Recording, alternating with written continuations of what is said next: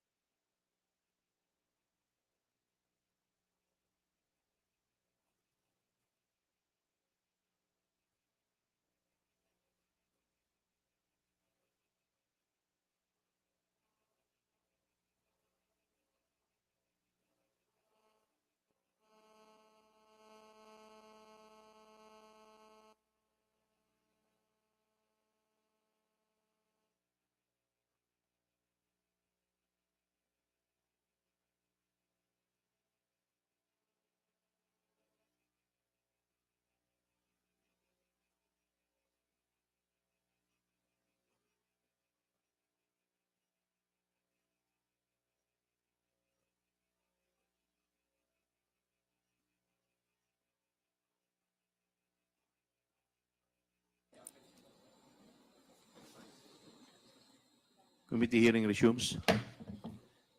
Mr. Chair, can I be recognized? Honorable Deputy Speaker, J. Suarez recognized by the chair. Yeah, thank you very much, Mr. Chair. Mr. Chair, with regards to the personalities who are supposed to be here, Mr. Lemuel Ortonio, nandito po ba siya, COMSEC? Your Honor, wala po. Si Ms. Gina Acosta, is she here?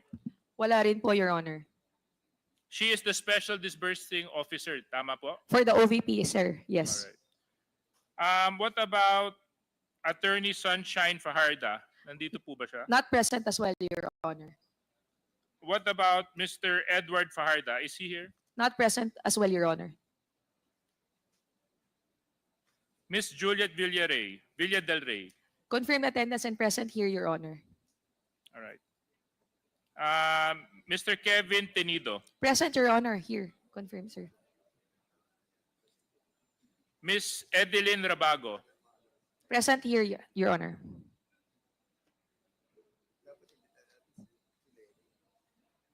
Rosalyn Sanchez.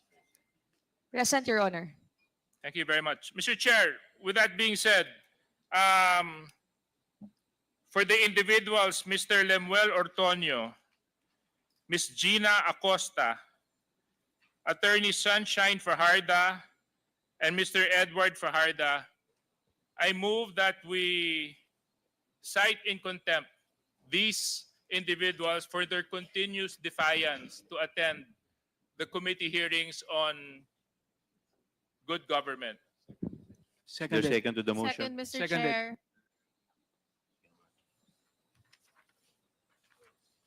Insofar as individuals, Mr. Lemuel Ortonio, Ms. Gina Acosta, Attorney Sunshine Fajarda, and Mr. Edward Fajarda, there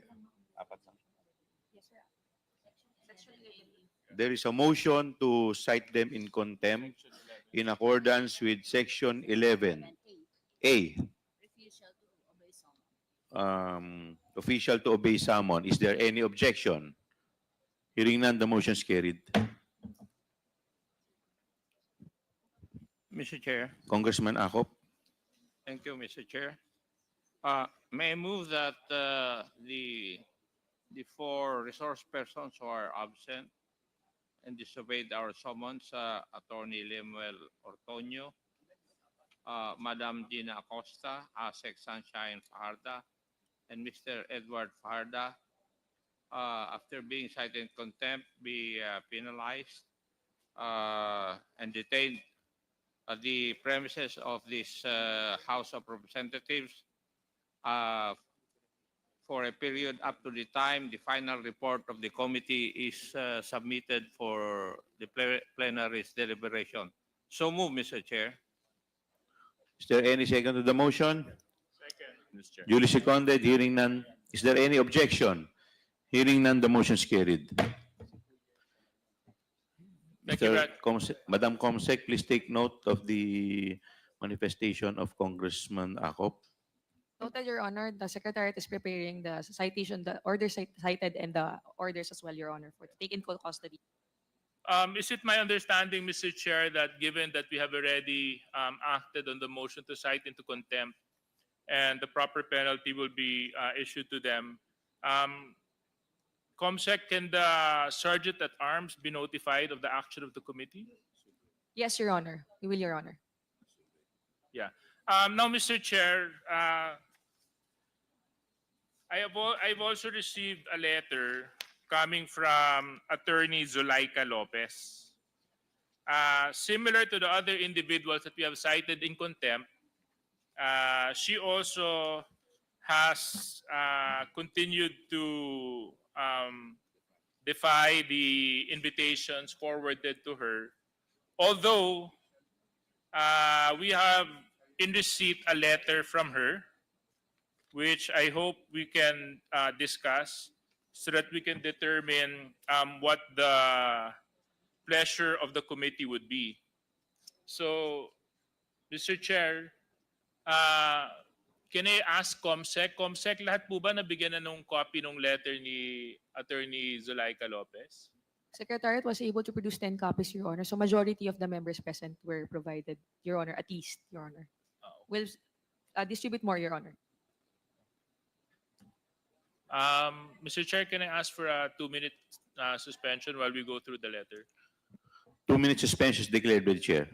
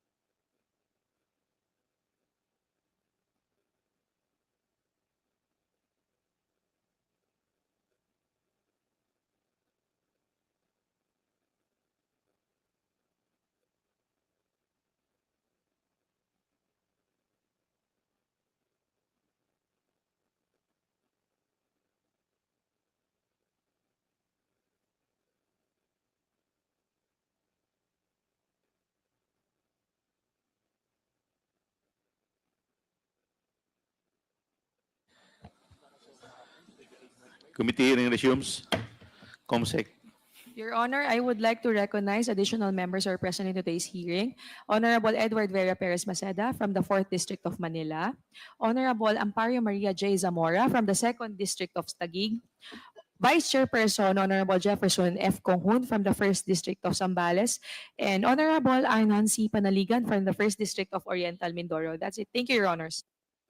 Thank you. Honorable Congressman Akop, you're recognized.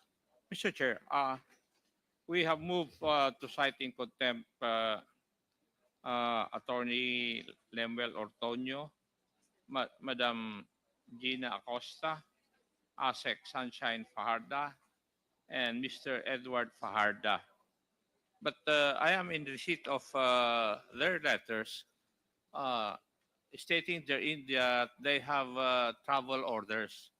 So may I know, Mr. Chair, because I would like to find out whether the committee would accept the excuse letters or the reasons for their absence of Attorney Ortonio, Madam Villa del Rey, Madam Acosta. No, except for Madam del Rey kasi nandito po siya, ASEC Sunshine Farda and Edward Farda. Are we going to disregard their excuse letter, Mr. Chair? Mr. Chair, if I may. Yes, With the Congressman indulgence Dan, of Chairman Akop. you're recognized. Mr. Chairman, medyo panay worrisome na itong mga excuse letter that we are being accepted by this committee. I think they have a new scheme being employed by the resource persons. Before, sila yung mga nagpapa-hospital, sila yung nagbibigay ng different excuses. But this time, we need to validate this excuse of Miss Attorney Zuleika Lopez. As much as I wanted to believe her excuse, no? But I think yung pong aunt niya that is living in the United States can possibly stand on their own, especially the healthcare system of the United States. And the testimony of Zuleika Lopez is so crucial on this investigation. And if we were going to allow this excuse of her, then other resource persons might follow, no? And we're also running out of time because come December and January, we won't be able to conduct hearings anymore. So I think as much as I wanted to agree with the humanitarian reason that being employed by this letter, I think let's not accept this letter anymore, Mr. Chairman. They can always run. They can always run. But they cannot hide anymore, Mr. Chairman. Thank you, Congressman Dan. Deputy Speaker, JJ Suarez.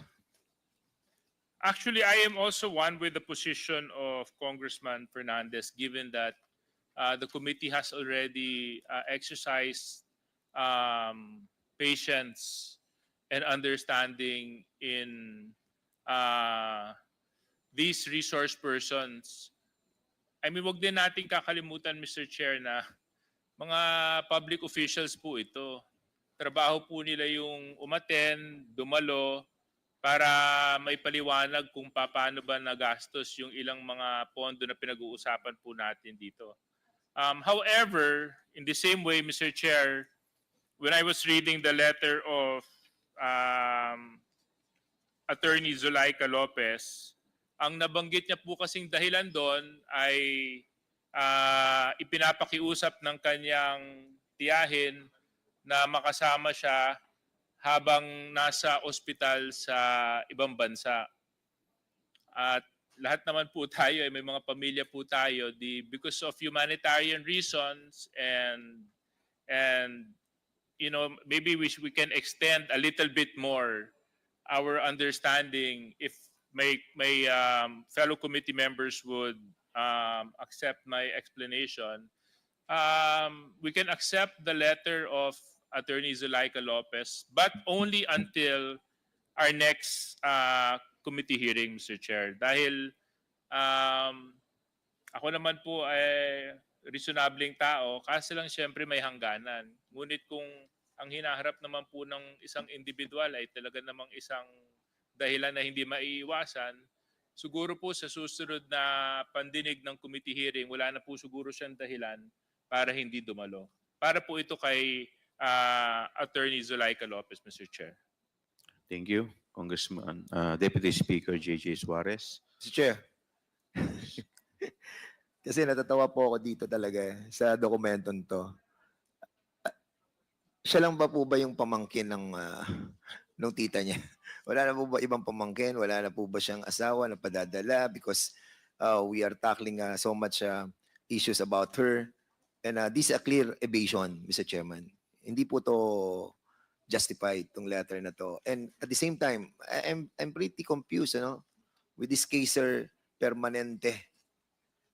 Ngayon ko lang po nakita tong Xerox copy na to that was sent to us. At yung mga status report that are being mentioned in here, I think this is not justifiable, Mr. Chairman. Most likely,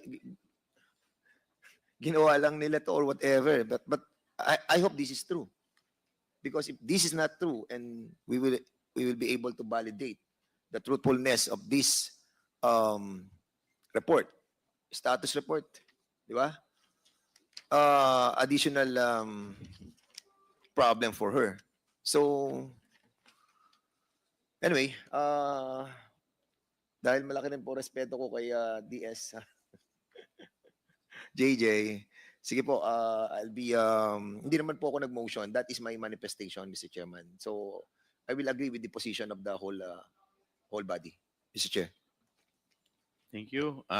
Insofar as Attorney Zulaika Lopez, maybe we can ask the COMSEC to issue another subpoena, at least, to give her one more chance. Do I hear a motion from the member for the reissuance of subpoena ad testificandum insofar as Attorney Zulaika Lopez only is concerned?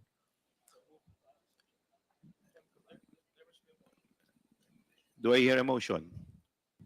Mr. So Chair, moved, Mr. Chair. Yes, Congressman Acop.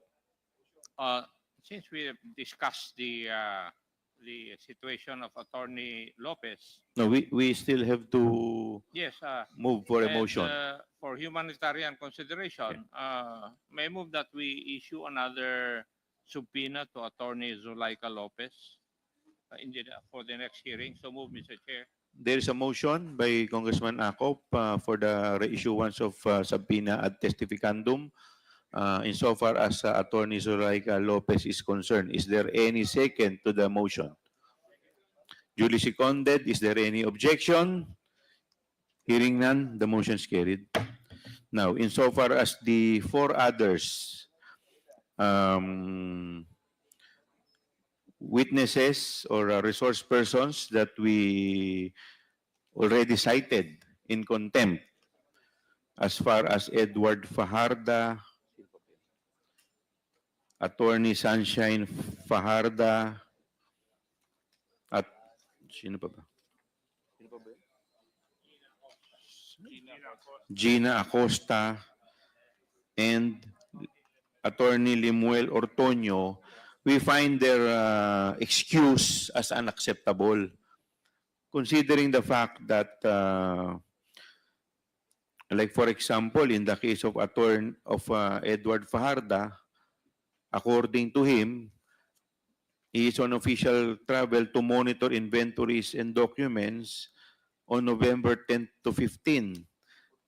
However, the subpoena was issued to him and was received by him personally, according to COMSEC, last November 8. So, medyo lame po yung excuse niya. Ganon din po dun sa iba.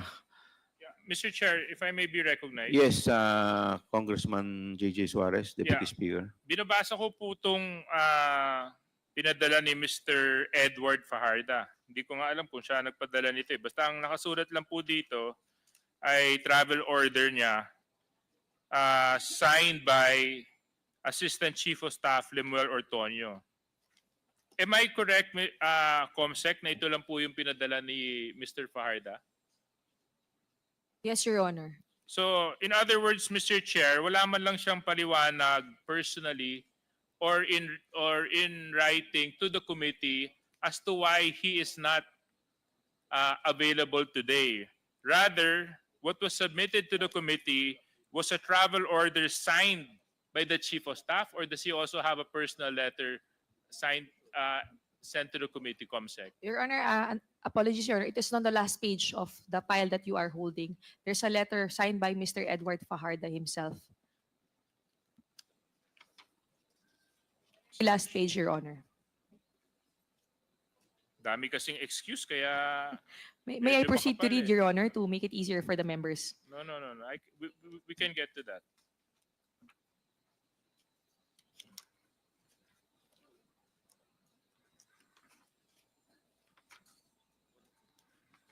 Ito.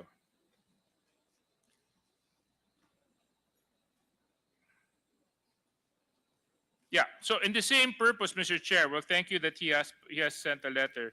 In the same purpose, Mr. Chair, I believe that the topic at hand is so important that a trip to Caraga can actually be rescheduled just so that he can attend today's hearing. Natanggap niya naman po yung subpoena sa kanya. At alam niya naman po na previous to the subpoena that was received, he received it also via email. Other than that, he's been invited numerous times to attend the same hearing in the weeks past. So it is my position, Mr. Chair, that with regards to the letter of Mr. Edward Fajarda, this is unacceptable for the committee, Mr. Chair. Ganon din po sa iba, sa tatlo pa.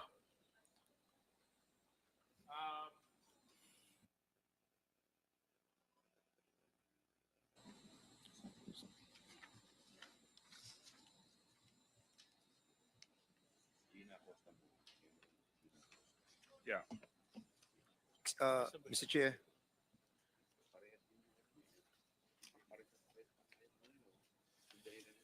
Yeah, actually, yun nga, Mr. Chairman. actually, yeah, Mr. Chair, Dan Fernandez. Is it, Yes, Congressman Dan Fernandez. I'm reading the certificate of appearance of Attorney Sunshine Chari Paharda. And the excuse that was mentioned here was nag-appear siya sa Office of the Vice President sa Panay and Negros Island noong November 5 and 9. And attached here, andito po yung mga tickets. Well, ang question po natin, hindi ba nila pwedeng gawin sa ibang araw? Yung kanilang pagbisita doon sa kanilang Panay Negros Island. And at the same time, there are no valid reason why they have to personally visit yung kanila pong opisina doon sa Panay. What is so important in that visitation that was conducted between November 5 and 9? So I think this also evasion, and they're trying to evade our hearings. And nakakalungkot lang po. They're trying to run and hide and not to be with us. So, And the activities is scheduled on November 5 to 9. Today is November 11. yes, correct. So And- tapos na yung activities nila. Yeah, and there's no dapat reason, umattend po siya to ngayon. attend here. And I agree with the DS that this is not acceptable. In addition, Mr. Chair, doon sa sinabi ni Congressman Fernandez, medyo nakakapagtaka dahil pare-parehas silang umalis. Pare-parehas silang may travel order, pare-parehas silang pinahintulutan na umalis sa araw na may hearing tayo. Now, it makes me think that there's actually a malicious intent behind all these reasons and travel orders given to them just so that they can, again, avoid attending today's hearing, Mr. Chair. Congressman Isidre. Mr. Chair, I just want to put it on record, no?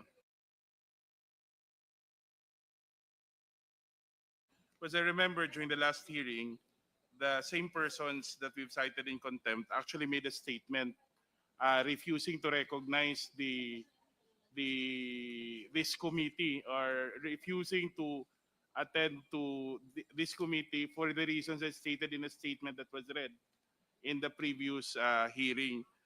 I think I want to put it on record that by writing to this committee, they're basically waiving that position and recognizing. Therefore, I see no reason, Mr. Chair, that in subsequent hearings of the committee, they would be excused any longer, since they have already recognized implicitly or explicitly by the correspondence that they submitted, and I concur with the earlier decision to recite the following persons in contempt. Thank you. Kaya po, meron pa po bang gustong meron pa po bang gustong mag-comment? Okay na. Mr. Chair, Congressman Akop. I read the excuse letter of Madam Fajarda, and her reason was he was not able to receive the subpoena. So, yes, ito po yung letter niya eh. I am writing to respectfully inform you that I was not able to receive the subpoena, which was attempted to be served last 8 November 2024. But if we look at the travel order of Attorney Fajarda, it was from 05 to 09 November 2024. So pwedeng wala pa siya kasi nasa travel pa siya. So how do we go about this, Mr. Chair? Comsec. Good afternoon, Your Honors. In relation to that, as a report, I would refer to my previous report earlier that despite personal service and their refusal to physically receive the subpoena, the Secretariat made the substituted service through the electronic mails of Attorney Zulaika Lopez and Attorney Sunshine Fajarda. And on the same date, on November 8, 2024, or on it was a Friday, or Your Honor, after sending the electronic mail containing the subpoena ad testificandum, Your Honor, the Secretariat deemed it prudent to ensure that there would be a delivery receipt once it is actually successfully delivered by the house server. So at 1:42 p.m. on November 8, 2024, we received confirmation from the postmaster at ovp.gov.ph, the server of the Office of the Vice President, confirming that our email containing the subpoena ad testificandum has been delivered to the electronic mail of Attorney Sunshine Fajarda at sunshine.fajarda@ovp.gov.ph, Your Honor.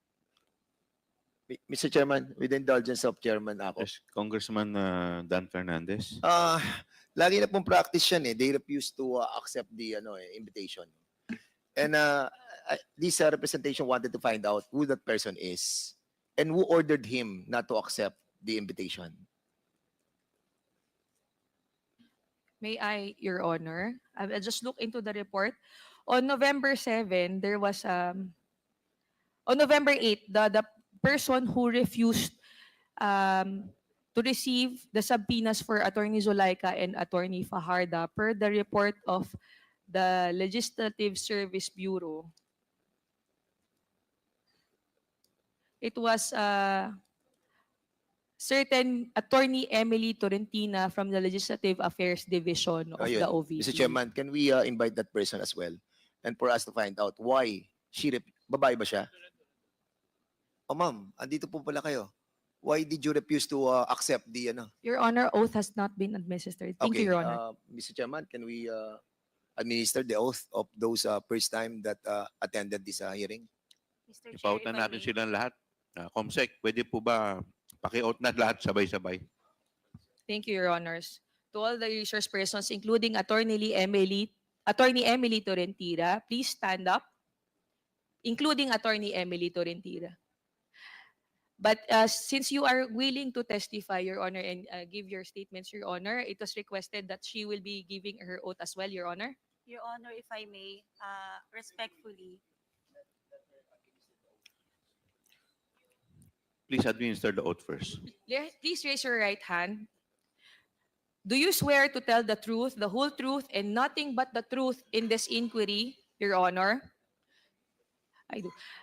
The oath has been administered for the resource persons, Ms. Rabago, Mr. Tenido, Attorney Sanchez, and Ms. Villa del Rey. However, Attorney Emily Torrentira refuses to take her oath, Your Honors.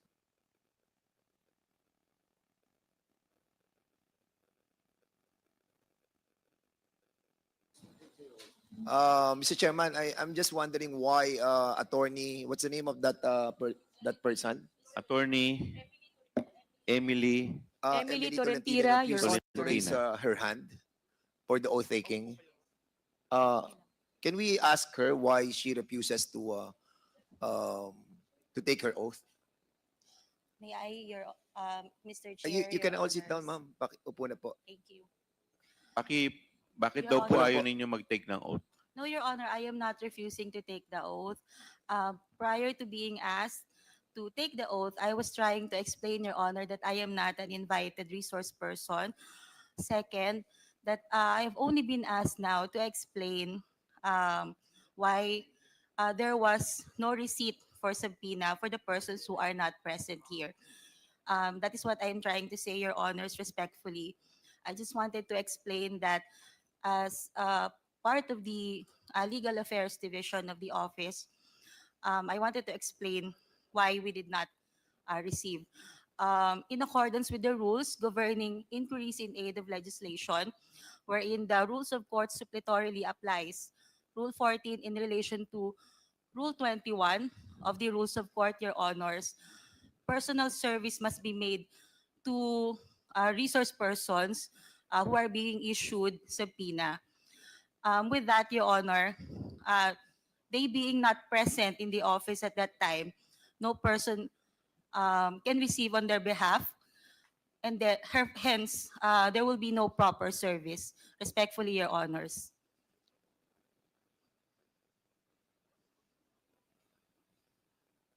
Well, we accept that that guidelines, no, that you mentioned a while ago. But you all know that this is an aid in aid of legislation, and the reason why we are trying to course this invitation to the office of the president, we discussed this lengthily already, and the testimony of Attorney Lopez is so important to us. And also si Pajarda. And I think, Mr. Chairman, with this kind of explanation that being manifested by Attorney Tolentino, as much as we accept that that premise of her, but somehow we are all guided with moral decency, no? That somehow, sana Mr. naman Chairman, umattend naman po sila dito kahit na sabihin po natin that yun nga po, ito po yung sinasabi nung inyong minention a while ago, but I think somehow sa akin personally that is not accepted. And isang tanong lang, attorney, have somebody told you not to accept all those invitations? No, Your Honor. It was a. So it's It is in accordance with the rules, Your so Honor. it's your own Attorney, volition. we will recognize you later because hindi po kayo nag-take ng oath. Okay na po. Mr. Chairman, You've already Okay. said your piece. Thank Mr. you, Your Chairman. Honor. Congressman May I Paduano, ask you're the good recognized. attorney, what is your role in this? You are not invited, but you are present at today's hearing and you never take your oath. Why? What Uh, is your presence? Mr. Chair, Your Honor, I am the Chief of Legal Affairs of the Office of the Vice President. So, I am here to represent the institution, Your Honor. so you are here to represent the institution. You should, before talking, you should take your oath because that is on record. You're not a lawyer. You know that. You cannot speak unless until you take your oath. That's the rule, internal rules of this house and this committee. You cannot speak unless you take your oath, or else I will move to excuse you in this room. Your Honor, if I may, Um, Mr. Chair. Point of order, Mr. Chair. Mr. What is, Chair, what is your point of order? yeah, I take the position of Congressman Paduano. I really don't know why she's here. Has she forwarded any explanation written as to her attendance?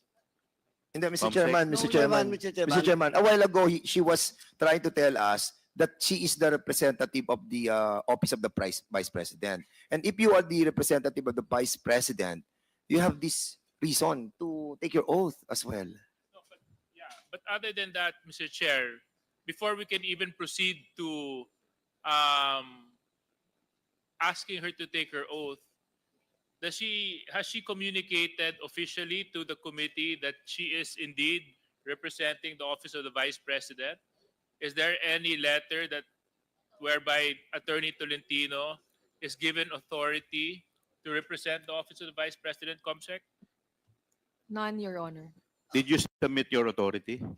If I may, Your Honor, Yes, respectfully, please.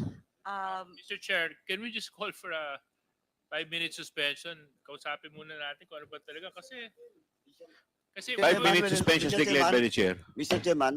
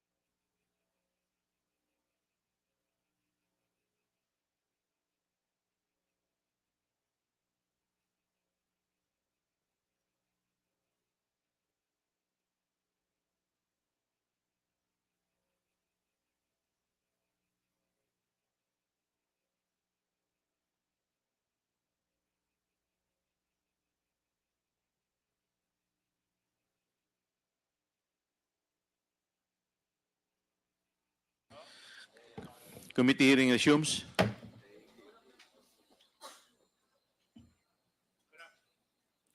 Congressman Paduano.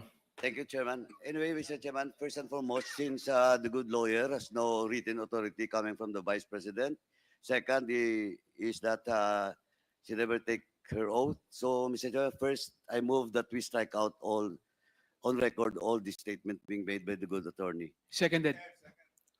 There's a motion raised by Congressman Paduano, duly seconded. Is there any objection? Hearing none, the motion is carried. And second, Mr. Chairman, I move that we excuse the good lady attorney in this room and to request the SAA to escort the good attorney outside of this room. So move, Mr. Chairman. Seconded. There's a motion to excuse the good attorney from this room, which is duly seconded. Is there any objection? Hearing none, the motion is carried. Mr. Chair, if I may respectfully request. You're not, you're out of order. You're not recognized. Mo, Chair, para hindi siya makapagsalita. being Suspend mo.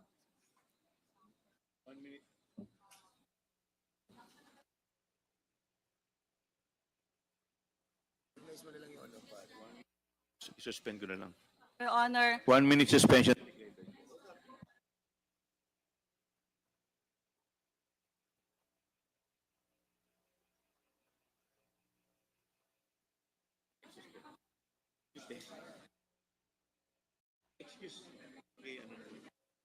Nakamute. Paki-excuse na lang po yung paki-excuse na lang po muna yung ating abogado.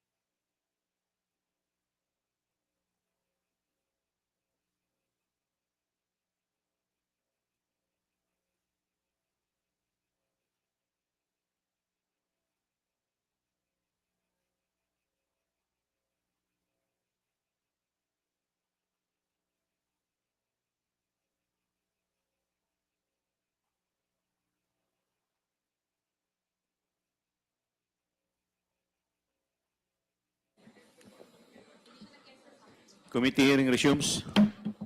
Mr. Chairman, Congressman J.J. Suarez, you're recognized. yeah.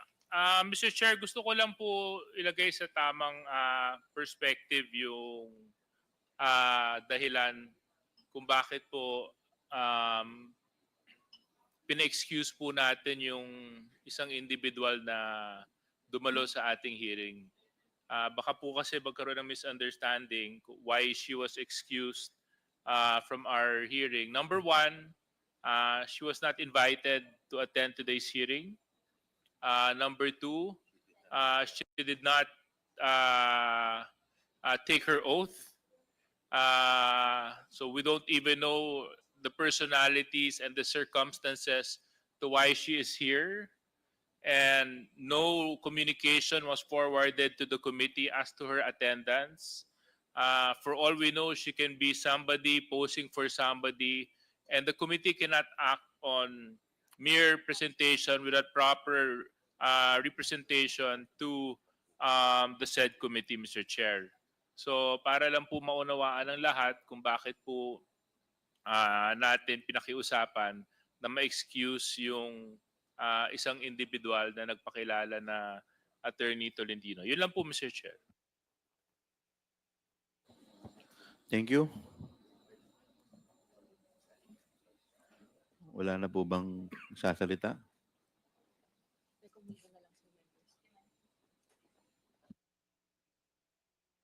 Comsec? Chairman, permission to excuse.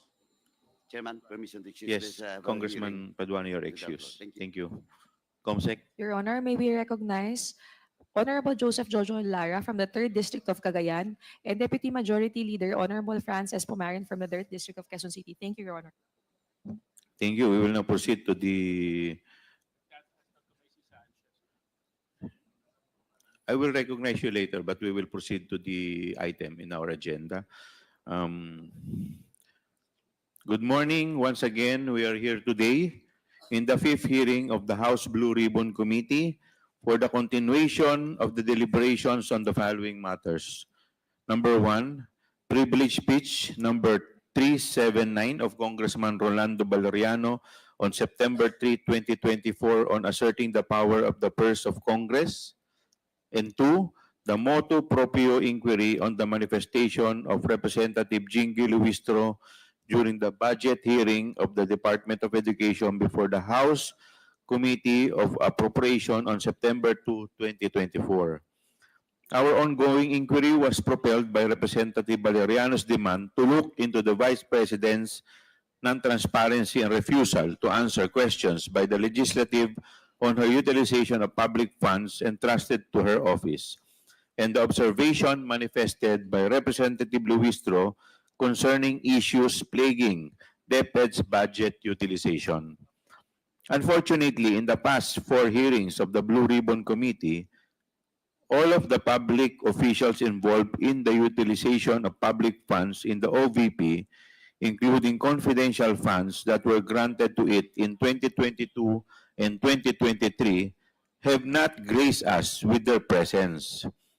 Nevertheless, we have diligently inquired into and examined available documents from the COA, DBM, and other government agencies in our past 4 hearings, and we are fortunate that other public officials from DepED, COA, DBM, BTR, and even the AFP have provided valuable assistance as resource persons in our investigation to help us piece together and verify how public funds have been used in the DepED and the OVP. Ngunit marami pa po tayong katanungan ukol sa pinagamitan ng ating public funds. Ang mga dokumentong nakalap natin ay hindi pa lubusang naipaliwanag, halimbawa kapansin-pansin na sa mga liquidation report ng confidential funds ng OVP ay pinalalabas rito na may confidential funds na napunta umano sa provision of medical and food aid bilang rewards. Nahigit o iba pa sa mga nire-report na medical at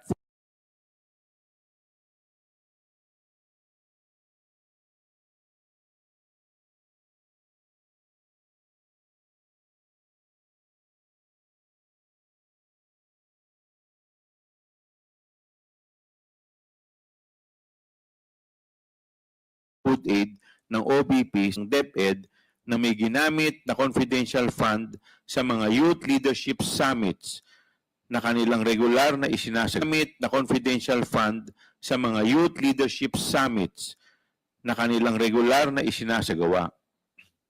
What we needed were answers from the Office of the Vice President and those persons who were themselves involved in the utilization of public funds, particularly the confidential funds of the OVP and DepED. Makilang beses nilang iginigiit na nakasaad na ang kanilang mga paliwanag sa mga dokumenteng isinumite na nila sa COA.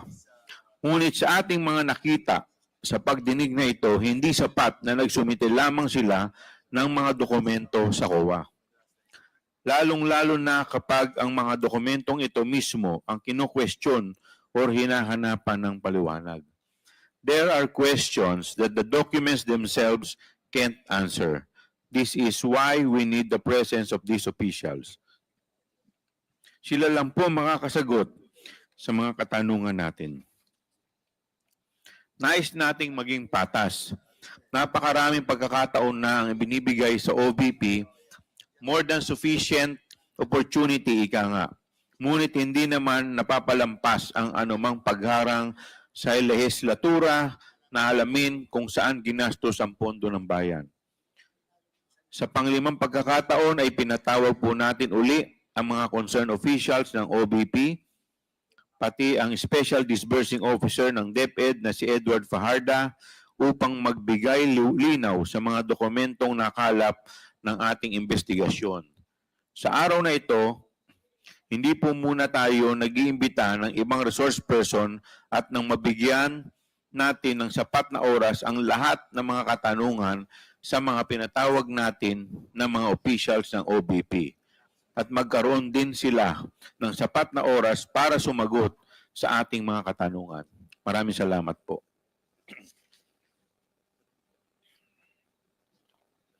We will now proceed to the... Mr. Chair. Yes, may I be Congressman recognized, Jill. Mr. Chair? Recognize. Before we proceed with our deliberation, may I just raise this concern, Mr. Chair? On our agenda for today, item number 3, number 2, which refers to the motu proprio inquiry or inquiry on the manifestation of Representative Jervil Jinky Beatrix Luistro, was made on September 10, 2024. And I am certain, Mr. Chair, that this is a result of a typographical or clerical error, which was indicated in today's agenda. Given that, Mr. Chair, may I ask that the agenda be amended to correct this typographical or clerical error and reflect the actual and true date in accordance with Section 106 of the Rules of Procedure of the 19th Congress, which states, when any matter is under consideration, a motion to amend and a further motion to amend the amendatory motion shall be in order. I so move, Mr. Chair. Is there any second to the motion? Duly seconded. Is there any objection? Hearing none, the motion is carried. Again, Mr. Chair, in addition, considering that there's this clerical error in relation to this agenda, I move that my motion be extended to all agenda and or transcript of proceedings for these proceedings of the Committee on Good Government and Public Accountability. In particular, Mr. Chair, I move that the committee secretary review the agenda and transcript of proceedings dated September 18, September 25, October 17, and November 5. To be precise, Mr. Chair, I am asking that any reference to the date of Congressman Luistro's manifestation subject of the motu proprio inquiry be reflected as having been made on September 2, 2024, the actual date of the Committee on Appropriations budget deliberation, and not September 10, 2024, or any other date. I so move, Mr. Chair. Is there any second to the motion? Second, Mr. Chair. Duly seconded. Is there any objection? Hearing none, the motion is carried. Any other concerns? Meron pa po ba? There's none. We will now proceed to the next item in the agenda. We will now proceed to the interpellation proper. The first to interpolate is Congressman Ramon Rodriguez Gutierrez. Thank you, Mr. Chair. Mr. Chair, I'd like to direct my first questions po at least. First and foremost, we'd like to express our gratitude for our resource persons who have attended here. I know for the most part of our hearing, we've been discussing about the attendance of the other resource persons. And I hope on the next hearing we can do the same. Nandito po sila. But in the meantime, I think we would like, siguro I will start, Mr. Chair, to direct my questions to Miss Julieta Villa del Rey. Good morning po. Mr. Chair, if I may proceed. Yes, please proceed. Mr. Chair, before other matters po, no, on what we have in agenda, just some preliminary matters on, I believe you have submitted, Mr. Chair, some statements together with Attorney Sanchez to this committee. Is that correct, Mr. Chair? Good morning, Your Attorney Honor. Julieta, Yes, you're Your Honor. recognized. I submitted Yes. a statement po. Thank you. I'd like to focus on some procedural matters po Ma'am, muna on that statement. pakilakasan po ninyo at ilapit po ninyo yung mic para marinig po kayo. Yes. Thank you po. Good morning, Your Honors. It may be allowed to read my statement. Mr. Chair, in the interest of time, I think we've had this in advance and we were able to read it. And I think we're aware if we may proceed with the questioning, unless the committee members would like to hear the statement.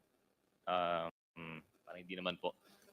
Yung statement po bang babasahin ninyo, yun din po yung sinubmit ninyo sa amin? Yes, Your Honor. Okay, nabasa na po namin lahat yon. So, we will proceed to the interpellation. Yes, please Thank you. continue, So just, Congressman Gutierrez. Thank you, Mr. Chair. So, Ms. Villa del Rey po, no? Just working on the statement po, no? May I just like to ask, how do you know po si Attorney Abella?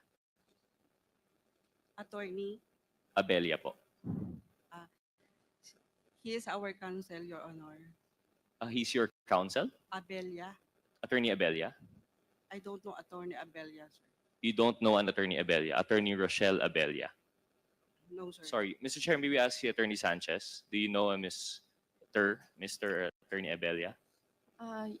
Your Honor, yes, Mr. Chair. Attorney Abella is one of the staff in the Office of the Vice President. Oh, one of the staff in the Office of the Vice President. Yes, Your Honor. Okay. Back to Ms. Villa del Rey. Is it more familiar now to you po? Hindi po ako masyadong familiar sa lahat ng employees of the Office of the Vice President. Ms. Sanchez, I hope you don't mind, Mr. Chair. I know it's unorthodox, but I'd like to, because of the point I'm driving at, I'd like to toss in between the two resource persons po now. So just go quickly between them. Please continue. Attorney Sanchez, through the chair, most respectfully. Si Attorney Abella, you've known Attorney Abella for quite some time. Your Honor, yes, Your Honor. She joined the OVP, I think, sometime this year, if I am correct, Your Honor. Can you describe how she looks po ba? Yes, Your Honor. Attorney Abella is fairly tall and slim. Okay. Uh, Are there a lot of attorneys in the office of the OVP? Currently, Your Honor, there are only around 4 attorneys under the Legal Affairs Division. But there are other lawyers in the Office of the Vice President performing other functions, Your Honor. Would you consider Attorney Abella a fairly prominent lawyer in the OVP? Is she all over the place po ba? Or? No, Your Honor. Attorney Abella does not report daily at the Office of the Vice President. Her tasks, from what I know, because I am not the head of the Legal Affairs Division, are mainly on execution of non-disclosure agreements and other documents and contracts for the Office of the Vice President, Your Honor. Okay, so si Attorney Abella is mostly tasked with preparation of NDAs and you mentioned, sorry, can you repeat it for us, please? Contracts and other documents, Your Honor. Is she also tasked with preparing statements for I'm not the aware, OVP? Your Honor. Not aware. But she, right? Yes, Your Honor. Attorney Abella is a person who, although is not on site, would sometimes be on site. Most of the days, I think, in the week, she is on site, Your Honor. And her office is her outside, her external office. Would you know kung saan po ito? No, Your Honor. No. So just the internal office. And Yes, all Your of Honor. your interactions with Attorney Abella have been inside the office of the OVP. Yes, Your Honor. You've never interacted with Attorney Belia outside the OVP? No, Your Honor. Okay. I'd like to return my question po to Ms. Villa Del Rey. After the description po, no? Attorney Roach, I will just like to interject Of in line course. with your line of questioning. Saan po ba yung official office po ni OVP? Mr. Chair, the official office of the OVP is at the 11th floor, Robinson Cybergate Plaza, Mandaluyong City. Your Honor. Mandaluyong. Yes, Your Honor. Okay. Please continue. Thank you, Mr. Chair. Ms. Villa Del Rey, so after the descriptions, given the job description and actual physical description and office description of Ms. Abella, hindi pa rin po familiar po sa inyo? I remember now, Your Honor. Si Attorney Abella po is once pumunta sa office. Once po Accounting. sa office. In any instance, did you go to her office?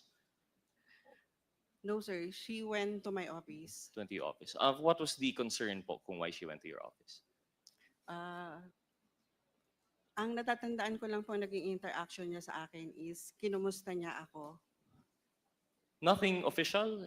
Has she not done anything, preparation of any documents of any kind for you, Ms. Villa Del Rey? None, sir. Congressman Roach, for a while. Saan po yung office ninyo?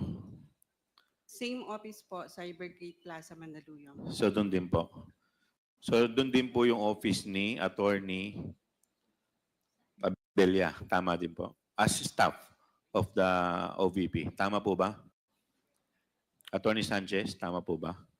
Yes, Your Honor. Okay, thank you. Please continue, Congressman Rog. Thank you, Mr. Chair. So, Ms. Villa Del Rey, you've confirmed the once po you've interacted with Attorney Abella. Yeah. Si Attorney Sanchez po, through the Honorable Chairman, have you had any recent interactions with Attorney Abella? Your Honor, from time to time, Your Honor, regarding work. More Your Honor. specifically, do you recall having an interaction with Attorney Abella last November 9? Your Honor, through phone conversation, Your Honor, she asked me to send a copy of my ID, Your Honor. Copy of your ID. Would you know the purpose of the copy of the ID? I think, Your Honor, it is for her to notarize a statement that I executed, Your Honor. And you did not have an interaction with her aside from the phone call? Phone call only, Your Okay. Honor. Ms. Villa Del Rey, do you recall a similar interaction with Attorney Abella noong November 9 po? November 9, Your Honor, yes. When she asked to also send a copy of my ID. Okay. And you are aware of the purpose also was to notarize po? Is it the same purpose as Attorney Sanchez? Yes, Your Honor, to notarize po itong statement. Can you clarify po for us, this statement, this is of your own volition, tama po ba? Tama po. And Your you Honor. prepared this yourself? Tama po. And you sent this to Attorney Abella? Your Honor. Pinadala mo po ito kay Attorney Abella? Yes, Your Honor. And then you did not appear personally to have it notarized? Pinadala ko po ito sa Office of the Legal Affairs. Pinadala sa Office of Legal Affairs. And they did not ask for your physical presence for the signing of the document? No, Your Honor. No. Another clarification. Where were you when you received a phone call from Attorney Abella? You were in your office I was in my office, Your Honor. in In Mandaluyong. in City, Your Mandaluyong. Honor. How about you, Ma'am Villa Del Rey? Where were you? Also in Mandaluyong, Your Honor. Okay. In both dates, in both instances, November 9, you were both in Mandaluyong. Tama po ba? And that was the time when you received phone call from Attorney Abella. Tama po ba? Your Honor, may I just correct? It was through the Chief of the Legal Affairs Division, Your Honor. Ano po? It was through the Chief of the Legal Affairs Division. She was on the phone with Attorney Abella, and she relayed the message. But I was with her at that time, Your Honor. You were with The Chief of the Legal Affairs Division. Chief Your of the Honor. Legal Affairs In Mandaluyong. in Mandaluyong. How Yes, about Your you, ma'am? Same. Same. Same po. In Mandaluyong din. In Mandaluyong Okay, also, thank sir. you po. Please continue, Congressman Rog. Thank you, Mr. Chair. So proceeding from that, Attorney Sanchez, would you say you had the same instance, the same procedure for the notarization of your document? So you prepared the statement, you signed it, tapos pinadala na lang po. Your Honor, I signed it at the time that in front of the Chief of the Legal Affairs Division, Your Honor. I handed it over, Your Honor. Okay, you signed it in front of the Chief of the Legal Affairs Yes, Your Division. Honor. Was Attorney Abella present? No, Your Honor. Okay. I'd just like to have that procedural fact noted by the committee. Actually, I might be mistaken, but from my understanding, based on notarial rules, the affiant should actually sign the document in front of the notary. So it's just concerning po na they have that procedure in which they prepared the statement, they signed it, then pinadala na lang po. In fact, they admitted to the fact that the ID was just asked over the phone for the appointment of notary. But to clarify po for the committee, this is not, unfortunately, this has become a practice sometimes for notarial services, and sometimes it's overlooked. However, what's important to stress and to bear in relation to the proceedings here is that Attorney Abella is not only notarizing a regular statement. This is a statement before this House. And aside from that, Attorney Abella's signature, Attorney Abella's notarization actually appears in other significant documents. I'm not sure if Attorney Sanchez would be aware, being Chief of Admin po ba and Finance. And I'm not sure if Ms. Villa Del Rey is aware also, being Chief of Accountant. But Attorney Abella's notarial stamp, notarial imprimatur, appears not only in their statements, which they have prepared, but has actually appeared in, I believe, the liquidation reports po ng OVP confidential funds. So it brings a question, kung magkakaroon po, the whole purpose of the notarial procedure is to verify as officers of the court to allow persons to execute statements under oath in a way. So the purpose of this is to preserve the integrity of the statements made. Now, if there's an issue regarding the procedural, if there are procedural lapses in the notarial services, then it puts into light the veracity, authenticity, and acceptability, admissibility of these documents. So what's stressing for me is that this isn't just only for the statements, which don't get me wrong, Mr. Chair, this is important for us today because the statements that they'll be presenting is their official testimony to our questions here today, of course.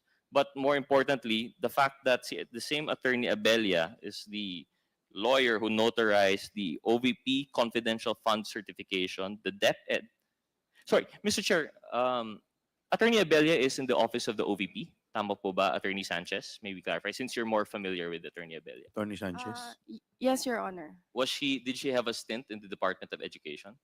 I am not aware, Your Honor. It's not your personal knowledge, but that's something for us to consider kasi nga po, her signature appears as the notarial, as the notary for the OVP confidential funds and the DepEd confidential fund certification, aside from the statements presented today.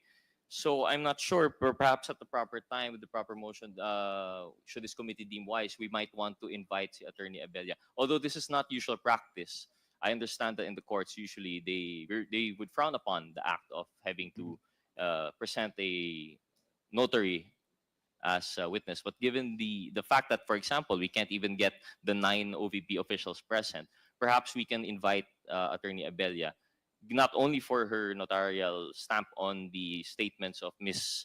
Villa Del Rey and Attorney Sanchez, but also on the OVP confidential funds and DepEd confidential funds. This is just Comsec, please take note of the manifestation of Congressman Gutierrez. just a procedural concern. But with that out of the way, Mr. Chair, I'd like now to proceed with some preliminary questions for Ms. Villa Del Rey.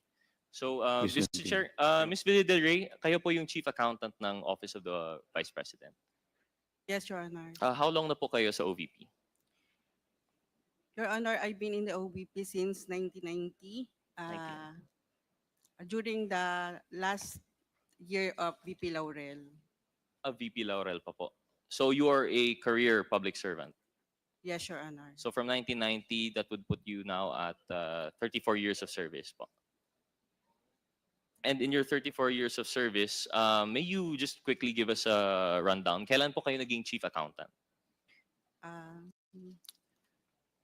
I was employed in the OVP in 1990. I became an OIC, I cannot recall, but I appointed chief accountant in 1998. That's a quick rise po, no? From 1990 to 1998, kayo po yung naging chief accountant. So you have been the chief accountant for the OVP for how many administrations now po? For at least seven po, 7 vice presidents. And as the chief accountant, you are in charge of the accounting division. Is that correct? Tama po, Your Honor. And part of your duties would include reviewing and processing the disbursements and liquidations of the OVP. Tama po. Before anything, I'd like to commend you for your long tenure of service. Maraming salamat po. Given that you're 6 administrations in, I'm pretty sure you are adept and an expert in your field. Given that you are, well experienced in your field, I'm sure you're familiar with yung tinatawag na government accounting manual. Is that correct? Yes, Your Honor. Can you run down for the committee ano po yung requirements ng government accounting manual in relation to cash advances? For the cash advances under the regular, Your Honor, there should be fund or allotment to cover the issuance of cash advance. There should be cash allocation. For the travel, honor, Your Honor, hindi po required na banded siya, pero for activities, should be banded with the Bureau of the Treasury. There should be a special order designating special disbursing officer, Your Honor. So for yung cash advances po natin, that in the yung GAM na sinasabi, this is the standards for accounting of the government, and this would apply generally to other agencies. Tama po ba? Tama po. Your Would the GAM on the provisions on cash advances, would that also apply to confidential funds? No, Your Honor. And why is that po? What is the standard that you use for the for confidential funds? For the confidential fund, Your Honor, it is covered by the Joint Circular 2015-01. So the same joint circular that if you've been following our committee hearings was cited by the ICFAO. Yun yung general basis po nila for confidential funds. Tama po, Your Honor. Are there provisions in the government accounting manual that would still suppletorily in a way apply to cash advances? Wala po akong natatandaan, Your Honor. Wala po. Only the Joint Circular. So there is no requirement that for cash advance for specific purpose or time-bound undertaking, that this should be recorded into the books of accounts as advances to special disbursing officers.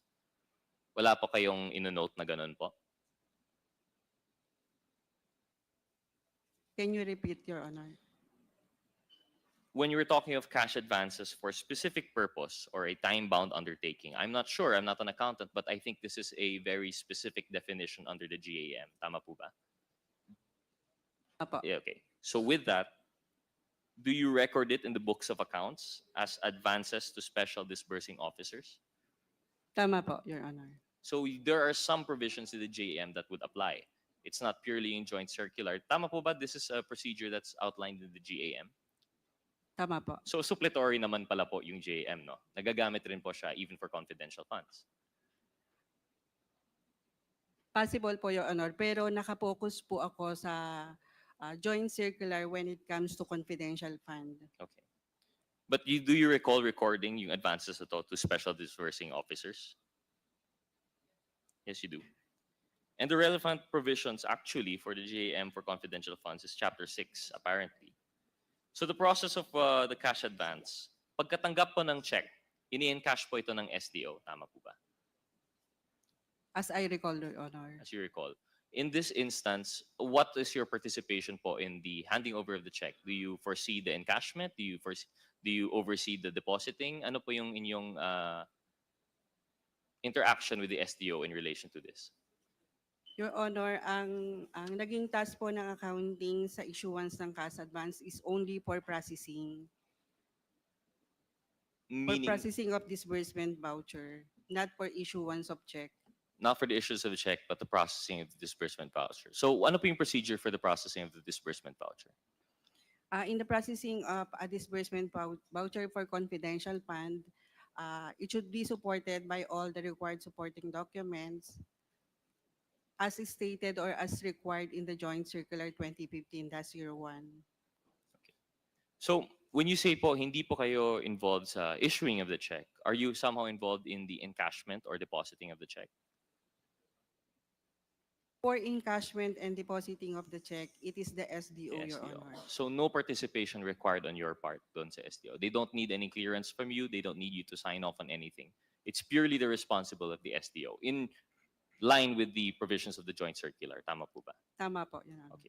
With that, are you aware of the procedure? Just on personal knowledge, kapag tinatanggap na po ng SDO, of course, we'd like to ask the SDO himself or herself these questions, but given na wala po sila, we'd like to ask you as Chief Accountant kasi po, I hope you understand, minsan nalilito rin po kami as not actually practitioners in this field. Marami pong accountants and auditors pala po no, within one office.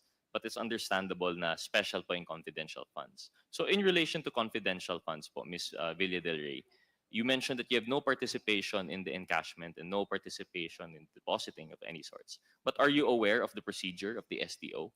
Ano pong ginagawa po niya pag nakatanggap ng cheque for the confidential funds? I'm sorry, Your Honor, hindi ko po alam. Bali, ang task ko lang po talaga is to process the issuance of cash advance for Okay. the confidential fund. Sige po.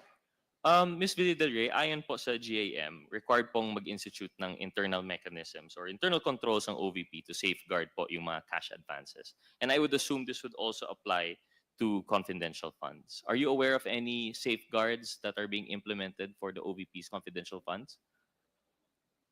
For the regular funds, Your Honor, yes, we have po controls. Like it should be liquidated within 15 days from issuance or upon completion of the activity. For the regular fund. But for confidential fund. funds, are you aware of any controls that you might have implemented as Chief Accountant?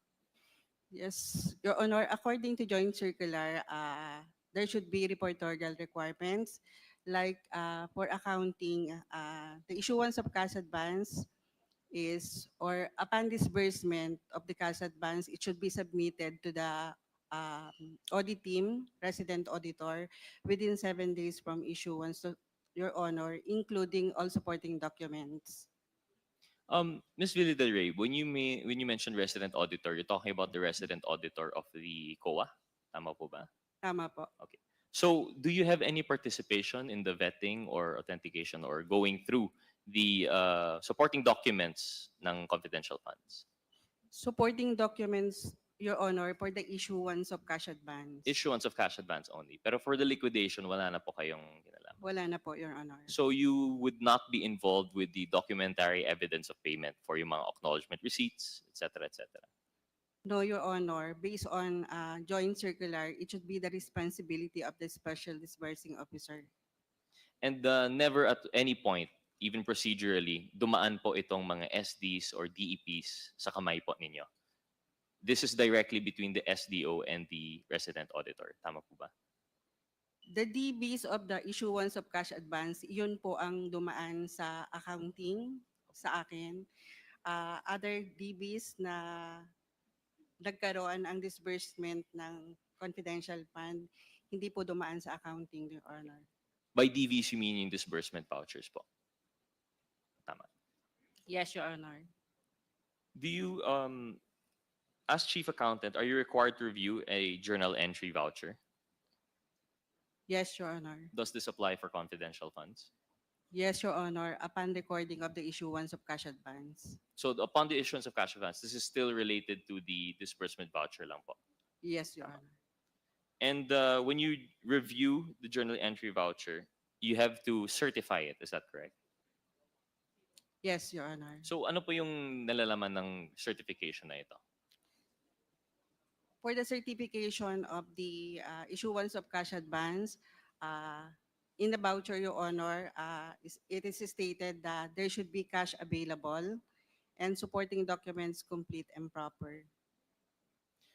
So when you issue po yung disbursement voucher, is it a requirement, for example? Because I understand yung ating confidential funds is, except for 2022 po, no, which was issued by virtue of yung contingent fund na nilipat, under the GAA po, yung confidential funds natin for 2023.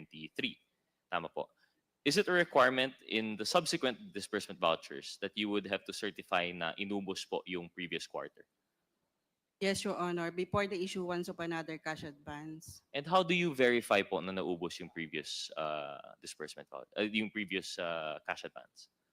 Sir, for the liquidation of previous cash advance, it is stated in the joint circular and also ito lang po, din po yung naging basis ko, the received transmittal copy of the supporting documents duly stamped by ICPAO.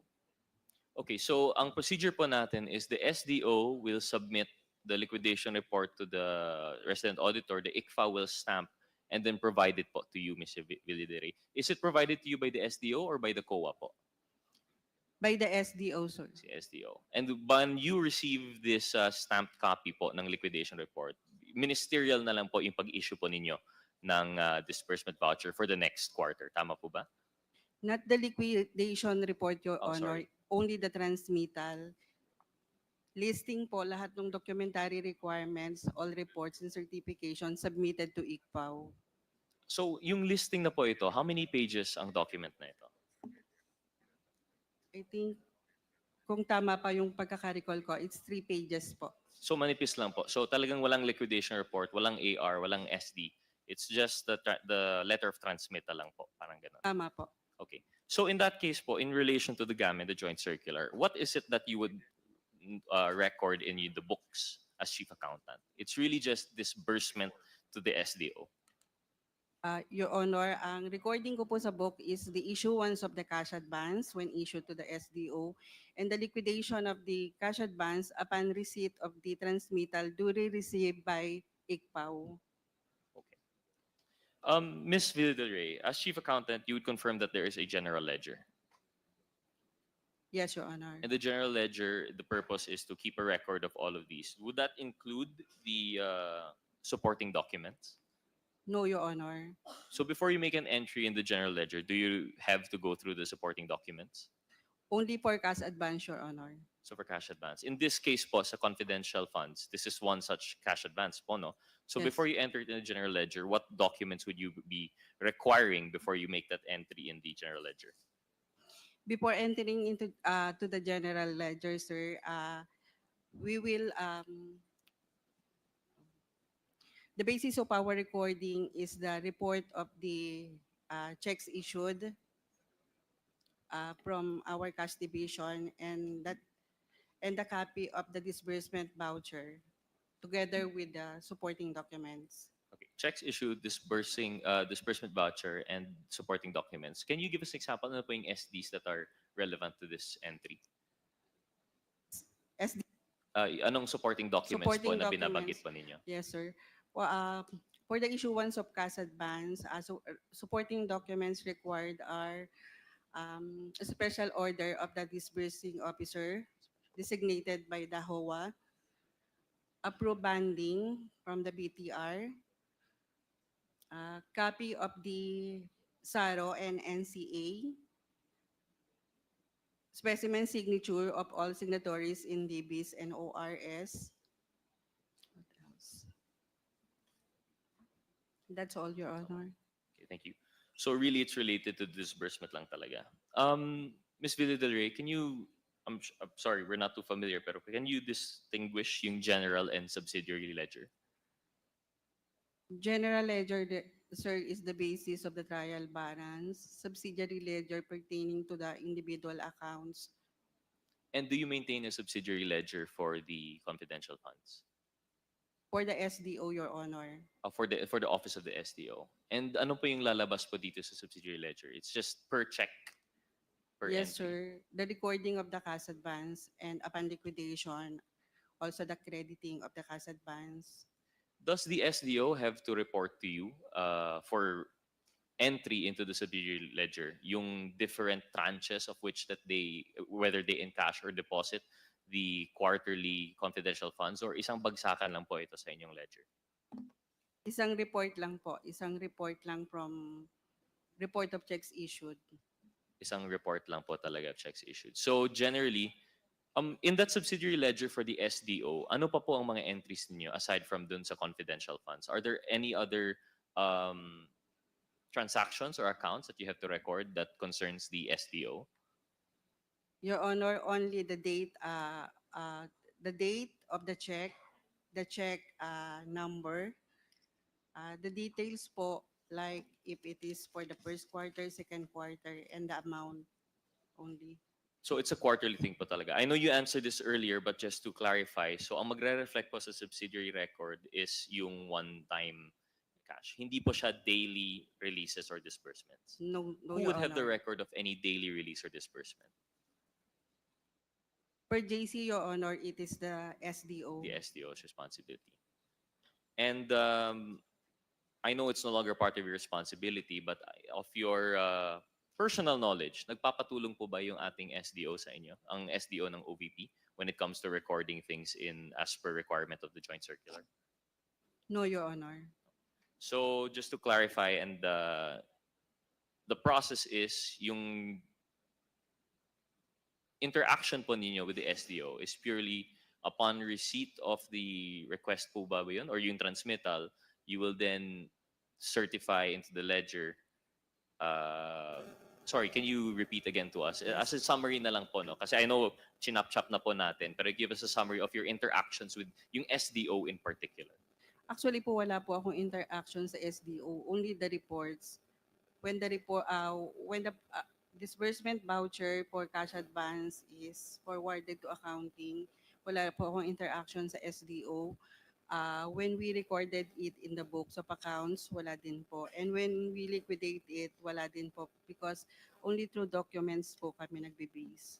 Okay, documents na po. Okay, although you don't interact with the SDO particularly, personal knowledge po, in what instances do you interact with their office? Through documents. So this is purely for confidential funds only. Walang ibang entry, walang ibang transaction that would require documentation or certification on your part po.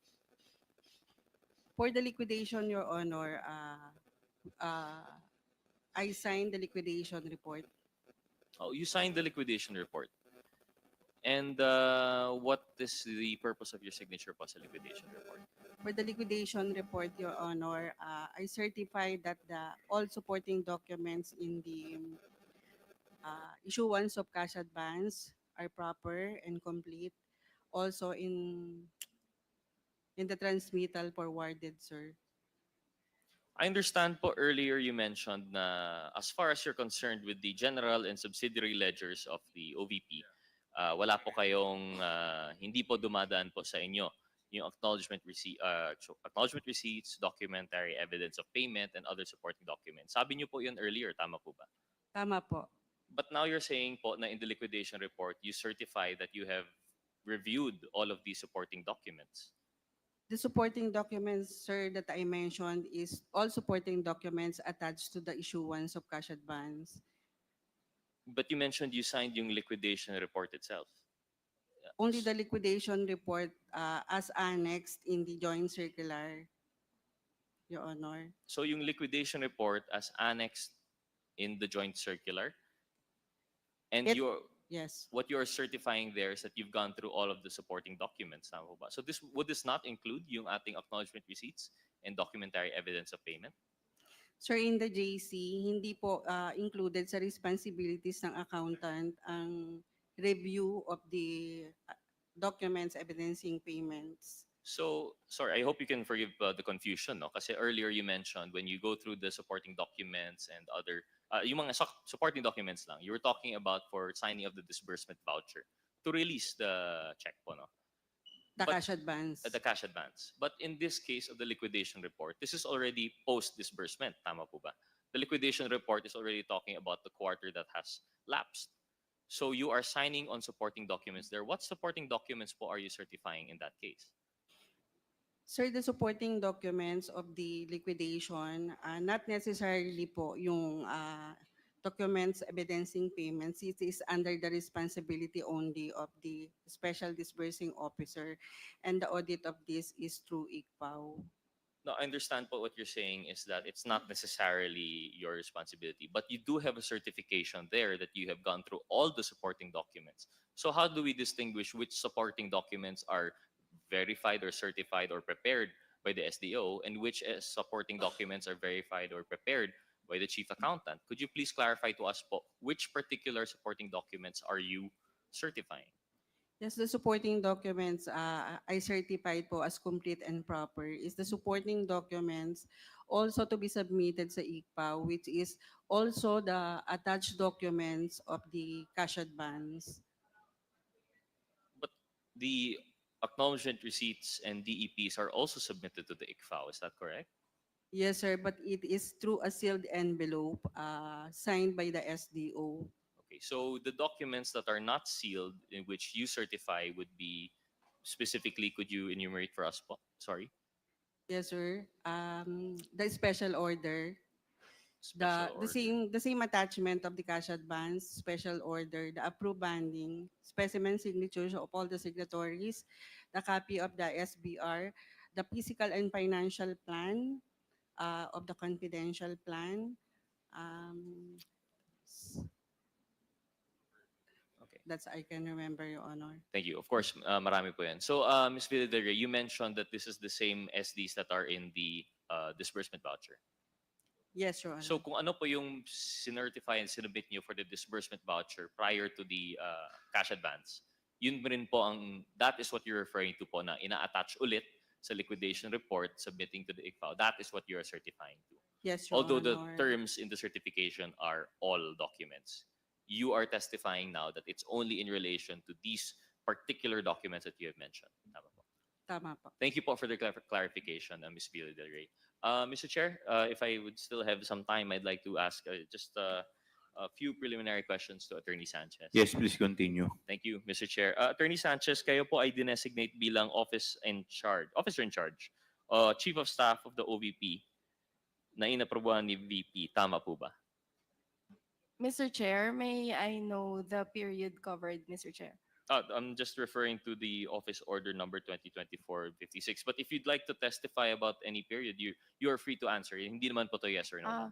Mr. Chair, there are different periods, if I recall, that I was assigned as the OIC of the Office of the Chief of Staff here. In which Mr. case Chair. po, can you please relate to this committee what time periods po kayo ay naging Ah. OIC? And if you can confirm that OIC pa rin po kayo ngayon. Mr. Chair, I cannot recall the specific periods, Mr. Chair, but I can trace the office orders or special orders designating me as the OIC, Mr. Chair. Could you give us at least a ballpark, not figure, a ballpark duration? Which months po kayo naging Chief of OIC? And I'm sure if natapos po yung inyong pagiging OIC, that means may na-appoint na actual Chief of Staff.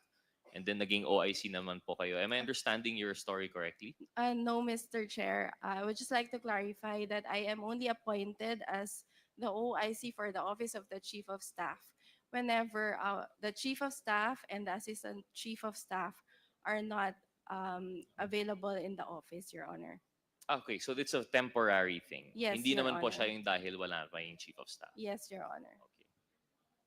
Ang sabi po sa Office Order 2024-56 is mayroong travel ang Chief of Staff na si Attorney Zulaika Lopez at Assistant Chief of Staff na si Lemuel Ortonio on October 18, 2024. So let's zero in on this one time. Do you recall this this order? Yes, Your Honor. Could you relate to us ano po yung official travel ni Attorney Lopez and the Assistant Chief of Staff Ortonio? Your Honor, from what I recall, they had to travel to Davao, Your Honor. To Davao. And would you Yes. recall the duration of this? I do not recall, Your Honor. I can trace the travel order, Your Honor, and provide this committee with it, Your Honor. One last preliminary question. Bilang OIC, would you say you're relatively capable or familiar with the office of at least of the Chief of Staff? Your Honor, as OIC, I only perform functions which are specifically designated to me, Your Honor. So I still am able to get direct instructions from the Chief of Staff even during the period that she is not in the office, Your Honor. Even when she is abroad? Yes, Your Honor. One more question. Bilang, sorry, can you clarify? Masyadong maliit yung name tag. You are director for what department? For Administrative and Financial Services Office, Your Honor. Okay. Financial services, do you have any interactions or any role in the disbursement of yung confidential funds? Your Honor, my participation in the disbursement of confidential funds is just limited as one of the signatories of the checks for the cash advance, Your Honor. So checks for the cash advance which are being verified by Ms. Villy Del Rey for disbursement lang. Yes, So Your you Honor. have no participation in yung tranches For example, yung for 2022 of December, 125 million, kay Ms. Villa Del Rey, they will only record it as one whole 125 million. But as Director for Finance, would you have any knowledge as to the breakdown of that 125 million and live kung kailan to dinidisburse? I'm sorry, Your Honor, but I have no personal knowledge on that matter. Okay. Thank you very much, Attorney Sanchez. Mr. Thank Chair, you, I'll Your now Honor. yield the floor to other interpellators. Maraming salamat po. Thank you, Congressman Gutierrez. The next interpolator is Congresswoman Pami Zamora. You are now recognized. Good morning, Mr. Chair. I'd like to direct my questions kay Ma'am, tama ba, Julieta? Paano po i-pronounce? Julieta Villa del Rey. Hi, Ma'am Julieta Villa del Rey. Ma'am, binanggit mo na po kay Congressman Gutierrez na kayo po ang chief accountant under the OVP. Bilang chief accountant po, to whom are you directly under po? Kumbaga, sino po ang inyong immediate and direct supervisor? Under the Director of APSO po, Your Honor, Administrative and Financial Services OPs. I'm sorry, ma'am, mahina po ang pandinig ko. Pakiulit po. Under the Director of Administrative and Financial Services OPs. Okay. And bilang sa ilalim ka po nitong binanggit nyo, under ka ng Director for Administrative and Financial Services Office. Wait lang, ma'am. Can you confirm if this is the correct organizational chart of the OVP? Kung saan ka nabibilang? Tama po, under the Director of APSO. And tama po ba, ma'am, yung Director for Administrative and Financial Services ay yung katabi niyo po ngayon, si Ma'am Rosalyn L. Sanchez? Tama po. Okay. And ang on top of all of this ay ang Chief of Staff na si Miss Zulaika T. Lopez. Tama po? Tama. All right. Ma'am, bilang Chief Accountant, dumadaan po ba sa opisina ninyo yung mga pondo na pumapasok sa OVP? Yes, Your Honor. All right. Okay. For the last quarter of 2022, ma'am, maaalala niyo po ba yung cheque na pumasok sa OVP? Last quarter of 2022. Cheque. Apo. Wala po Ako na pong magpapaalala, ma'am. Ito po. 125 million po. Tama po ba? Pakibasa po. Tama po ba ang pagkakabasa ko na 125 million po siya? Tama po, Your Honor. Okay. Pero, Your Honor, as I said earlier, hindi po dumadaan sa amin ang check payment. Only the processing of disbursement voucher. Opo. Opo, ma'am. Darating tayo dyan. So, ang tanong ko, ma'am, ang tanong ko, ma'am, kasi inunahan ako ni ma'am. Ang tanong ko sa iyo, sabi mo, processing lang of disbursement vouchers. Ang tanong ko ngayon, in any way, are you notified ba kapag may cheque na? Kasi sinabi mo kanina kay Kong Rog, assured dapat na may fund na or allocated budget for it. So paano mo nasasabi yon? So in a way, nanonotify ka na may cheque na. Only sa report, Your Honor, report of checks issued. Sa report mo lang natatanggap. Yun po ba?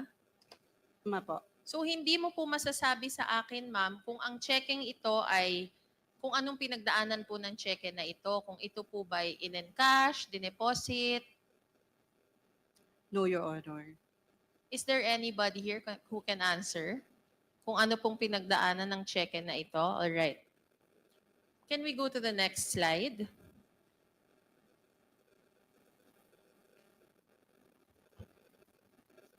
Meron po akong ipapakita ulit.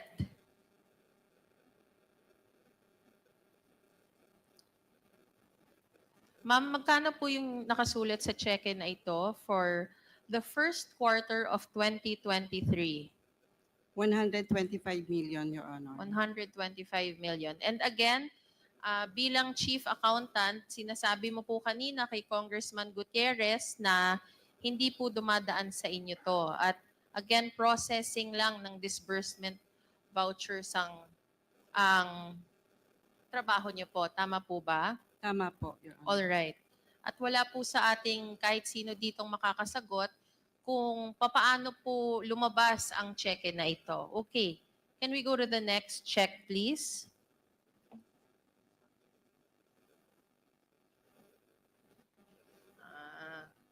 Oo. Ito naman, ma'am. Ay.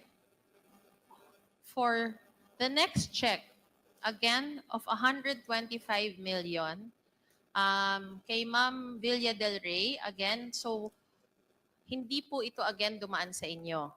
No, Your Honor. Ma'am Rosalyn Sanchez, ikaw po nakikita ko po, nagulat po ako, ikaw po ang nakapirma dito. Naaalala niyo po bang pinirmahan niyo po ito? Yes, Your Honor. Pati pala yung first check, tinanong kita kanina, hindi mo naaalala. Okay, so anong nangyari sa cheque na ito, ma'am? Ma'am Rosalyn Sanchez. Ma'am, may I just be, Your Honor, may I be clarified? When I mentioned to Congressman Gutierrez earlier that I am the signatory, my participation for confidential So funds you is a signed the check and then signatory you for don't know what checks. happened next. Yes, Is Your that what Honor. you're saying? All right, I'll take that answer. Okay.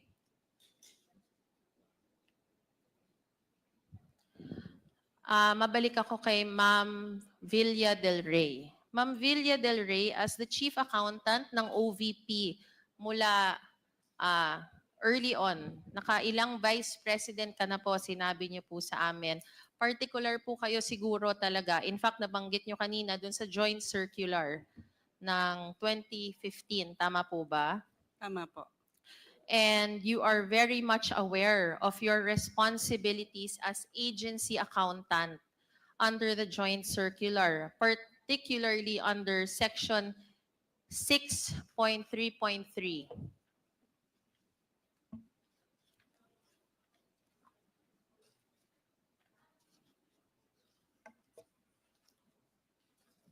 Tama po, Your Honor. Sa joint circular, ma'am, merong guidelines on the grant and liquidation of cash advance for confidential funds. Tama po ba?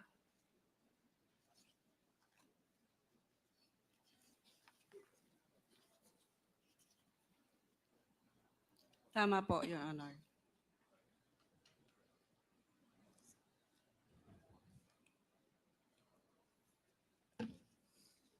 Kinukumpirma mo kanina, ma'am, na ayon sa kaalaman mo na kahit na hindi sa'yo dumaan ang cheque, di ba? Paulit-ulit mo pong sinabi, pero kinukumpirma mo pa rin na nakatanggap ng 125 million na confidential funds 4 times ang OVP. Tama po? Tama po, Your Honor. Okay. Ma'am Villa del Rey, aware ka naman po na kahit hindi po ikaw ang SDO, na liable ka pa rin po bilang Chief Accountant ng OVP. Kung sakaling mapatunayan na nagkaroon ng misuse ng confidential funds ang OVP. Tama po ba? Tama po, Your Honor, depending on the participation. Under kasi ma'am dun sa joint circular, yung liability mo ay katumbas ng liability ng SDO. Tama po ba yun, ma'am? Tama po, as mentioned, depending on my participation. Opo, kaso kanina tinatanong ka po ni Congressman Gutierrez, nung nagpirma ka po sa liquidation report, hindi naman po nakasulat doon na ito po ang pirma niyo, certified, supporting documents complete and proper. Yun po ang pinirmahan ninyo, ma'am. Tanong lang naman po yun. Under po ng joint circular, again, isa ka talaga dun sa 3 signatory. Ikaw po, yung SDO na si Ma'am Gina Acosta at ang Vice President.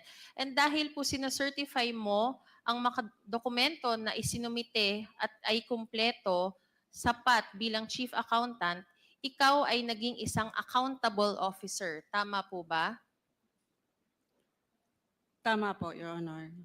Dahil po ma'am sa pagpirma mo sa receipt of payment, ikaw ay naging accountable sa custody at pag-safekeep ng mga funds na ito. Tama po ba ma'am? No, Your Honor. Hindi po ako nag-safekeep ng fund. Only the processing of the issuance of cash advance and recording of its liquidation. Alright. Familiar ka po ba, Ma'am Villa del Rey, sa Presidential Decree number 1445 or the Government Auditing Code? Yes, Your Honor. PD 14 po.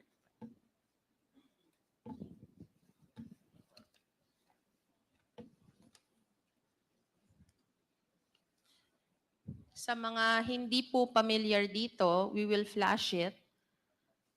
Under Section 103, it says general liability for unlawful expenditures.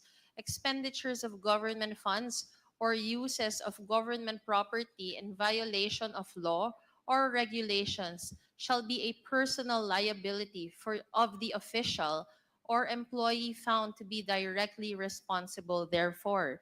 In Section 105, it talks about the measure of liability of accountable officers. Binanggit niyo po kanina, kayo po ay isang accountable officer.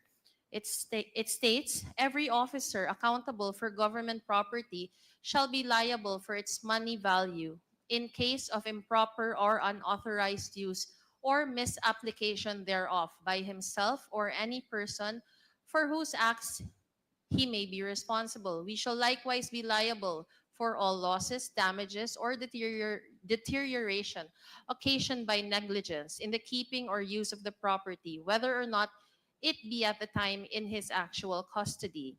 Every officer accountable for government funds shall be liable for all losses resulting from the unlawful deposit, use, or application thereof, and for all losses attributable to negligence in the keeping of the funds. Ibig sabihin ng mga provisions na ito ng PD 1445, personal liability ng accountable officers ang unlawful use or application of government funds or any loss attributable to the accountable officer's negligence in keeping the funds. Sumasang-ayon ka po ba dito, Ma'am Julieta Villa del Rey? Your Honor, may I reiterate lang po na hindi po ako nag-handle ng cash and my participation in the confidential fund is only in the issuance of it, the processing of the disbursement voucher, checking of all the supporting documents attached to the issuance of cash advance. Ma'am, if wala po kayong interaction sa SDO, hindi niyo po ba nakikita ang SDO na nagre-receive ng check ng subject of the disbursement voucher? No, Your Honor. Sino po ang nagre-release ng check sa SDO? Cash Division, Your Honor. Cash Division. Sino naman po, ang tanong ko po sa inyo, since pinirmahan niyo po lahat po ng liquidation reports na meron po ako dito, sino po ang nag-aabot sa inyo ng liquidation report for your signature? It was routed po to our office. It was routed. What is this process? It So was it's like, yes, it was routed po from office of the VP. from office of the VP. To Sino account- pong nagdadala nun, ma'am? Was it a messenger? Liaison officer, Your Honor. Who is this liaison officer? I don't have idea, Your Honor, since hindi it was only handed to me by my staff in a folder or in an envelope with marked confidential. It's such a big deal. So, inaabot-abot lang po pala yung ganitong papel. Okay. So, ma'am, kayo po, hindi po kayo sumasang-ayon dun sa provisions ng PD 1445. Kahit na po kanina binanggit niyo po na you agree that you are the AO or the accountable officer. Yes, Your Honor, I am accountable officer only in the issuance of cash advance. Hindi po ba ganun din po yun? Okay. Sa ngayon, ma'am, ako tatanungin ko pa rin po to. Bilang accountable officer po nung mga pinakita ko pong cheque nung 2022 at 2023, would you agree that any unlawful use of these funds would be your personal liability? Based on the joint circular, Your Honor, but So yes. yes, depende po sa participation ko as chief accountant. Oo, nag-yes ka na. Ma'am, dahil po pinirmahan mo po bilang chief accountant ng OVP ang mga disbursement voucher at liquidation reports, may presumption naman po talaga tayo of regularity and that everything is above board. Di ba po?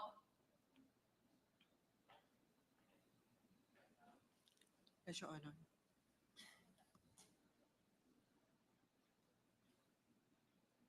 Yes, Your Honor. Pero bakit kaya ma'am base sa mga testimony nung nakaraang hearing, nalaman ng publiko, nalaman din namin dito na bukod sa unreasonable at hindi makatarungan ang paggastos ng mga funds na ito ay hindi din properly substantiated or supported ng dokumento, katulad na lamang po ng mga disbursement vouchers na sinertify mo po. Ang disbursement voucher, Your Honor, na sinertify ko is for the issuance of cash advance. It was all submitted for post-audit to the resident auditor of COA. And as far as I'm concerned, Your Honor, wala pong naging AOM ang issuance ng cash advance. All right.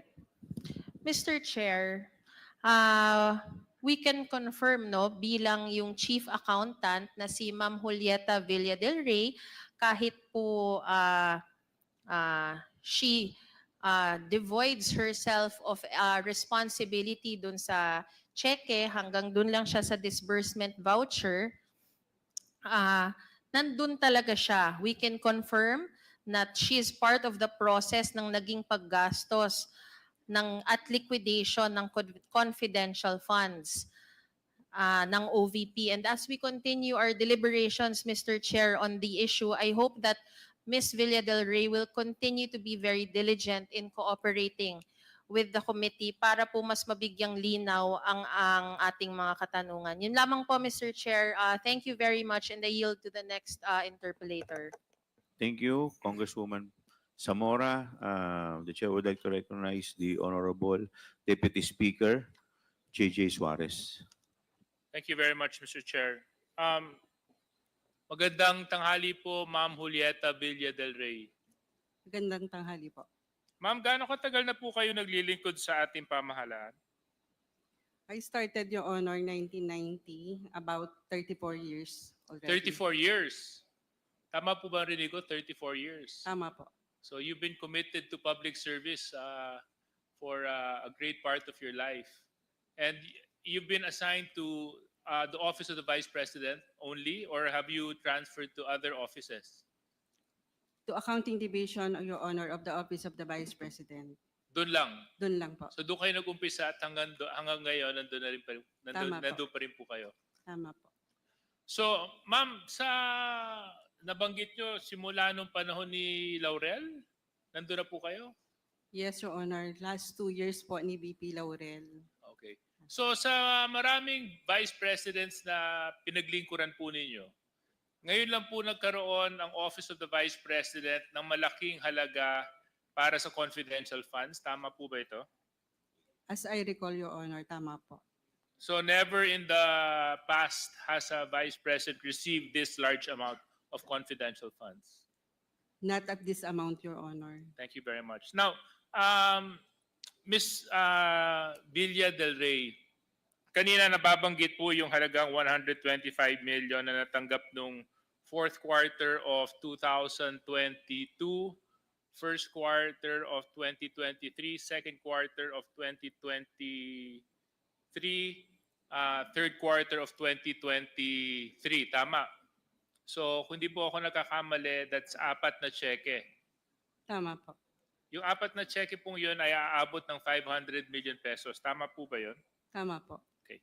Ma'am, matanong ko lang bago ako tumulak sa susunod kong mga tanong. Sa nakalipas na mga hearings namin, kayo po ay pinadadalhan po namin ng imbitasyon.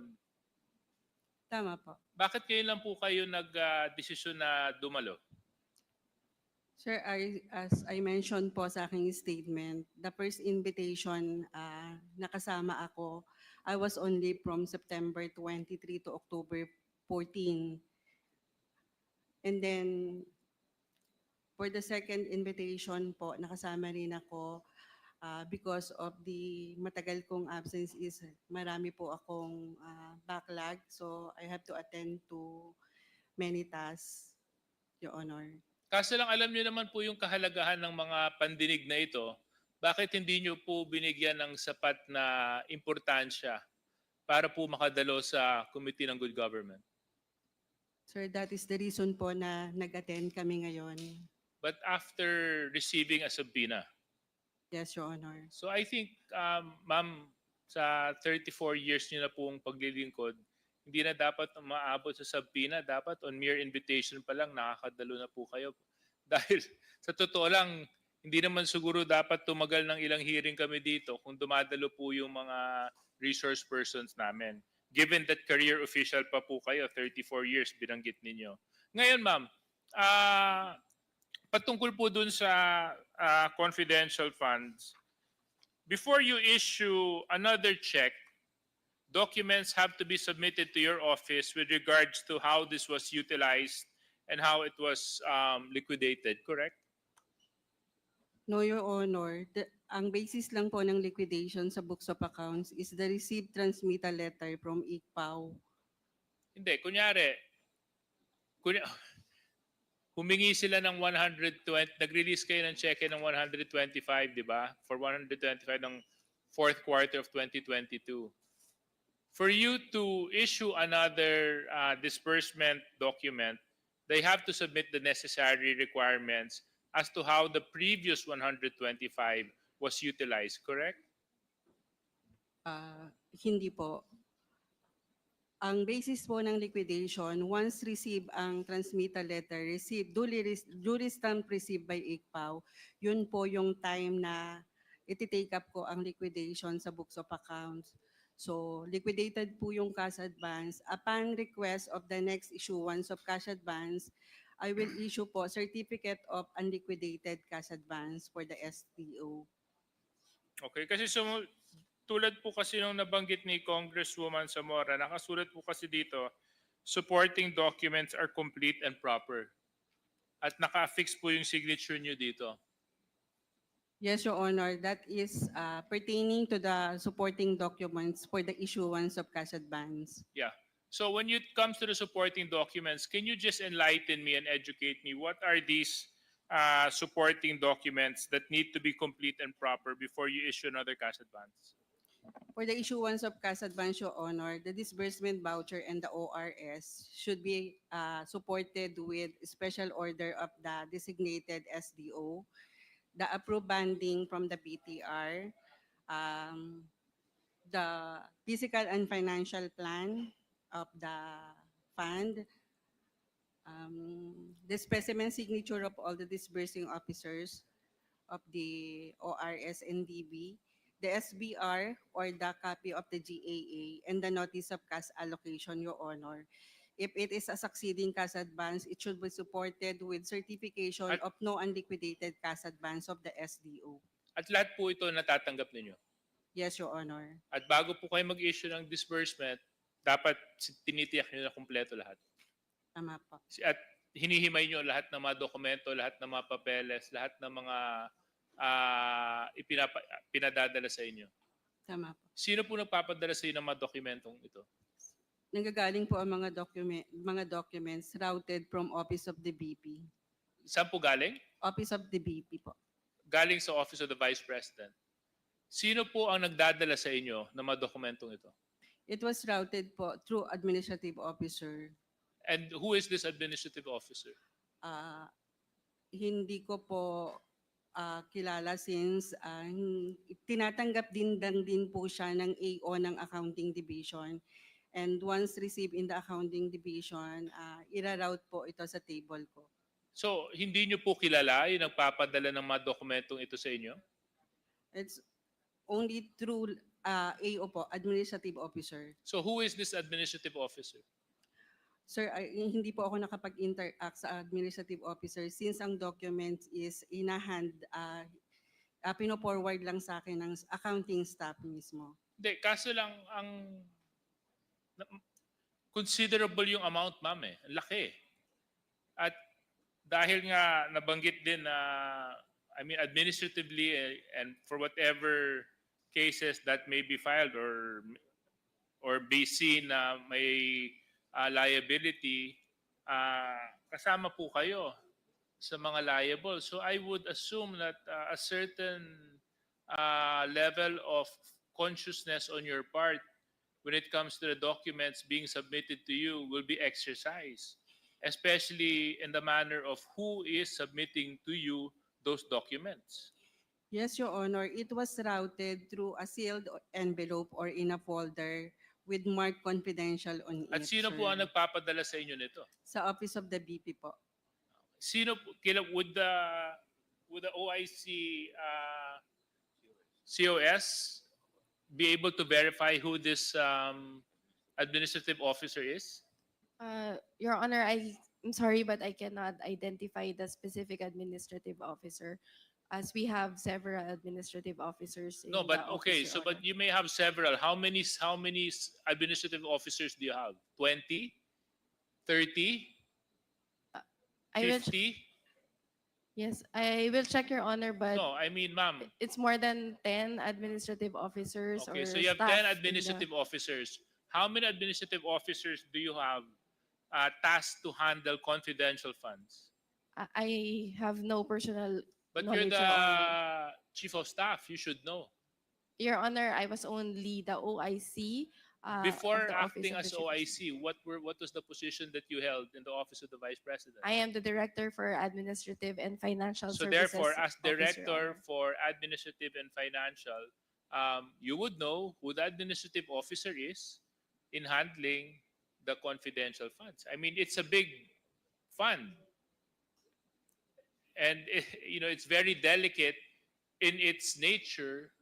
That proper care would have to be given to it and attention. So dapat trusted at maasahan ninyo kasi kung magkaroon ng bulilyaso sa pag-handle ng pondong ito, malaking halaga po ang pinag-uusapan natin. You're talking about 125 million pesos per quarter. That's 500 million. So who is the administrative officer that you have tasked from the Office of the Vice President to submit these documents to your chief accountant? Your Honor, again, I apologize, but I am really not privy to that information, Your Honor. Will you be kind enough to find out? I will try, Your Honor. I will check, Your Honor. Thank you very much. So, Ma'am Julieta Del Rey, matanong ko lang wag naman po sana kayo masasaktan. Kayo ay 34 years na sa Office of the Vice President. Nasusundan niyo po ba yung mga hearings namin dito? May mga hearings po akong napapanood, Your Honor. Okay. So siguro nakita niyo rin naman yung ilan sa mga red flags at inconsistencies na napansin po ng committee pagdating po sa mga acknowledgement receipts na naisubmit. Hindi po ba? Yes, Your Honor. At ilan din po sa mga lumitaw na mga issues patungkol po sa confidential funds other than the acknowledgement receipts ay yung mga questionable utilization niya. Hindi po ba? Tama po. Aware din po kayo. Ma'am, would you say or to a certain extent be able to determine pagdating po ba sa management ng Office of the Vice President, the same level and style of management was exercised during the time the Vice President was Secretary of Education? Again, Your Honor. Yung management style po, yung pagpapatakbo ng opisina, magkaparehas po ba yung estilo ng pagmamanage na ipinakita ni Vice President Sara sa Office of the Vice President at pati po sa bilang Secretary ng Department of Education? Hindi po ako aware kung paano minamanage ni BP ang DepED. But I am under the Office of the Director of Admin and Finance. So hindi kayo masyadong aware. What about No, you, sir. Attorney Sanchez? Was it the same management style? Was she strict? Was she on time? Was she diligent? How would you say? Was it the same? I'm sorry, Your Honor, but I cannot compare because I do not have personal knowledge on how she is managing DepEd. Okay. So thank you very much. Anyway, Mr. Chair, I have no further questions. I just wanted to um, answer some question. I know, get some answers from from Ma'am Villa Del Rey. Salamat po, Ma'am. Thank you. Ay, pahabol lang. Sorry, Mr. Yes, Chair. please continue. Ma'am Del Rey, so sinabi nyo kanina na susundan nyo yung mga hearings natin, hindi po ba? Yes, Your Honor. At career official din po kayo. At nag-oath po kayo kanina. Nangako po kayo na hindi po kayo magsisinungaling. Ma'am, kayo po ba yung nakakatanggap ng mga envelopes Envelopes po na na may laman na pera sa loob? no, Your Honor. Wala. No, Your Honor. Kasi sa DepED may ganun eh. May parang payola silang ibinibigay sa mga pumipirma ng mga dokumento. Sa inyo po, Wala po, Your Honor. wala po kayo natanggap? Wala po. Ever since? Okay, thank you very much. Thank you very much, Mr. Chair. Thank you. The next interpellator is Congressman Valeriano. Thank you, Mr. Chair. Pwede po kay Miss Villa Del Rey ulit. Ma'am, pagod ka na ba, ma'am? Di pa. Kaya pa? Gutom na po kayo. Hindi po. Okay lang. Kanina po, nasabi nyo, matagal na kayo sa OVP. Tama po? Tama po. Since 1990. Tama po. So halos 3 dekada na po yun, ano? Tama po. You were part of the staff of the Vice President Leni Robredo. Tama po. Nakaraan. Tama po? Tama po. And under VP Robredo, you were, of course, involved in the preparation of the budget of the OVP for the fiscal year 2022. Yan po yung bago mag-eleksyon. Tama po? Tama po. As part of the finance accounting, you are aware of the contents of the budget of the OVP. Tama? Tandaan niyo po, including 2022. Your Honor, the preparation of budget proposal is delegated to our budget officer. Anyway, ma'am, ganito po. Meron akong slide dito, ano lang, Comsec, yung budget ng OVP for 2022 and 2023 because I noticed some jumps between them. Please. Meron kayong slide?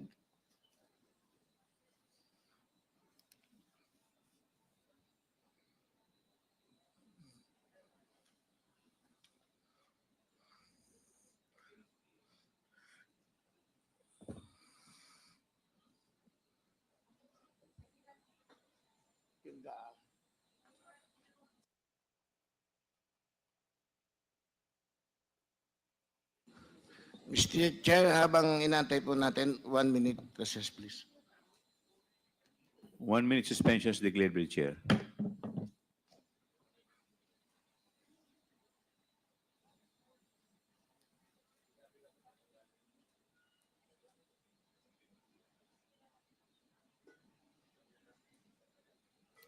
Nagutom na si, Villa del Rey.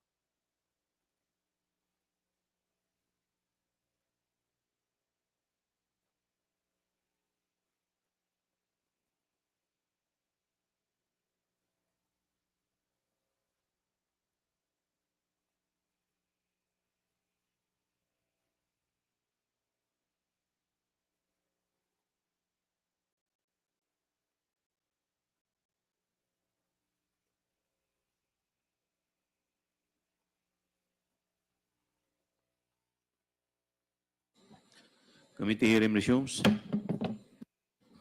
Congressman Valeriano. Madam Bella Del Rey, okay na po kayo? Yes, Your Honor. Ano lang po yung ayan po, nakita nyo.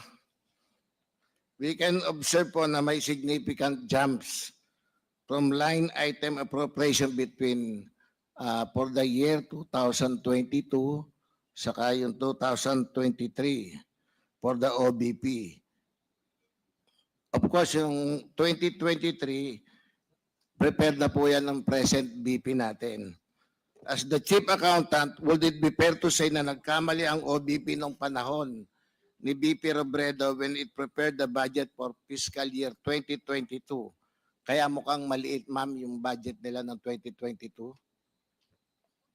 Miss Bella Del Rey. Tingin niyo nagkamali ang Office of the Vice President, si Vice President Lenny Robredo noon? 2022 po. Maliit yung nila, yung budget nila noon. No, Your Honor. Tama po yun. Tama po. At it was stated po in the GAA of 2022. So could you help us understand why the budget of the EBP for the year 2023 is significantly higher? Yes po, Your Honor. Malaki po yung difference. Ma'am, I'm looking at the notes to yung financial statement po for the year December 22 of the OVP. It states here that the supplies and materials, yung nasa una po, supplies and materials expenses amounted to 53,483,463.47 for the year 2022. Habang ayon sa GAA 2022, 45,821,000 ang budget allocation ng OVP for supplies and maintenance. Clearly above the budget allocated na po ang OVP for 2022. Tama po, lumagpas to sa budget allocation. Tama po, Your Honor. Ito Per ma'am GAA. yung kalahati na po siya na no? June 30, July 1. Yes. Mr. Chair, for everyone's guidance, under Note 18 of the Notes to Financial Statement, supply and materials expenses consist of office supply expenses, katulad ng mga folder, paper, ball pens, stapler, tama po? Welfare goods expenses. Ang kasama dito ay mga ayuda o relief goods katulad ng bigas, delata at tubig. Drugs and medicine expenses. Ito ay ang mga gamot at vitamins na dinistribute sa Bayanihan e-Consulta. Pati rin sa Swab Cab and Vaccine Express sa mga taong na-expose sa COVID-19. Medical, dental, and laboratory supply expenses. Ito naman ay ang mga personal protective equipment o PPE na ginamit natin at pinamigay noong COVID-19. Semi-expendable machinery and equipment expenses and other supplies and material expenses. Tayo po ay pumunta sa allocation ng OVP under the General Appropriation Act. Nakalagay sa GAA for 2022 na ang budget na nakalaan for supply and materials expenses for the year 2022 ay nasa halagang 45,821,000. Asan na yung slides? 45,821,000. Tama po? Ma'am? Wala po yung slides. Nawala ulit.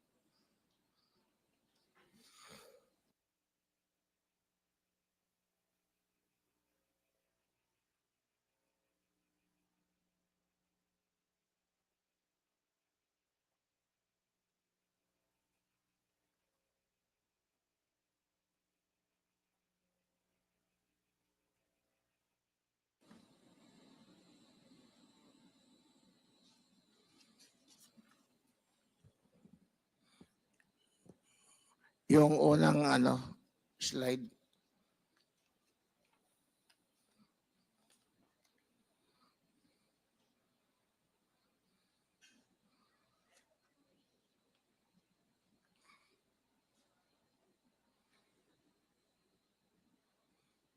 Yan po.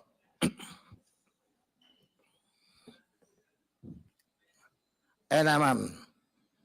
Yung 45,821,000. Para saan po itong supplies and materials expenses? Saan po ito ginamit o gagamitin? Your Honor, for supplies and material expenses for 2022, 2022. yes, Opo. partly po, half for BP Lenny and half for BP Yes, Sara. Mostly supplies and materials of the office, welfare goods, medicines, fuel. Yan po yung binanggit ko kanina, in-itemize ko halos. Yes, Your Honor.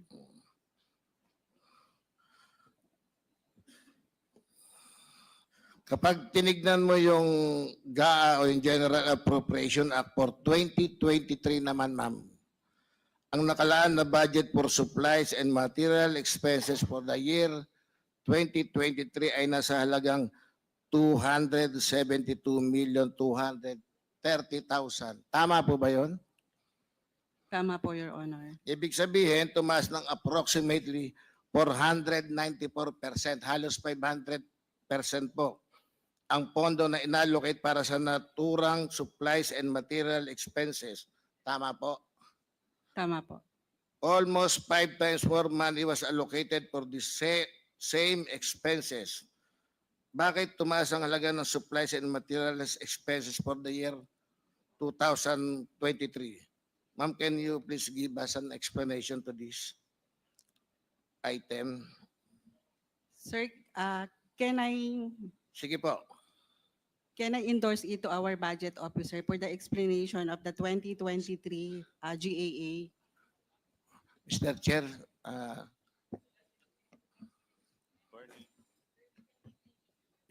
I think Mr. Kelvin, you're recognized. Thank you, Mr. Chair. Mr. Chair, before I respond to the question, can I just read my opening statement supposedly? Kaso hindi ko na lang po na-submit prior to the hearing today. This is very short lang po. Did you submit your opening statement? No, sir. No, But Mr. under Chair. our rules, it's supposed to be, we should receive it 48 hours Okay, before the, I will proceed to answering the question. yes, please answer na lang po. Yes, that is correct that the budget of OVP for 2022 under supplies and materials is 45,821,000. And in 2023, it increased to 272,230,000. That is because during the budget legislation period or until such time na magkaroon ng BICAM, nagkaroon po kami ng coordination with I think with DBM to request for additional funding since yung 2023 po is the full year service of the new Vice President. So yung breakdown po nung additional po for 2023 which is equivalent to 227.8 million relates to relief goods amounting to 120 million, school supplies 60 million, reproductive health items 30 million, supplies for the contract of service personnel 12.5 million, fuel petroleum for the satellite offices 1.8 million, and additional po doon sa aming existing fleet equivalent to 3.5 million. So I mean, noong 2022, 45,821,000 ang supply and materials expenses ng OVP. Yes, Mr. Chair. Ang nagamit is 53,483,463.47. Based on the COA report, but I have different data po, sir, because I am...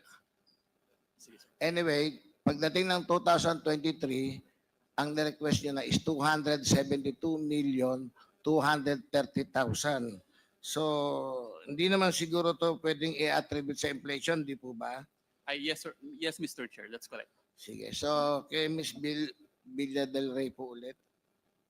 May bago bang empleyadong hinerang OVP sa at the time ni pagpasok ni VP Sara? Yung po ba yung dahilan kung bakit tumaas ng almost 500% yung budget? Marami bang bagong employee yung dala-dala? Ano po?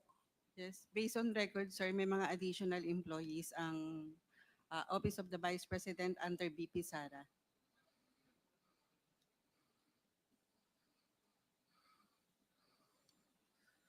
Ma'am, masasabi niyo po ba kung ano basihan itong budget na to, yung 494% increase noong 2023? Your Honor, considering yung mga bagong projects ng Office of considering the new projects to be implemented by VP Sara and the new employees to be and the new employees hired under her administration po is We're talking of supplies and materials expenses po. yes, Your Honor. There are new projects po under BP Sara na gagamit ng supplies and materials expenses. So ang office supplies po ay mga bond paper, paper clip, ball pens, stapler, folder, at iba pa, tama po? Tama po. Pero dito din po sa line item na supplies and materials na ito, kinukuha yung mga expenses for relief operations, pagbabago. So dumami din po yung empleyado ng OVP o kaya yung trabaho ng OVP at that time. Tama po. So sabihin natin na dumami yung mga satellite office po, nagkaroon, nadagdagan. Tama po, nadagdagan po. Pero ma'am, 500% ang increase ha. Wala ba kayong limit sa paggamit po o pag-procure ng mga office supplies o call to ng Vice President? Based on the PPMP, Your Honor, and the annual procurement plan, together with the work and financial plan prepared by each implementing unit, Your Honor.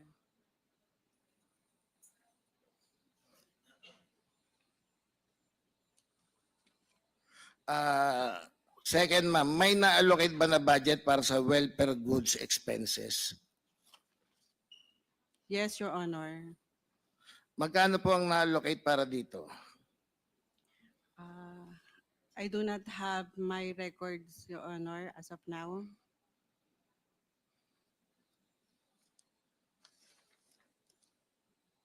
Ang para sa ng welfare good expenses po, ano yung niya, specific niya? For relief operation, Your Honor. So relief. So ang sakop ng welfare goods ay mga ayuda tulad ng bigas, canned goods, damit. Tama po? Rice and canned goods and Opo. other items po, not clothes. So kapansin-pansin na ayon sa audit report ng COA, noong 2022, ang pinakamalaki na gastusin ng OVP ay nagmula sa welfare goods expenses na nagkakahalaga ng 19,597,581.50. To recall, sa mga panahon na iyon, meron pa po tayong COVID noon sa bansa. Ngunit ngayon, masasabi po ba na lagana pa rin ng COVID-19 na kailangan gumastos ng ganito kalaki? So ano ang basehan ng OVP sa paghingi ng malaking halaga ng welfare goods expenses po? Andyan po, 19,597,581.50. Ma'am. Your Honor, as far as I can remember, lifted na po ang pandemic. Wala na po, that dineclare time. na rin ni President Marcos na lifted na. Sino po ang nag-spearhead ng mga relief operation ninyo kung saan ginastos yung mga nakalista puro sa welfare good expenses? Yan po yung mga ayuda. Yes, Your Honor, under the Special Projects Division as well as our Disaster Operations Center, Your Honor. Sa Med Department po talaga. Yes po. Si BP Duterte po ba nagde-determine ng final amount ng budget to be requested? as far as I know, Your Honor. As far as you know. So alam po ni VP Duterte yung mga paggagastosan. Tama po? Tama po. Nag-allocate din ba ng budget para sa drugs and medicine expenses, ma'am? Magkano na-allocate? Ayun po.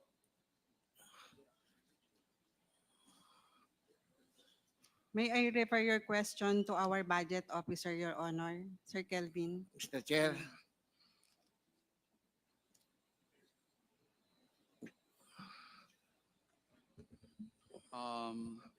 For Mr. the Kelvin, budget, you're Mr. recognized. Kelvin, you're recognized. Thank you, Mr. Chair. For 2022, under drugs and medicine expenses, based on the submitted financial accountability report, the allocated amount was 1.6 million. Again, di ba 1.7? Sir, based on our obligation figures, the amount is 1,601,745 and 25 centavos. That is for 2022. Yes, Mr. Chair. And magkano ang na-consume? That is the actual amount utilized for the fiscal year 2022, Mr. Chair. Kasama dito yung e-consulta care kits, beneficiaries of the swab cab and vaccine express at iba pa noong COVID-19, tama? 2022. I cannot recall, Mr. Chair, but kung yung concern po is about sa gamot na binili and then binigay sa beneficiary, dito po siya sa account na ito papasok. Again, sino po yung nagdidikta pagdating dito? Si Vice President sa budget ng gamot? In 2022,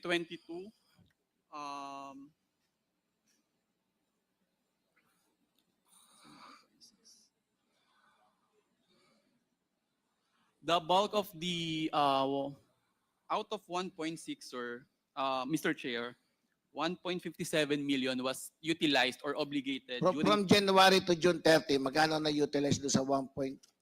Okay, sir. For first quarter, 1.57 million. For second quarter, 590 pesos. Magkano ba yung total niya sa 1 year? I'm sorry, Mr. Chair. Magkano yung total niya for 1 year, 2022? 1,601,745 and 25 centavos. So yung first 2 quarter, magkano na-consume? More or less 1,570,898 and 75 pesos.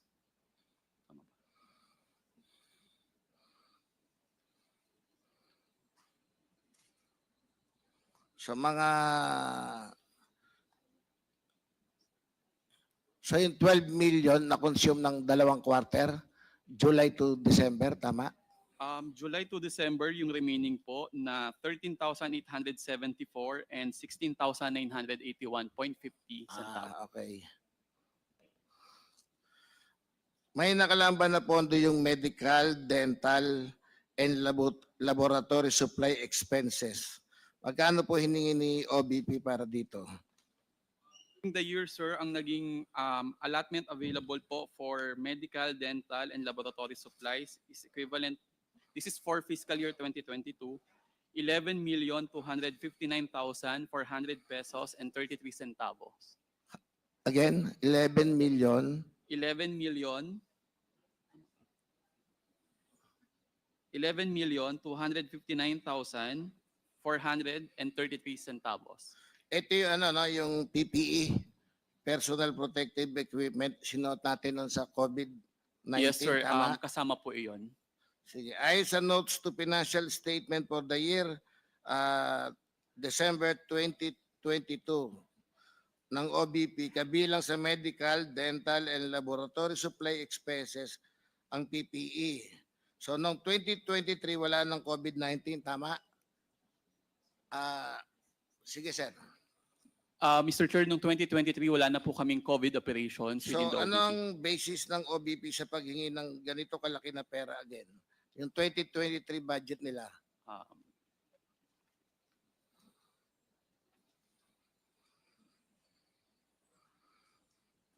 Mr. Chair, for 2023, under medical, dental, and laboratory expenses, Magkano yung 2023 budget nila dyan? wala pong naka-allocate but we have actual utilization po of 347,000. Yes, 300. 47,000.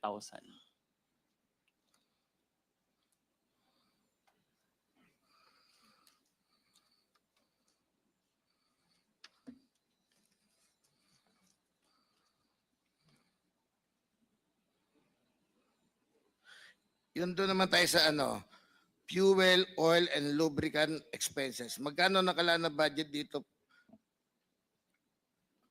Ayon sa note financial statement ng December 2022 na OVP, ang fuel, oil, and lubricant expenses ay tumaas dahil sa pagdami ng motor vehicle sa operation ng OVP. Madam Villa del Rey, tama po? Tama po, Your Honor. Alam niyo po kung ilan ang mga motor vehicles ng OVP noong 2022? I don't have my number, Your Honor, with me today. Wala. Ito pong 2023, alam niyo po kung ilan? Same, Your Honor, wala po ako. The same, wala. So, ano po ang naging basis ng OVP sa paghingi nila ng budget na to?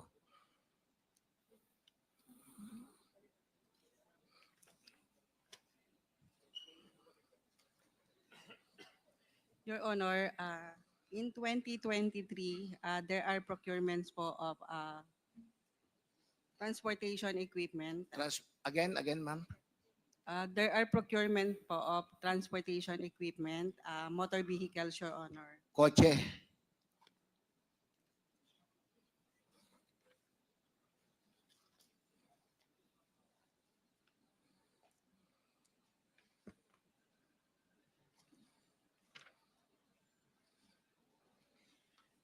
I cannot recall, Your Honor, the specifics of the procurement. Pero 500% halos ma-increase ha.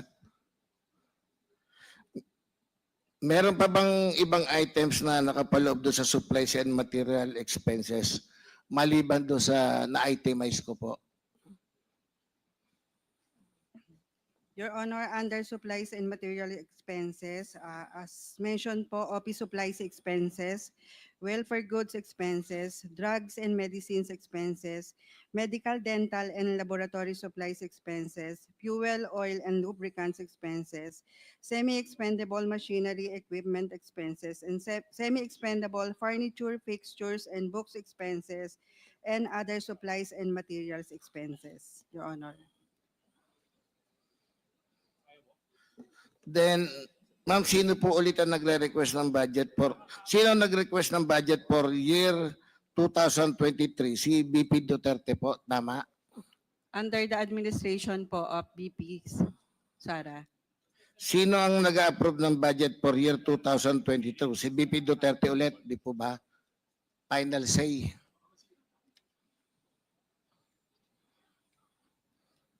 I cannot recall po who is the signatory of the final proposal. Pero ma'am, siya nag-approve ng budget, so siya rin yun.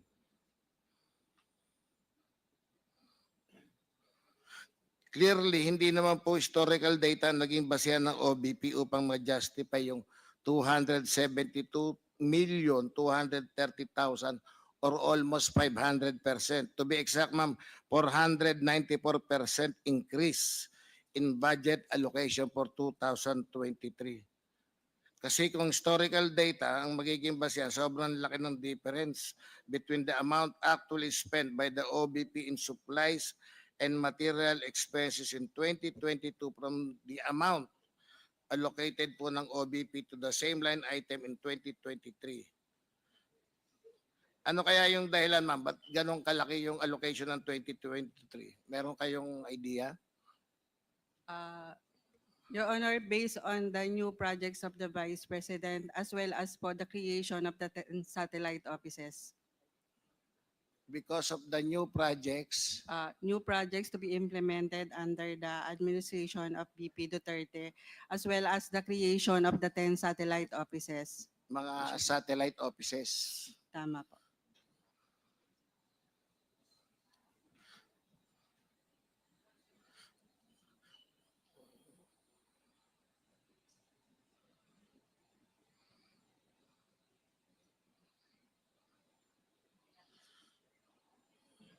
Okay, ma'am, ano pong mga materials o gamit na binili niyo for the year 2023?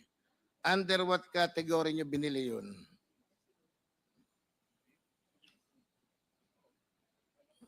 Your Honor, under supplies and materials, Your Yeah, Honor. yes. Kasi if you have to compare the expenses ng 2022, yung welfare goods expenses is the highest. Can we say na under this category din po ang majority ng mga ginastos nyo ando sa welfare goods expenses? Tama, ma'am? Again, Your Honor. Yung halos majority ng ginastos nyo nando sa welfare goods expenses. Tama po, Your Honor.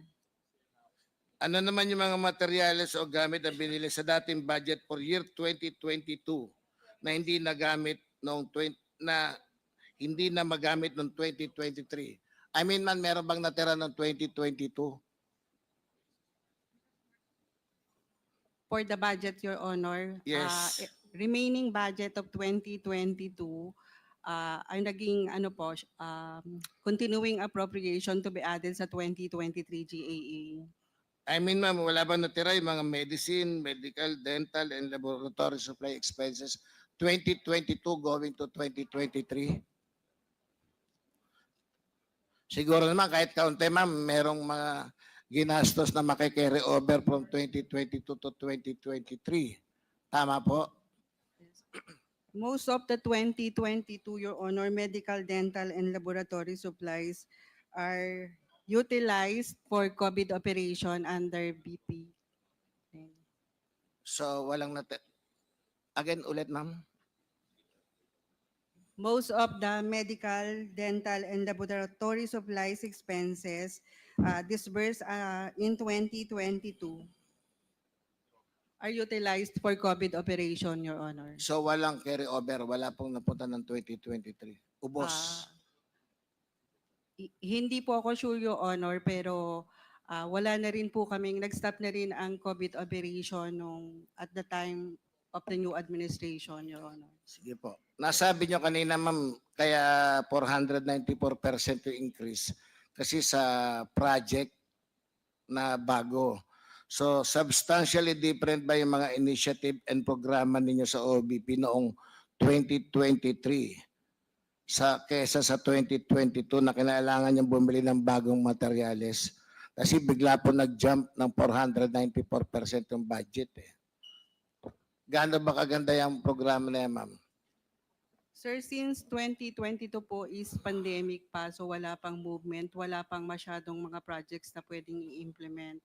That is why po, nung pumasok ang new administration, nag-end na ng pandemic, there are new projects na pinopose under the new administration. Ma'am, nung 2020 ang pandemic po hanggang 2022, tama? Yes, Your Honor. Noong 2019 po ba, wala pang pandemic? Malaki Wala. rin ang budget ng OVP noon? Wala pa po. Wala po akong comparison ng 2019. Your Pero Honor. sa experience niyo po, ma'am, ito bang 2023 is the highest budget compared to the previous annual budget? Based on record, sir, yes po. Yes. So in 2019, walang pandemic. 2020, may pandemic. So ang common denominator of these expenses is their attribution to the COVID-19 pandemic, which as we know by now has already been largely kept at bay. Practically, wala na pong COVID-19 pandemic ngayon, di po ba? Wala na.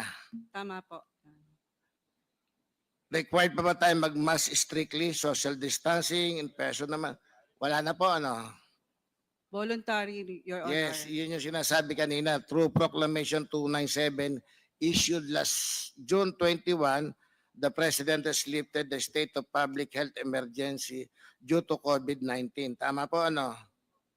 Tama po, Your Honor. So, kasi po, nagugulat lang kami sa 494 increase sa budget eh. Almost 5 times more the allocation for this line item. When in the first place, the actual expenditure of the OVP for the supplies and materials expenses in 2022 was actually very low in comparison. May naisip ka ba, ma'am, na dahilan kung bakit may malaking pagkakaiba sa expenditure ng 2022 to 2023? Because of the project again Yes, Your Honor, and the 10 satellite offices. and the satellite offices. So from 53 million to 272 million times 5.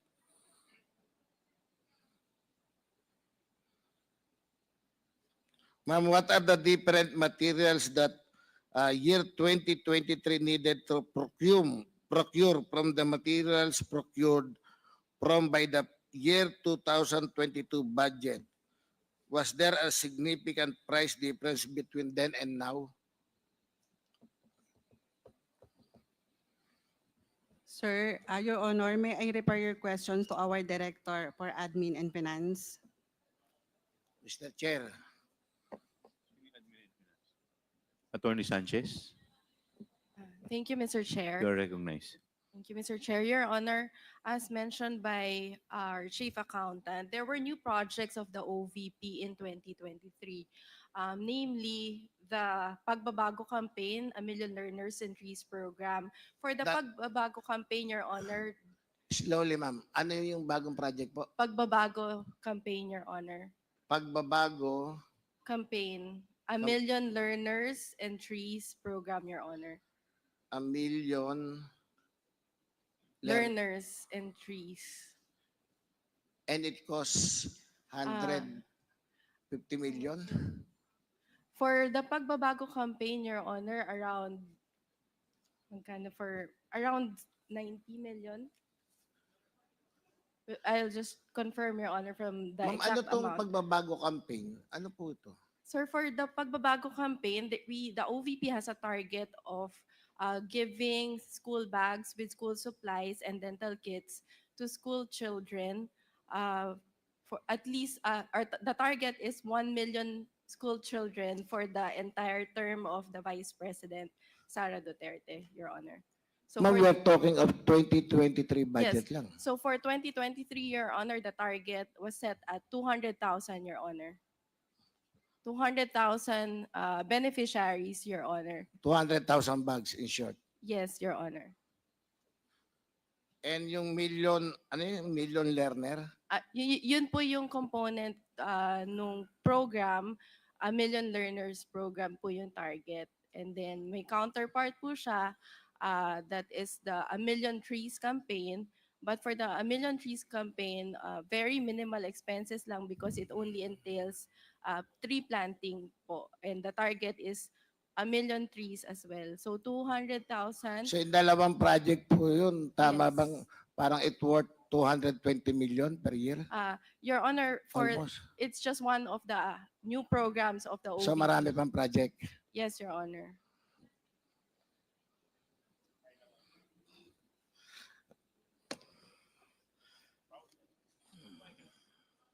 Mr. Chair, this increase in supplies and materials expenses is extremely alarming. An increase of almost 494% or a budget of 45,821,000 in 2022 to 272,230 million in 2023. Nang ipinakita ang breakdown ng 272,230 para lamang sa supply and materials. Kaya naman, Mr. Chair, I move that the COA furnish us a copy of the said audited financial statement of 2023 relating to the OVP. So I move, Mr. Chair. Is there any second to the motion? Duly seconded. Is there any objection? Hearing none, the motion is carried. Kay Ms. Villa Del Ripo ulit. Tayo po naman ay pumunta sa budget na nakalaan for professional services.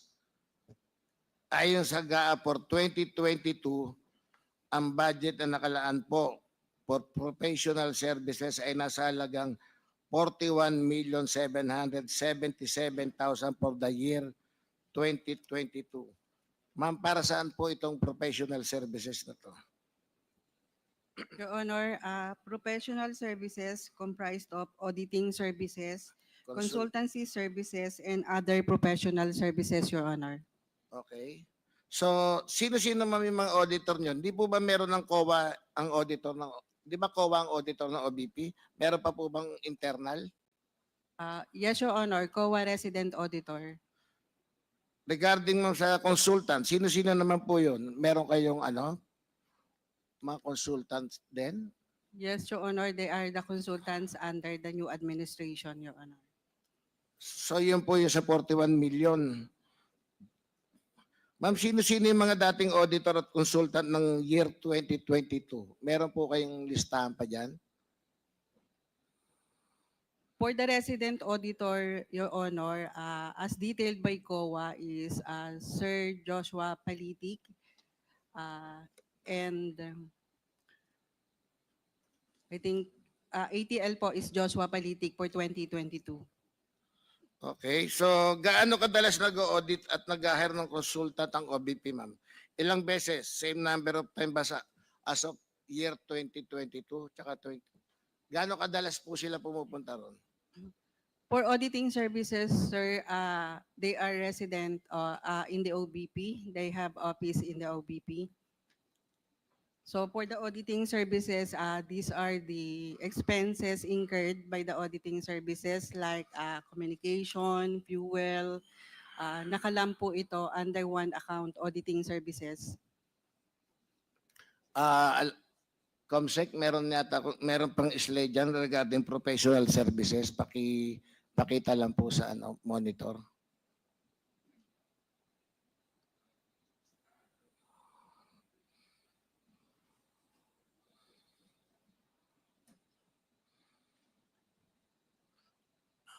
Ayan po.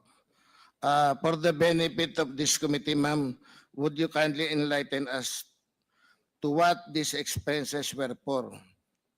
We would like to know po ano itong other professional services.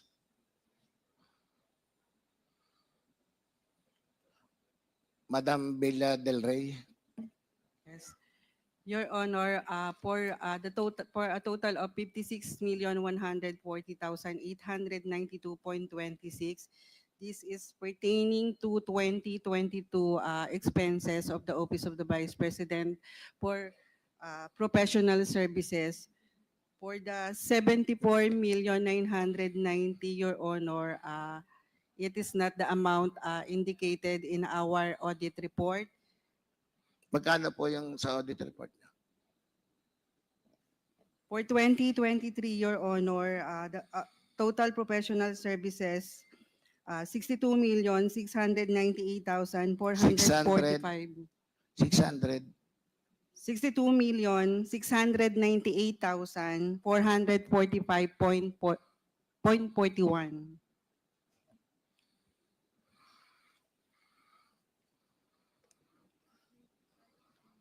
Sige ma'am, ano po yung ibig sabihin ng other professional services?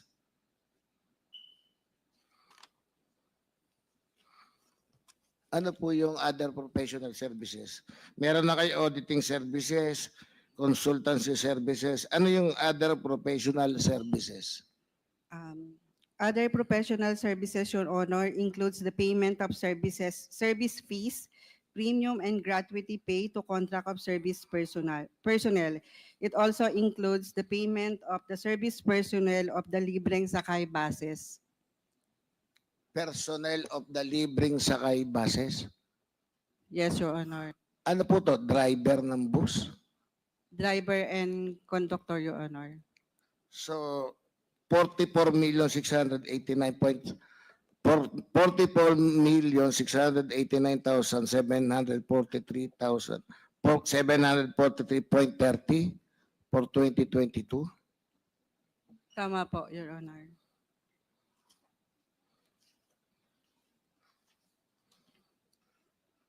Okay. Do you agree with me, ma'am, that the term other professional expenses is necessarily vague? Kasi Tinanong ko pa nga eh. Professional expenses, ma'am. Other professional services.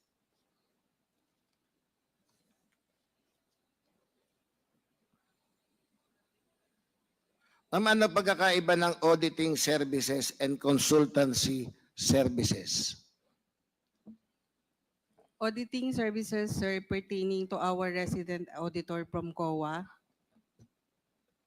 And consultancy services are the consultants under the Office of the Vice President. Technical consultants, sir. Again, auditing services pertaining to Pertaining to COA resident auditor detailed in the Office of the Vice President. And consultancy services pertaining to technical consultants hired in the Office of the Vice President. So yun po yung consultancy services hired by the Vice President. 11,312,866.89. Tama po. Tama po, for 2022, Your Honor. For 2023, tama po ni amount na yun, 23 million plus. For 2023, Your Honor, auditing services, 216,368,000. 216,368, and for consultancy services, a total of 3,447,502 pesos and 19 centavos, Your Honor. Mr. Chair, I would like to manifest that it appears here that the OVP engaged other professional services, which contains the biggest expenditure out of the line item under professional services for 2022, amounting to 44,689,743.30. Nakakapagtaka, Mr. Chair, kung saan pinaggastusan ang professional services maliban sa auditing services and consultancy services. Ayon din po sa notes to financial statement, the total expenditure for professional services for the year 2022 was in the amount of 56,140,892 pesos and 96 centavos, which is higher than the allotted budget for the same year. Ibig sabihin, lagpas ang OVP sa budget. Tama po, Ms. Villa del Rey?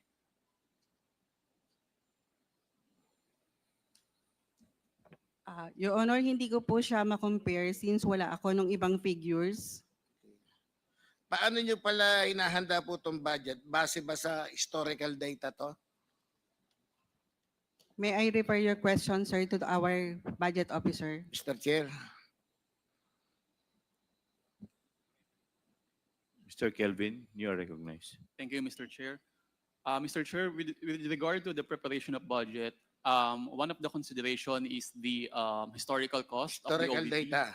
And then second is if we have required additional COSPs or to expand yung manpower pool Sige po. ng OVP. Yun lang muna. Ano ibig sabihin ng historical data? So, bali yan yung para sa year 2022. For year 2022, sir, we usually refer back to the previous year. But in this case, nagkakaroon po kami ng additional consideration since new administration po yung gagalaw for 2023 compare doon sa actual nung 2021. Since bago yung administration, may bagong consideration? Bagong consideration, depende po sa requirement na manpower ng mga satellite offices and the central office. Sige po. Ayon sa GAA for 2023, ang budget na nakalaan sa professional services ay nasa halaga ng 193,950,000, which is a 365% increase from the budget allocated to professional services in 2022. Halos 4 times na increase po ito. Bakit po tumaas ng sobra ang budget for professional services in 2023?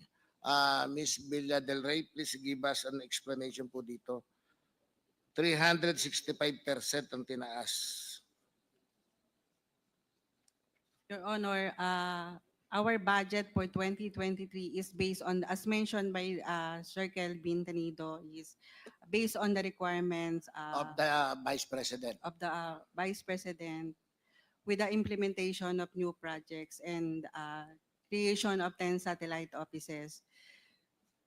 Ma'am, what is the difference between year 2022 and year 2023 with respect to the need for professional services? Ba't kinakailangan po 365% yung increase ng budget?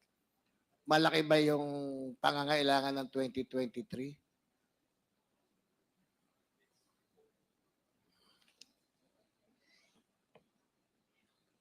Yes, Your Honor, with the creation of 10 satellite offices and the limited plantilla positions available in the Office of the Vice President, we have to hire personnel under contract of service. So does it mean, ma'am, ng July 1, 2022 to December 2022, hindi nakapag-function ng maayos ang Vice President?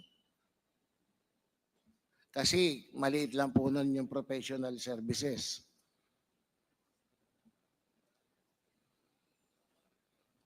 I'm sorry, Your Honor, hindi ko po kayang sagutin. Wala akong mga available figures for comparison, Your Honor. 56,140,892.96 po ang COA report ng 2022, while in GAA 2023, 193,950,000, which is 364%. So I mean, nung July 1 po, 2022, bagong administration na yon. Anyway, ma'am, what projects did the OVP have that are supposedly different from what the previous OVP had? Almost all of the projects of the under the new administration is new, Your Honor, because under previous administration, the focus of projects is COVID operations. Nung 2022 COVID operation. Yes, Your Honor.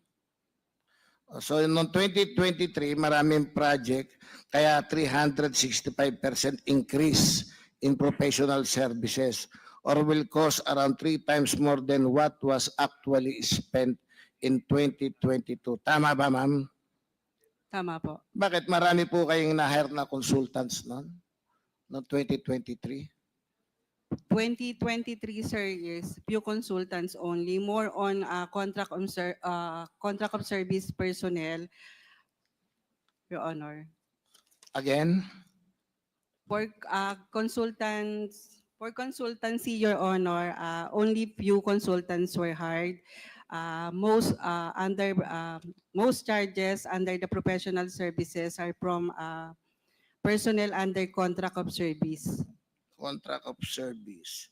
Tapos, bakit po kayo nag-hire ng auditor kung mayroon namang COA? Ano pang ino-audit po ron? No, sir, hindi po kami nag-hire ng auditor. Ang auditing services po na nandito is for the expenses incurred ng COA resident auditor sa OVP. Okay. Mr. Chair, habang umuusad ang ating discussion tungkol sa pagwaldas ng OVP ng pera ng taong bayan, dumarami ang mga katanungan at ni isang sagot o paliwanag ang hindi natin nakukuha. Kagaya nito, gumastos ng mahigit 44 million ng OVP sa other professional services na hindi man lang pinangalanan ng OVP. As far as I am concerned, and I believe the Filipino people agree, is that aside from auditing and consultancy services, there is no other professional services needed by the OVP. If indeed such professional services were not tainted with fraud or malice, then the OVP should have at least provided an item describing such. Mr. Chair, nakakaduda ito. Hindi lamang barya yung 44 million na pinagpagura ng taong bayan para lang gastahin ng basta-basta ng OVP. Ma'am, dito naman po tayo sa susunod na line item, financial assistance.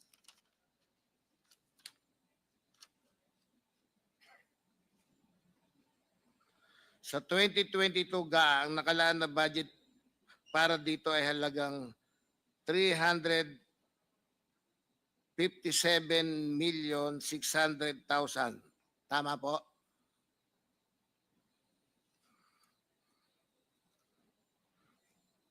Your Honor, under the assistance subsidy 20. account, Financial Assistance Subsidy. Apo.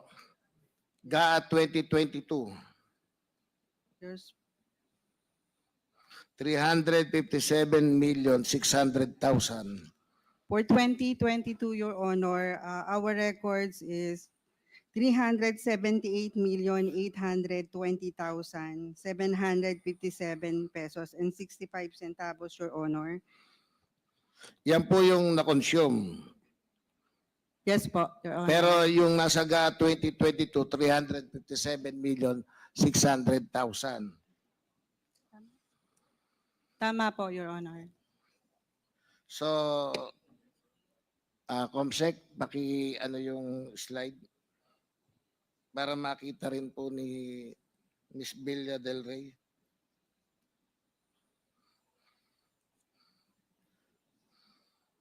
Ayon sa note to financial statement for 2022, yung assistance subsidy amounted to 378,820.6 for the year 2022. The assistance subsidy was broken down as follows. Ayan, ma'am. On the other hand, under note 18.18 of the notes to financial statement, subsidies other consisted of the following. Comsec, merong, ayan. Medical, burial assistance, ayan ma'am, tuloy-tuloy na yan.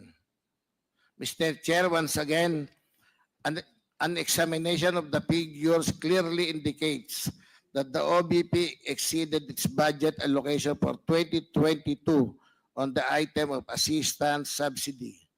While OVP extended assistance and provided subsidies in the form of financial, medical, burial, educational, and livelihood assistance, it cannot go unnoticed that the OVP must be limited to the budget allocated for this specific purpose.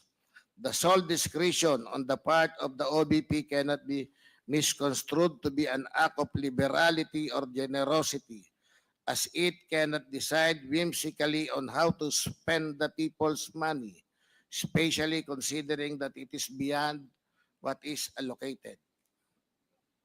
Again, it appears that the OVP exceeded its budget allocation for year 2022. Tama po ba, ma'am? Mr. Chair, may I be recognized? 357,600,000 yung nasa GAA, ang nagamit 378,820,757. What is the pleasure of Attorney Sanchez? Mr. Chair, may I be recognized to respond to the question, Your Sige Honor? po. Sige, you are recognized. Yes, thank you, Mr. Chair. Mr. Chair, for 2022, we received a supplemental budget from the DBM covering financial assistance and subsidy, Your Honor.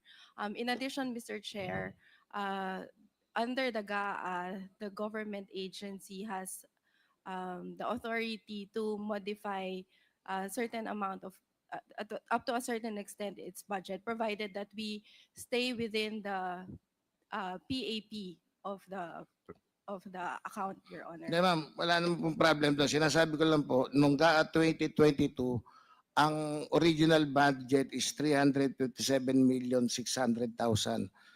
Ang na-consume is 378. May supplemental pero kinulang talaga yung 357. Tama po? Yes, Your Honor. Ano ulit yung proseso sa paghahanda ng budget allocations? Ma'am, si Miss Villa Del Rey ulit. Ma'am, ano ang proseso sa paghahanda ng budget allocation? Miss Villa Del Rey. Your Honor, based on historical data, Based on historical data. Sino-sino yung mga taong involved sa decision making o sa approval? Your CBP. Honor, Sino-sino pa yung mga taong involved sa decision making o sa pag-approve ng budget? For the project proposal, Your Honor, It's the it Vice is President. not only the Vice President, we have the Budget Officer, we have the Planning Officer, and with the Director for APSO, and also the top management, Your Honor.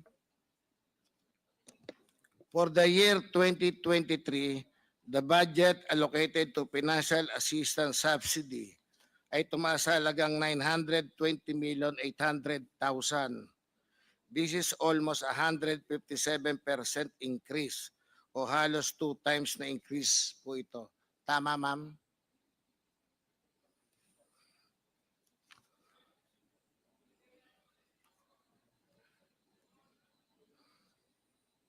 Tama po. More or less, Your Honor. Again, ma'am, kindly give us an explanation as to why the amount allocated for this line item in 2023 differ substantially from the amount allocated to and actually spent by the OVP in 2022.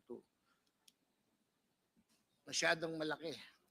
Yes, Your Honor, because of the creation of the new satellite offices.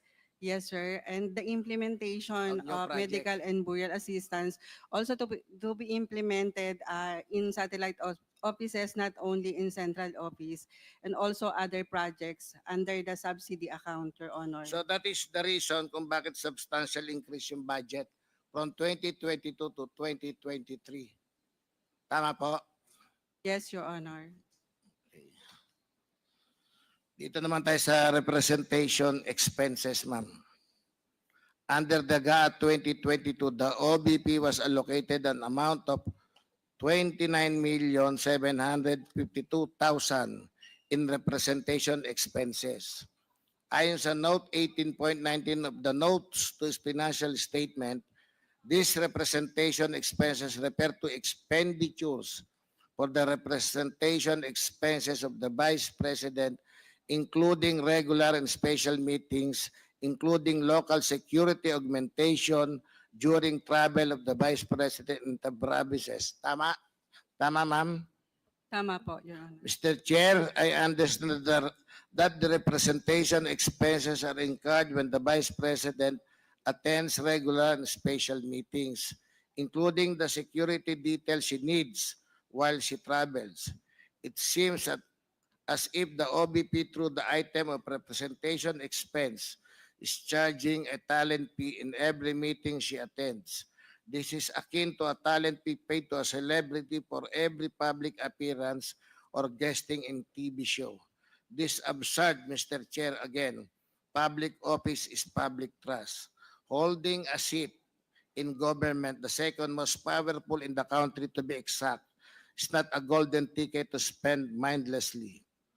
For 2022, ayon ulit sa note to financial statements, it appears that representation expenses of the OVP amounted to 16,757,436,000.88, noticeably below the budget allocated for this item for 2022.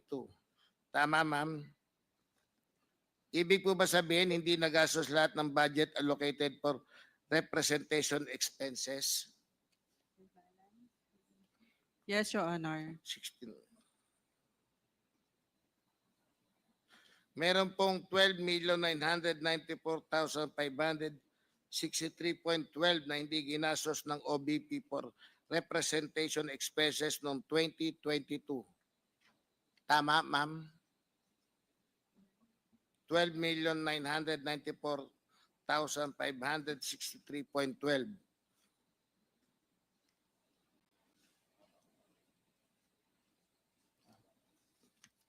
Tama po, Your Honor.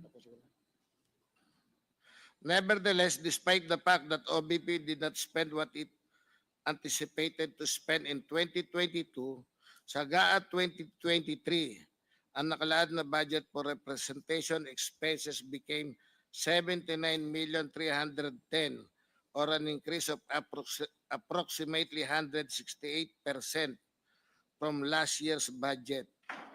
Ano po yung basihan nyo rito? May natirang representation expenses ng 2022 and yet sa 2023 mas malaki yung request nyo, 168% compared to 2022. Sige, tapos.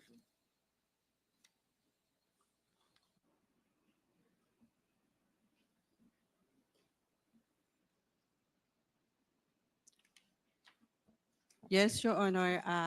The significant increase is based on the expansion of the office with the 10 satellite offices and 2 extension offices in addition to the central office, Your Honor, for the representation expenses of the Vice President. Pero ma'am, 2022, natirang kayo ng budget sa representation expenses. Siya na rin po ang Vice President nung kalahating taon. Yes, Your Honor, it was added to the 2023 GAA as continuing appropriation. Sige, siguro Mr. Chair, tuloy ko na lang for second round. Medyo mahaba na yung tanong ko. Thank you, Mr. Chair. Thank you, Madam. Thank you, Congressman Valeriano. The next interpellator is Congresswoman Jinky Luistro. Ma'am, but before I recognize you, ma'am, may tatanong lang ako, few lang. Ma'am Juliet, I do not know if my question should be answered by Miss Julieta or Attorney Sanchez. Ma'am, ilan po ba yung satellite office nyo? Would you know? Yes, Mr. Chair. Mr. Chair, we have 10 satellite offices and 10 one extension office as of today, Your Honor. 10 satellite Yes, offices. Okay. So would you know kung saan po yung mga satellite offices nyo? yes, Mr. Chair. For Luzon, we have one in Isabela, that's our Cagayan Valley satellite office.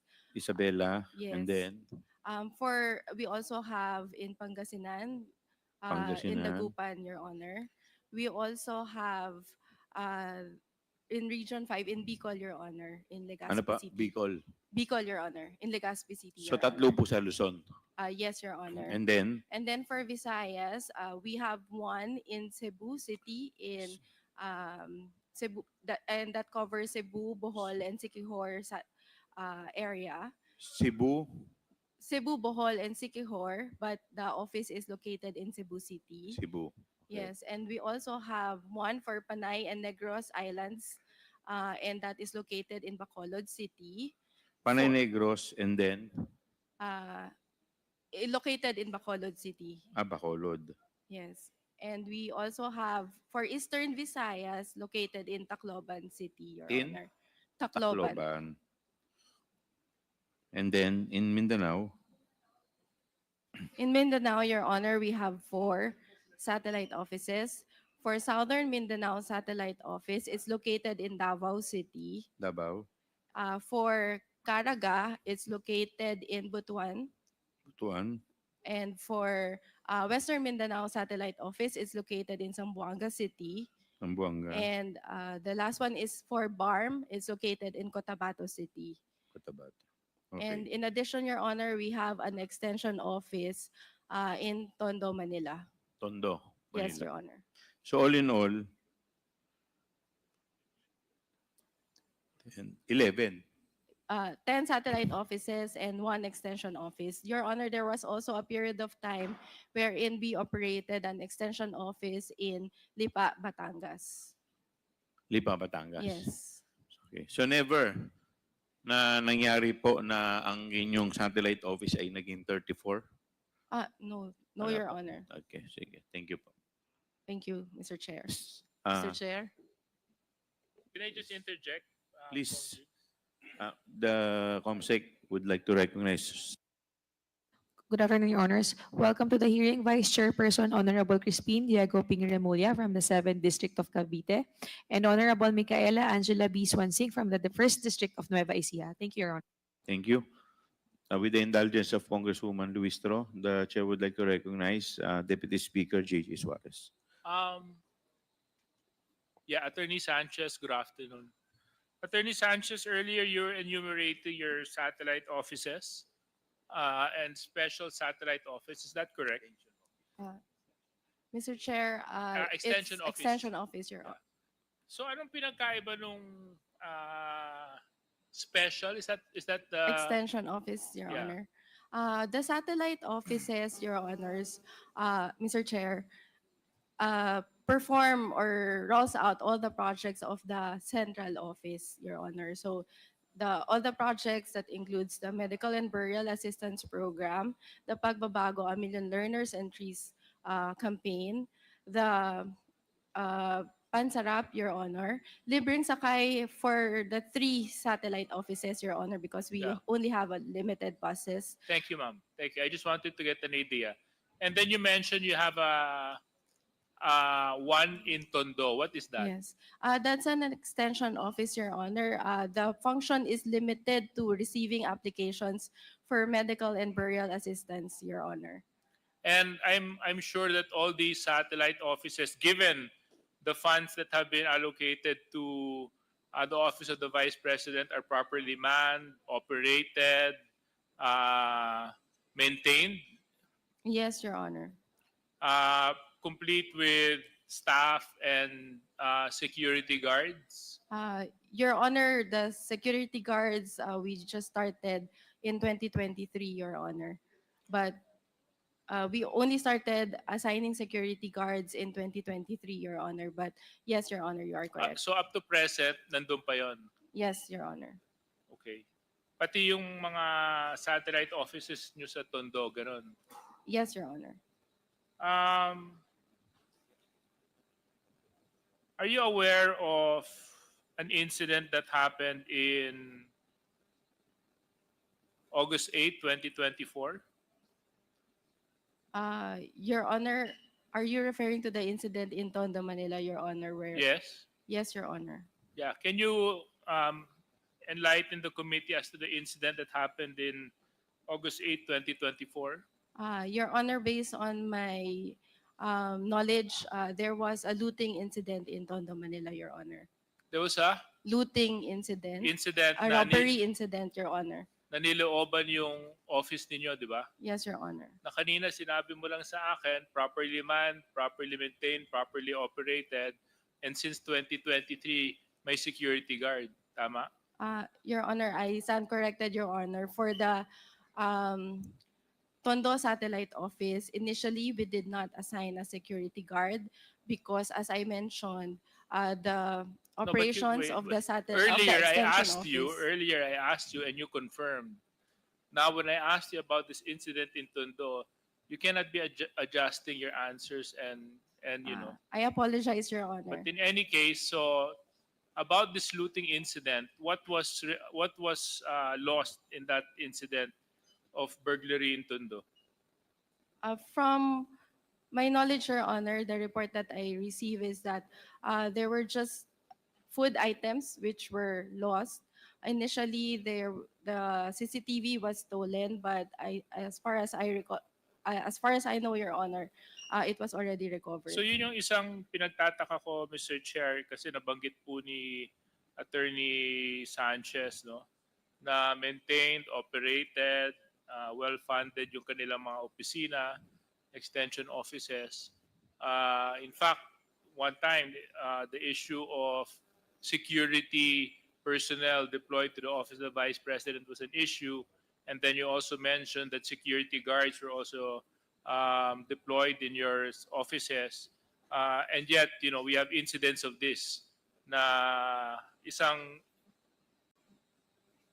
alam na tanggapan ng pangalawang pinakamataas na opisyal sa ating bansa ay nalooban at napagnakawan pa.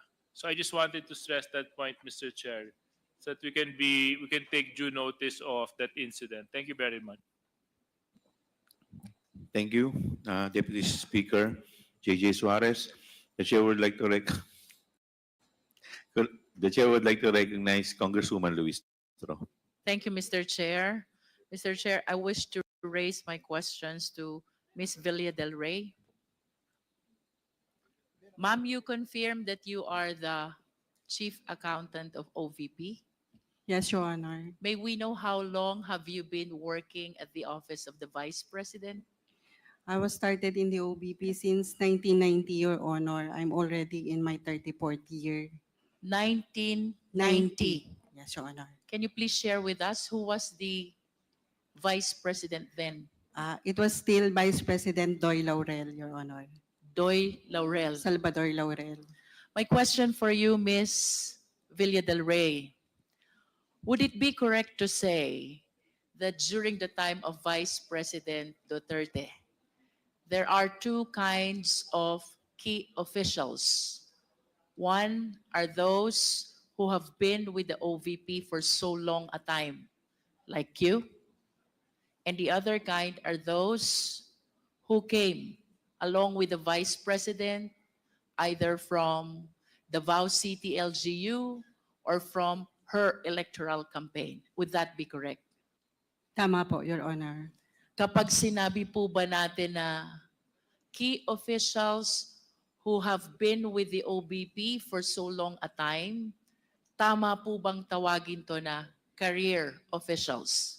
Tama po, Your Honor. And with respect to those who came along with the Vice President, either from the Davao City LGU or from her electoral campaign, are these what we call the coterminous or confidential officials?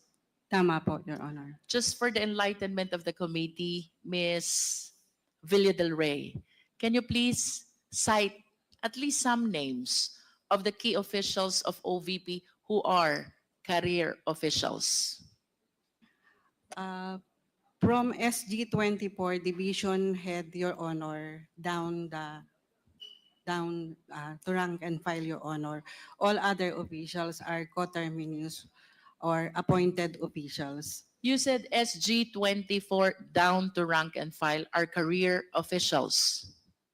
Tama po, Your So Honor. would it be correct to say that if the officials are higher than SG24, these are the confidential officials? Coterminous and confidential officials, Your Honor. What is the difference, if there is any, between coterminous and confidential officials? For coterminous employees, officials, Your Honor, they are, as I understand din po ito, is within the term po of the current administration or the current Vice President. And how about confidential officials, if there's any difference? Same coterminous, Your Honor. So there is no difference at all between coterminous and confidential officials. As a matter of fact, I have observed that these two terminologies are being used interchangeably. Do you confirm that, Ms. Villa del Rey? For me, Your Honor, yes po. Okay. With respect to the confidential officials or coterminous officials, can you please name some or few officials who were brought in to the OVP by Vice President Duterte? Based on the positions, Your Honor, we have the Chief of Staff, the Assistant Chief of Staff, the Director for Operations, the Director for SMO, Director for Admin and Finance, and all other coterminous employees under the said officials. Does that include the Special Disbursing Officer? Yes, Your Honor. What salary grade is SDO? For our SDO, for confidential is, if tama po yung pagkakatanda ko, is SG24.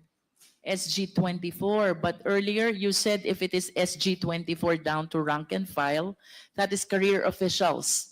And if that is higher than SG24, then that will be confidential officials. Can you please enlighten us on this? There are positions po na SG24, but they are not division heads under career or under permanent plantilla positions, Your Honor. SG24 under coterminous. How many SDO do you have? I cannot recall, Your Honor, but we have SDO for various activities. We have SDO for confidential fund. And you confirm that the SDO for confidential fund is Gina Acosta. Yes, Your Honor. And what salary grade is that? SG24, Your Honor. SG24 career official, Non-career po. non-career official.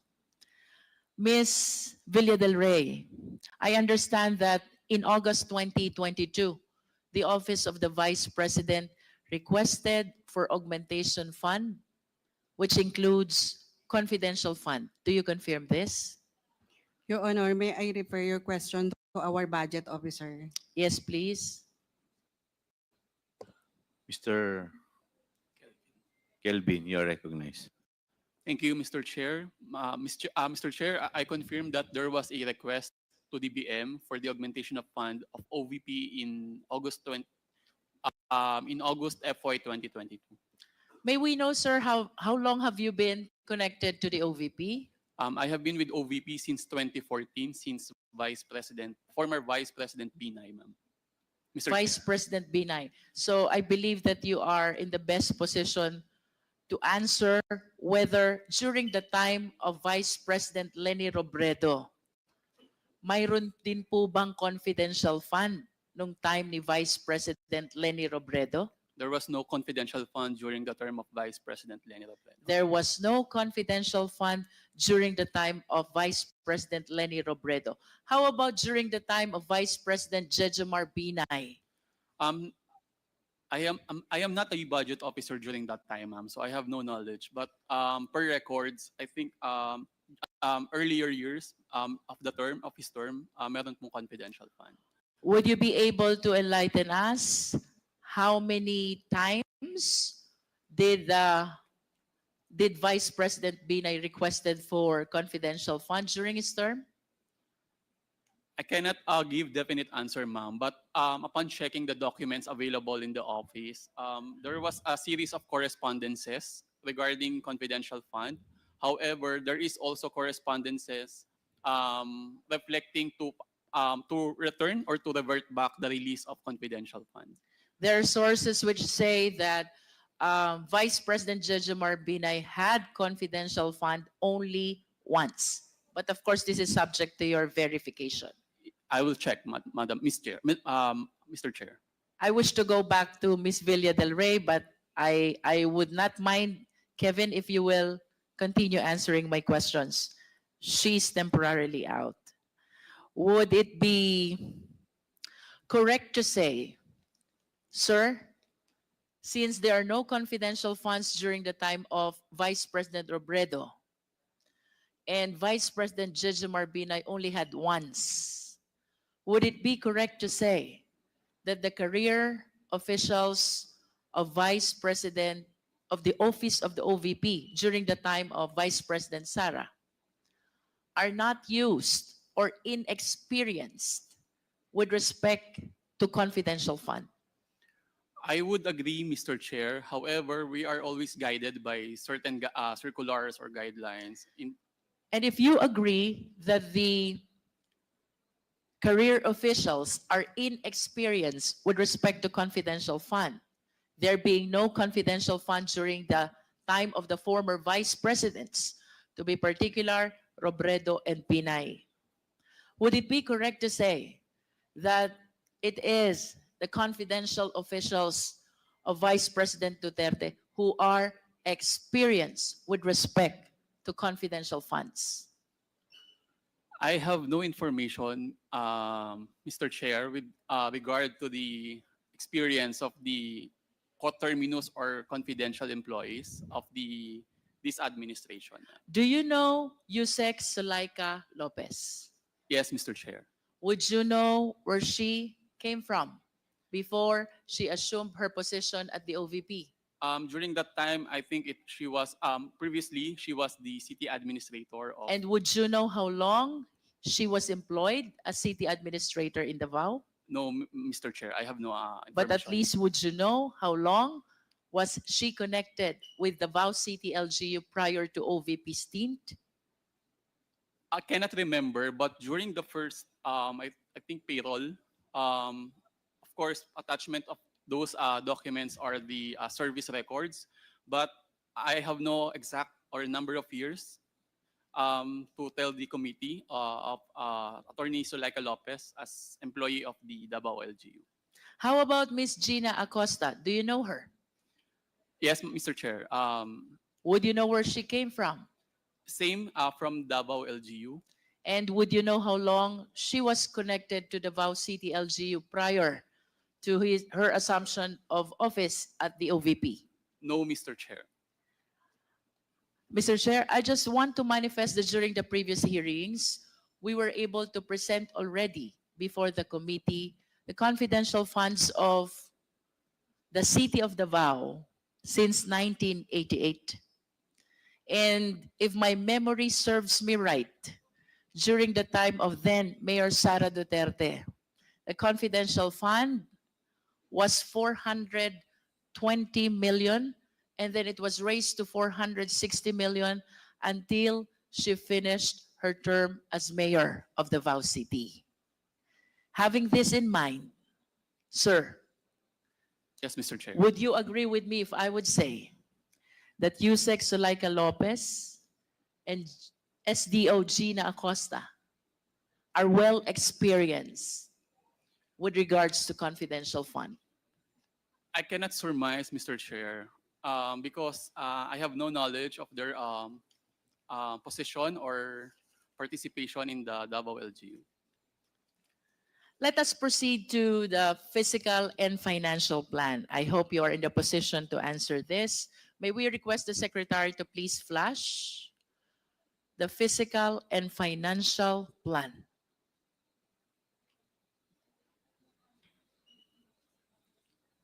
Based on this document, sir, the OVP requested for 250 million confidential funds.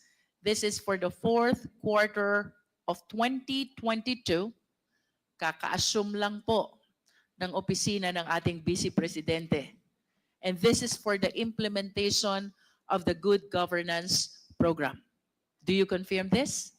I confirm the document, Mr. Chair. And according to this document, the amount of 250 million confidential funds is supposed to be spent for a period of 3 months, equivalent to 90 days, representing the fourth quarter of 2022. Tama po ba? I confirm, Mr. Chair. And to be specific, that would mean October, November, and December of 2022. I agree, You Mr. confirm? Chair. And of course, you are aware also that the entire amount of 250 million was not approved. Am I correct?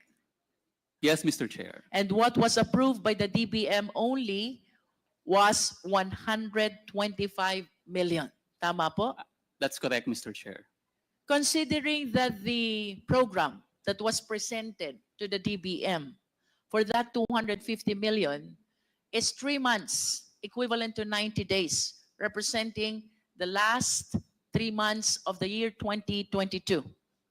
Tama po bang sabihin that with regards to the approved 125 million confidential fund, this is supposed to be spent for a period of 1.5 months, equivalent to 45 days, part of the last quarter of 2022. I cannot tell that the amount of 125 million must be spent for 1.5 months, ma'am. But at least, sir, if we will be basing it on the fiscal and financial plan, which presented the 250 million as expenses to be incurred for the last quarter of 2022, which is equivalent to 3 months or 90 days, if the DBM approved only 1/2, then it is reasonable to assume that 125 million representing 1/2 is supposed to be spent in 1/2 number of days of the supposed 90 days. And that is 45 days. Is that a reasonable interpretation?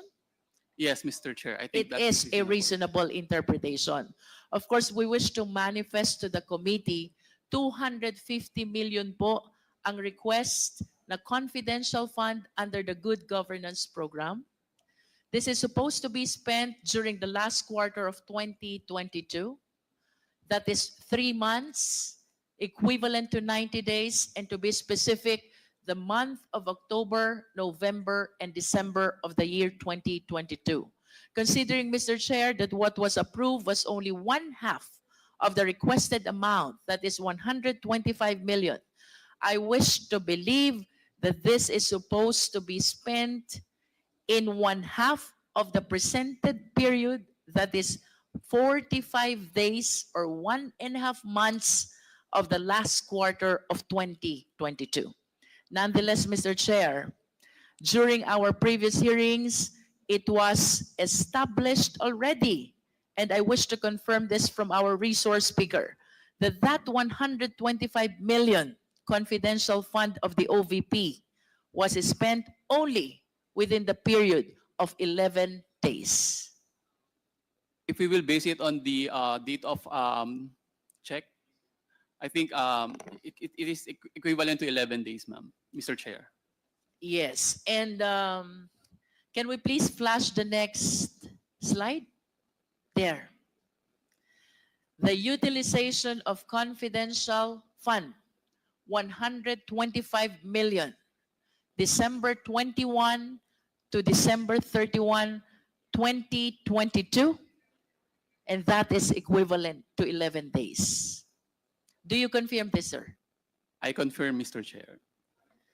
Now, let us look back to the 16 million portion of the 125 million confidential fund, which was used in the maintenance or rental of safe houses.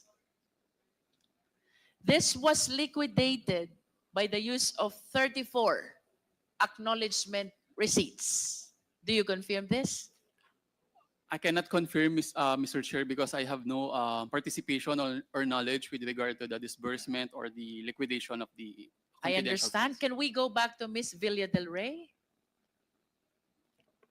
Ma'am, can we confirm that the 16 million portion of the 125 million confidential funds was liquidated by way of acknowledgement receipts, 34 acknowledgement receipts representing rental of safe houses?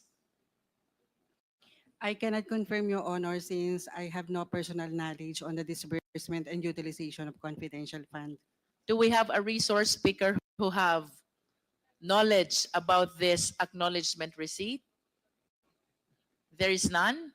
Nevertheless, Mr. Chair, let this representation manifest that the records show that the 125 million confidential fund was approved for the last quarter of 2022, and 16 million out of the same amount was liquidated by way of 34 acknowledgement receipts representing rental of safe houses. And I wish to further manifest, Mr. Chair, that the lowest amount among the 34 acknowledgement receipt is 250,000, which was spent for 11 days, representing the rental of 22,000 per day for the said safe house. The highest amount of acknowledgement receipt, Mr. Chair, is 1 million. And if we divide this into 11 days, that would mean that the rental per day for the safe house is 90,000, way higher than the luxury hotels as previously presented and established in our hearings, Mr. Chair. Mr. Chair, I wish to go back to Ms. Villa del Rey. Ma'am, doon po sa letter to the DVM for the request for augmentation fund, the purpose that was cited, safe implementation of various projects and activities under the Good Governance Program. Do you confirm this? I don't have knowledge of the request, Your Honor. I only have copy of the letter. Can we please flash again the fiscal and financial plan? At least Ms. Villa del Rey, please confirm it from the document from the office of the OVP. It says safe implementation of OVP. I cannot read anymore. Would you know, Ms. Villa del Rey, if during the time of Vice President Robredo, there is good governance program also? Yes, Your Honor. And under Vice President Robredo's good governance program, may kasama po ba doon na maintenance of safe houses? Wala po, Your Honor. Then can you please enlighten us? Bakit po dito sa good governance program ni Vice President Duterte, may nasamang maintenance of safe houses under confidential fund? I'm sorry, Your Honor. Wala po akong knowledge doon sa disbursement and utilization ng confidential funds. Nonetheless, Mr. Chair, I wish to manifest that although both Vice President Robredo and Vice President Duterte, Congresswoman Luistro, maybe we can ask Attorney Sanchez because I noticed that her name was included in that document. Ms. Sanchez, Attorney Sanchez, Yes, Mr. Chair, Your Honor. do you confirm that Vice President Robredo has good governance program also?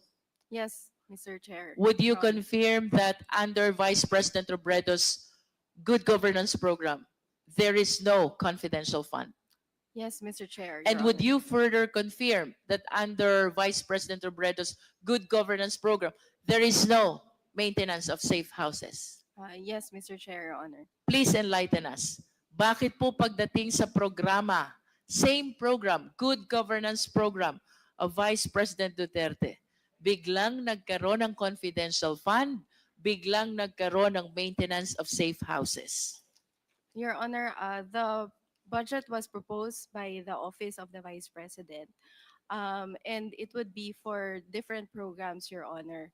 But as to the details, Your Honor, I do not have information on the specific details and items to be spent under the confidential expense. Would it Your be Honor. correct to say that the key officials of Vice President Duterte altered the menu of the good governance program of then Vice President Robredo?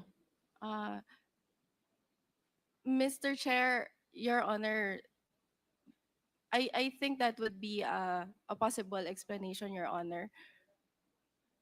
And are they really allowed to alter the program?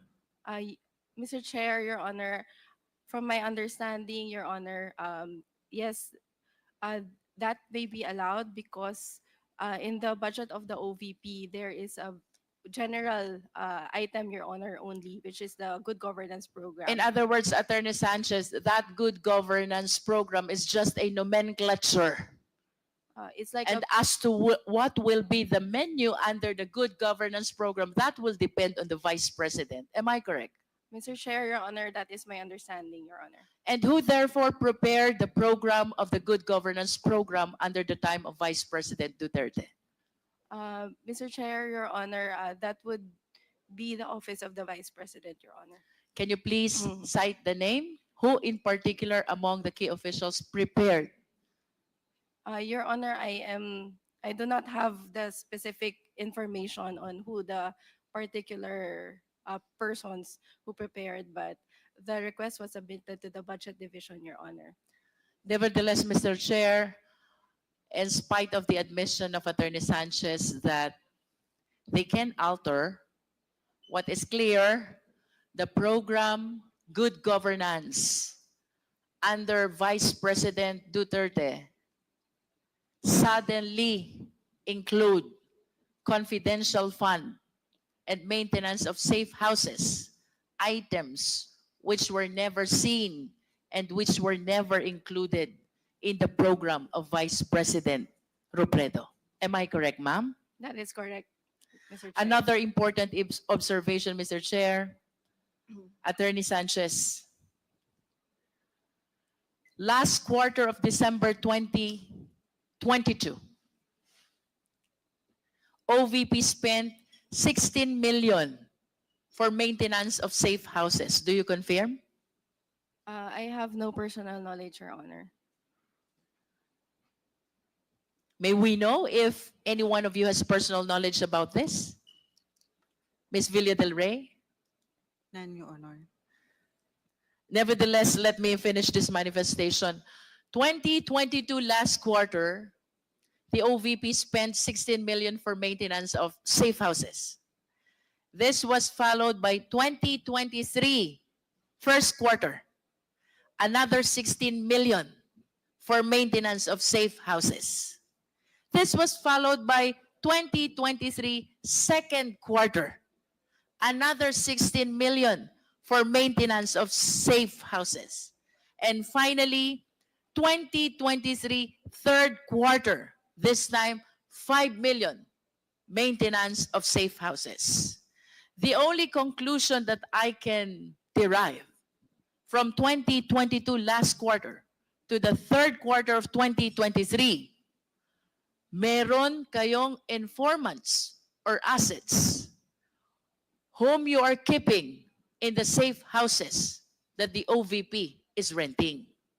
The question, however, is, why suddenly, pagdating ng last quarter ng 2023, wala nang expenditure for safe houses or not even for confidential fund? San po napunta yung informant at assets nyo which you have been keeping in your safe houses from the last quarter of 2022 to the third quarter of 2023? Yun po ba inabandon ng OVP? Yun po ba biglang nag-disappear?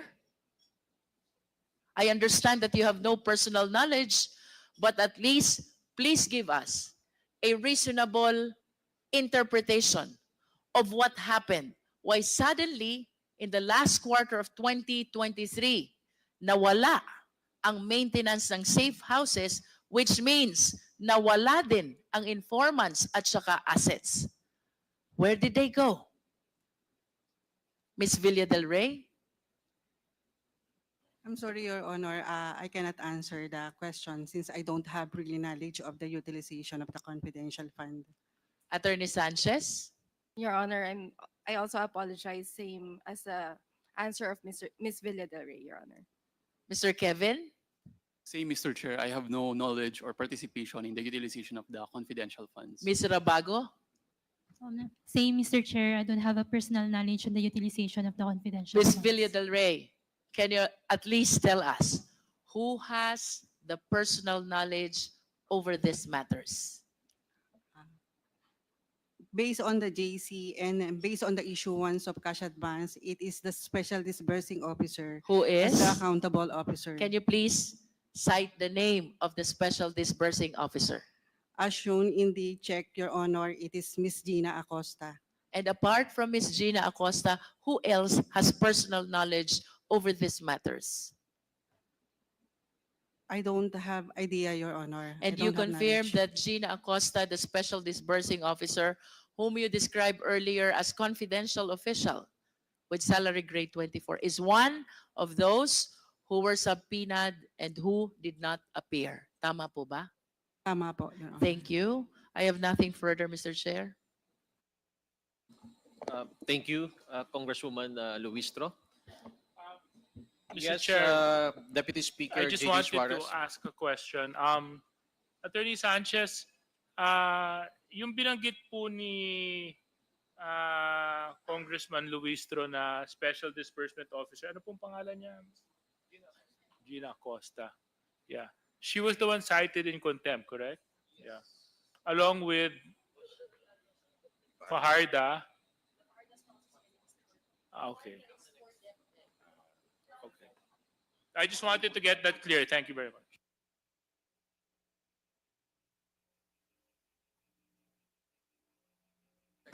Your Honor, may we please recognize the presence of Honorable Jonathan Kitty Flores from 2nd District of Bukidnon and Honorable Steve C. Solon from the Lone District of Sarangani. Thank you, Your Honor. Yes, the Chair would like to recognize the next interpellator, the Honorable Jefferson Konghun. You have the floor, please. Thank you, Mr. Chair. Mr. Chair, gusto ko pong i-direct ang aking katanungan kay Ginoong Jerome Tenedo. Good afternoon, Mr. Chair. Good afternoon po. Bilang eksperto po no, sa budget and planning, budget preparation, familiar po kayo sa estimation at forecasting ng mga budget. Kumbaga, i-request mo yung budget, nagre-request ka ng budget na kaya mong i-utilize, tama po ba? That's correct, Mr. Chair. So pag nag-request ka ng budget for 1 year, kaya mong siguraduhin na ito kayang-kaya mong i-utilize ng 1 taon. Should be, Mr. Chair. Okay. So pag nag-request ka naman ng 1 quarter, ng 1 quarter, yung in-request mo rin, kaya mong i-utilize sa 1 quarter. Should be, Mr. Chair. Okay. Mr. Kelvin, ano ang trabaho mo sa OVP? Isa po akong budget officer. Involved po ako sa paggawa ng budget proposal during budget proposal submission to DBM. And then during budget legislation sa mga hearing po ng Committee on APRO, gumagawa din po kami ng documents to be ready documents for the hearing. Okay. Kanina may tinanong si Congresswoman Jinky kanina. Yes, Mr. Chair. Yung na-alter, no? Kasi sinabi kanina, walang budget, no? Walang nakalagay na budget para dun sa confidential fund o maintenance, no? Ng mga safe houses nung panahon ni VP Robredo. Tapos nung naging si VP Duterte na nagkaroon na ng budget for maintenance ng mga safe houses. May kinalaman ka ba sa bilang budget officer? May kinalaman ka ba sa paglalagay ng budget na ito? Specifically for safe houses, wala po, Mr. Chair. Di ba sa'yo dumadaan lahat, lalong-lalo na pag mga request ng mga budget? Siyempre may kinalaman ka sa paglalagay ng menu, pagdagdag ng menu, no? Sa budget nito. That's correct, Mr. Chair. But in general sense po yung naging nakalagay sa letter as confidential expenses or confidential fund, wala pong breakdown na merong maintenance of safe houses. So yung nakalagay sa budget ng OVP na nakalagay doon is maintenance for safe houses. Wala kang kinalaman dito? Hindi ikaw ang naglagay dito sa inyong budget proposal? Yes, at the time of submission of request, wala pong ganung specific na expense type or need, sir. So paano to nailagay sa budget ng OVP kung hindi dumaan sa inyo? Yung maintenance ng mga safe houses. Sir, Mr. Chair, the maintenance of safe houses is part of the confidential expenses. Yung umbrella term na confidential expense po, yung naging part ng letter. However, doon sa letter, hindi na po nakaspecify ano po yung mga menu or items under confidential expenses na paggagamitan ng confidential fund. Sino ang naglagay ng menu na ito? I have no knowledge po, Mr. Chair. Okay. Mr. Kevin, no, responsibility niyo din sa bilang budget officer na mag-flag down no, ng mga deficiencies or flaws. Pag meron kayo nakikita sa budget implementation ng OVP, tama po ba? That's correct, Mr. Chair. Sa paggastos ng mga pondong natanggap din ng OVP? That's correct, Mr. Chair. May mga napansin ka bang irregularidad sa paggastos ng 125 million confidential fund ng OVP? Wala po, Mr. Chair. I have no knowledge with regards to utilization. The budget division is mainly involved on the early phase po on the request of cash advance for confidential activities. So wala kang alam, lalong-lalo na sa kung paano ni-utilize? Yes, Mr. Chair. Kay Madam Rosalyn Sanchez, di ba po kayo ang pumipirma ng cheque? Kasama po kayo sa pumirma ng cheque? Mr. Chair, Attorney Sanchez, you're Yes, recognized. yes, thank you, Mr. Chair. That is correct, Your Honor, Mr. Chair. So, tingin niyo po ba hindi kasama sa inyong trabaho na tignan kung ang mga pinipirmahan niyo pong cheque, naayon po ba o tama ang paggastos? Mr. Chair, Your Honor, at the time that the cash advance is issued, there is still no utilization yet. So nangyayari po yung issuance ng check at the start. So yung utilization phase po, hindi na po covered ng signature ko on the check, Your Honor, and also under the joint circular, Your Honor. It is not also part of my duties and responsibilities, Your Honor. So hindi ka nagtataka kung paano pamamaraan ginamit yung mga cheque na pinipirmahan mo? Mr. Chair, because I do not have knowledge as to how it was spent, I am not in a position also para po magtaka, Your Honor. Okay. Mr. Tinedo, Yes, Mr. Chair. pumipirma po ba kayo ng Pumipirma po ba kayo ng yung tinatawag nating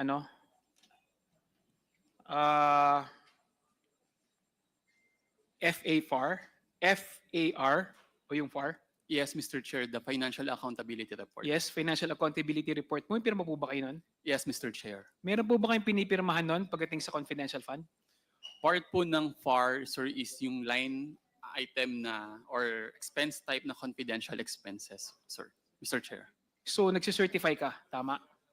Certified correct po na may pondong nilaan sa OVP para sa confidential expenses at may pondo rin po na inobligate for the cash advance ng confidential activities. So, wala rin itong kinalaman sa paggastos? Yes, Mr. Chair. Kung tama ang paggastos? Correct, Mr. Chair. Okay, thank you.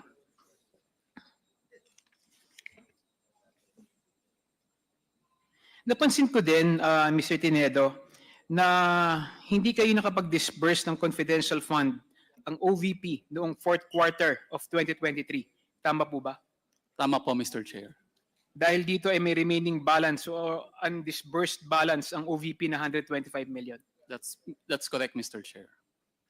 Mr. Tinedo, kung tama ang budget planning at forecasting na isinasagawa ninyo para sa 2023 budget ng OVP, meron kayong inalot na 500 million na confidential fund for the entire year or 125 million each quarter. Hindi ba kailangan ng Office of the Vice President ang pondo na ito para sa fourth quarter? Based po dun sa aming report, wala na pong sinabmit na request for cash advance for the fourth quarter. So hindi na po namin na-utilize or na-obligate yung remaining 125 million for fiscal year 2023 last quarter. Hindi ka ba nagtataka kung bakit first, second, and third quarter may request na confidential fund ang OVP sa kanyang paggastos, lalong-lalo na para sa mga warehouse and safe houses. Pero pagdating ng fourth quarter, bigla itong nawala at hindi na ginamit ng OVP ang kanyang budget for confidential fund? Hindi ba nakakapagtaka yun? Nakakapagtaka po, pero during the reporting po namin internal, binabanggit po namin periodically na may remaining pa na 125 million na available for the last quarter. Bakit ka nagtaka?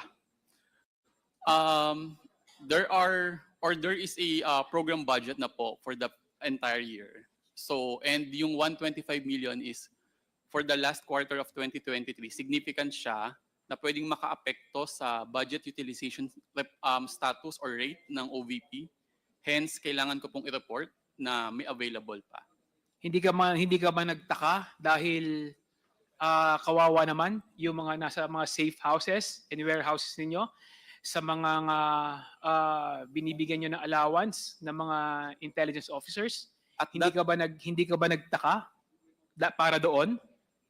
At that time, Mr. Chair, wala po akong idea or knowledge kung paano ginagamit yung confidential expenses except those items na nakalagay sa joint circular. So, wala po akong basihan para pagtakhan kung paano yung mga safe houses, mga assets. Tingin ko, may alam ka rin ba kung ano na nangyari sa mga rewards and supplies for the informants? Kung ano nangyari sa kanila? So I guess wala ka rin alam dito. Yes, Mr. Chair, wala po akong knowledge. Alam mo, Mr. Tiniedo, tingin ko, isa lang ibig sabihin nito, no? Dahil hindi dire-diretso yung pag-utilize ng pondo ng OVP ng kanyang confidential fund. Ang isa lang na ibig sabihin nito ay walang totoong programa na pinaglalaanan itong confidential fund. Kung kaya walang sinusundan na logic or forecasting ang budget para dito. At wala ring epekto sa ahensya na hindi nila nagamit yung kanilang confidential fund. Tingin mo po pwede ko bang i-ano yun? Isipin yon? Sir, as part of OVP, may mga activities naman po yung OVP sa mga projects and programs. However, insofar as confidential activities is concerned, wala pong knowledge yung budget division. Lahat po kami doon. Kung paano ginagamit ang confidential funds. Okay. Alam po ninyo, sa isang opisina, imposible pong hindi kayo nakakapagkwento-kwentuhan kung paano nyo nagagamit, no, ang isang pondo. Dahil alam naman natin lahat kayo nakapirma dito. At obligasyon ninyo na siguraduhin na yung confidential fund ay nagagamit sa tamang pamamaraan. So, parang hindi ka paniwala na talagang wala kayong idea kung paano ito na-utilize, no? Kasi syempre lahat 'yan, you affix your signatures. At kahit paano, responsable kayo sa kung saan paano ito nagagamit. Lalong-lalo na ikaw, Madam Rosalyn Sanchez, yung iyong pirma ay nasa cheque.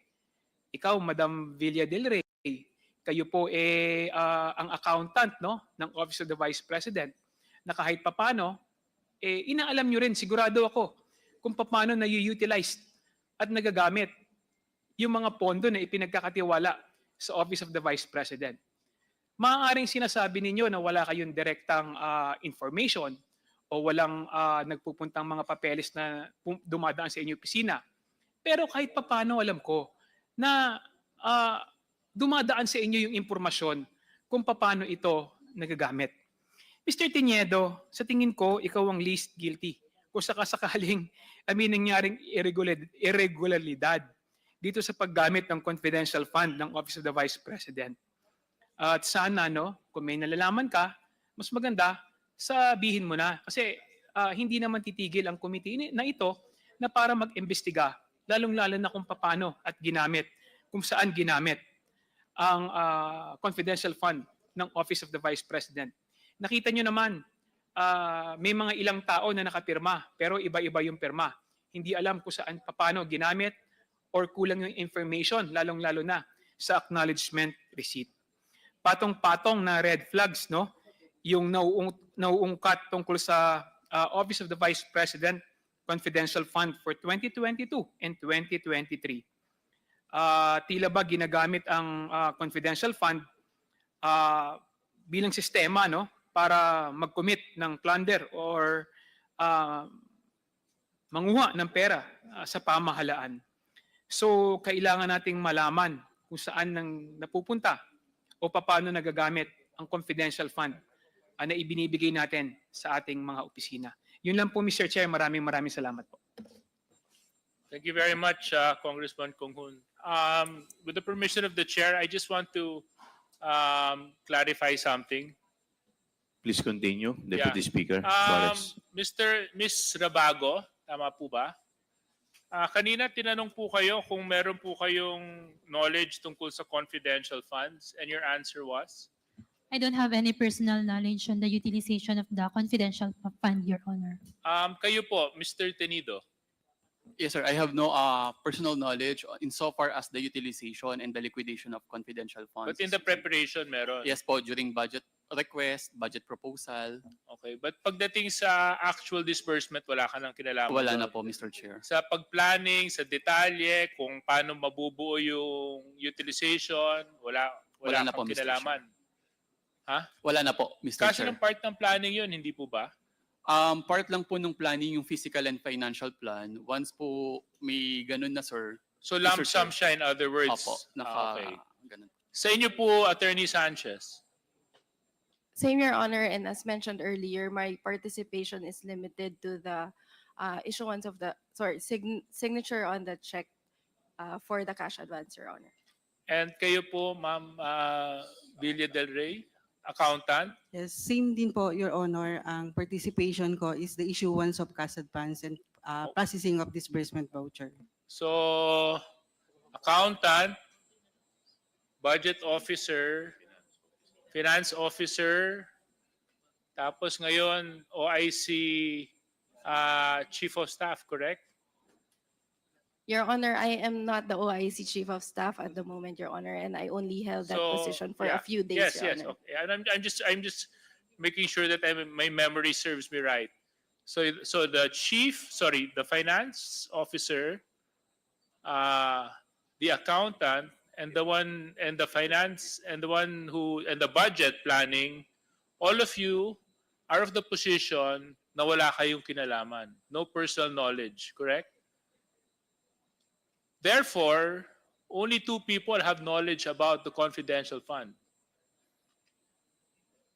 The Special Disbursement Officer and the Vice President. Is that correct? Please answer, Attorney Sanchez. Mr. Chair, based on the documents, Mr. No, Chair, it's a yes or no, ma'am. Is that correct? I cannot say, Your Honor, because as I mentioned, I do not know the details of the confidential fund. So No, I okay. do not have information on who has knowledge. Ma'am, okay. You're starting not to make sense. The question is simple. Kanina sinabi ninyo, pagdating sa liquidation, wala kayong kinalaman. Ang bahagi ninyo nandito sa planning and documentation proper. But sa actual liquidation at utilization, wala kayong kinalaman. So ang tanong ko, sino ang may kinalaman dito? O may alam dito? Kayo ang finance and administrative officer. You have full knowledge and control over the operations of the Office of the Vice President. That is part of your responsibility. Now, my question is, who has knowledge and information on this? Mr. Chair, in terms of knowledge and control over the operations of the No, office. ma'am. When it comes to the confidential funds, my question is, who has knowledge over this? When it comes to the confidential fund, Your Honor, it should be the Special Disbursing Officer, Your Honor. And that would be Ms. Gina Acosta, Your Honor.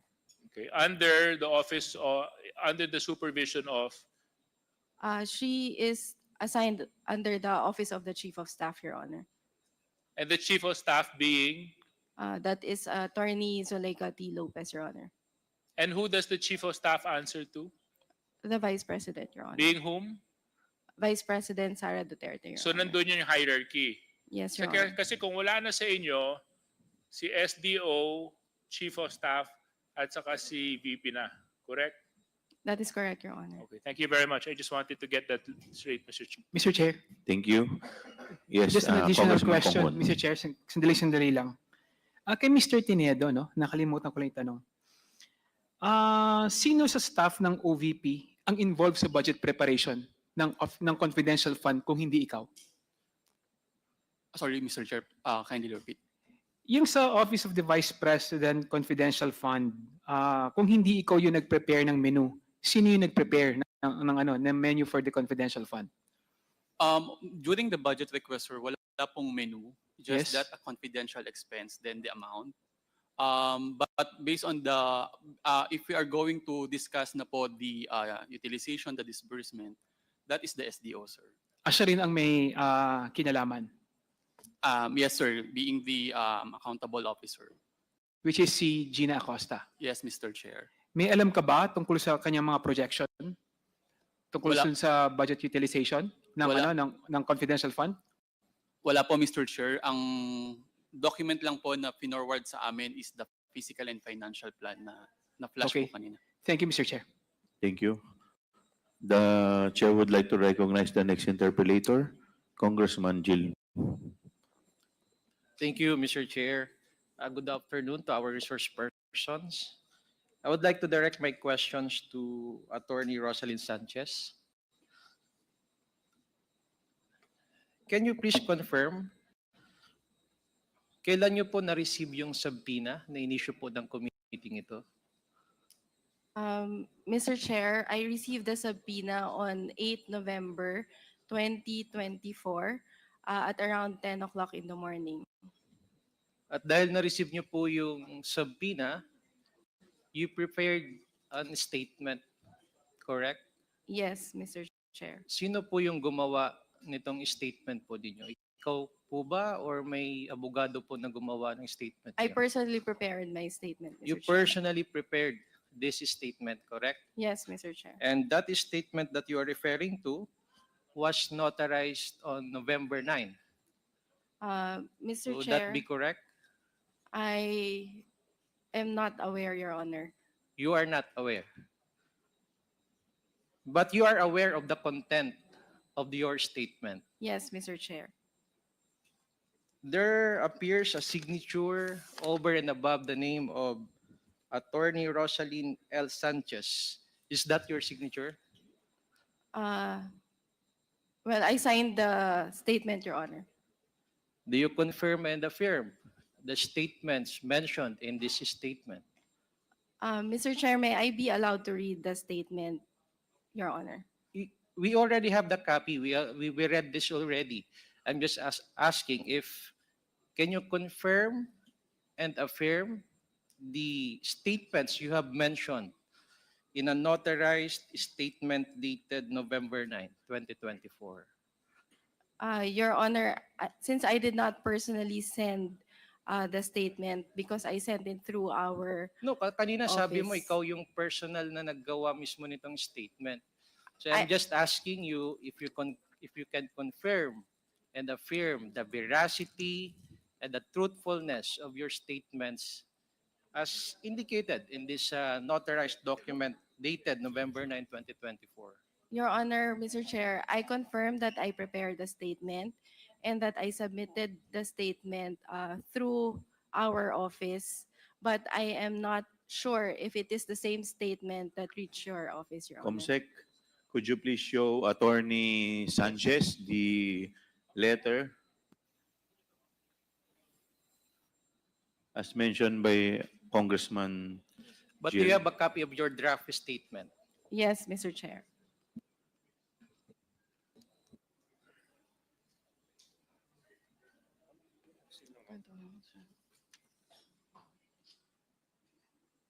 Parang lumiit.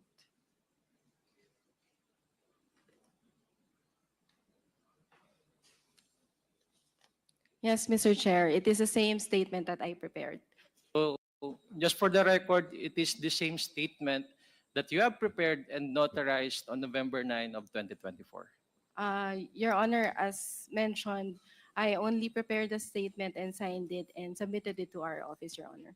Anyway, Mr. Chair, I will not belabor anymore on the statement. I would just like to ask the committee secretary to flash on the screen the organizational chart of the Office of the Vice President.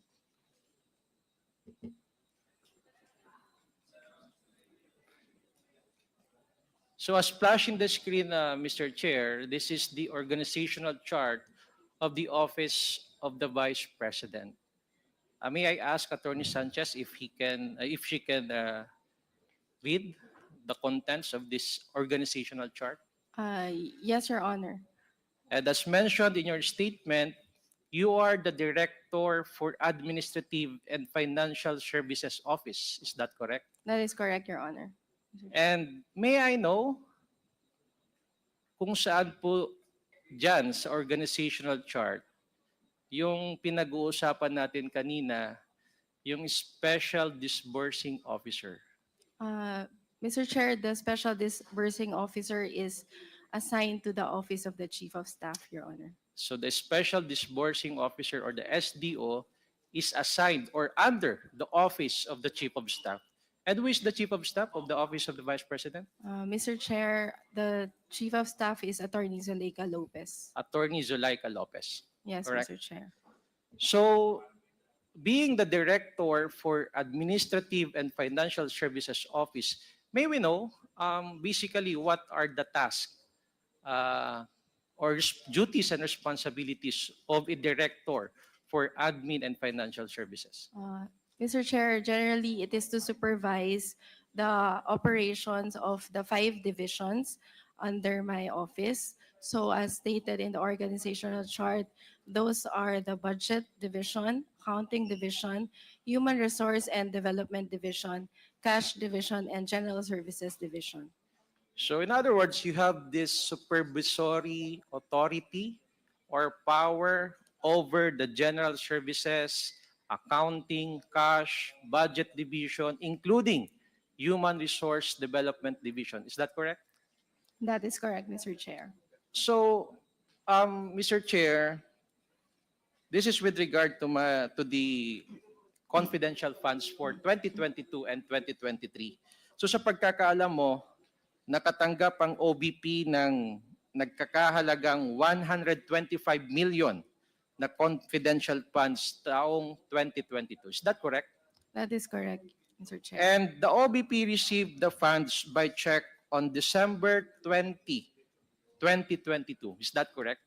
The OVP released the check, Mr. Chair. On December 20 On December of 2022. Yes. Correct? Yes, Mr. Chair. Comsec, may I request to flash on the screen the copy of the check?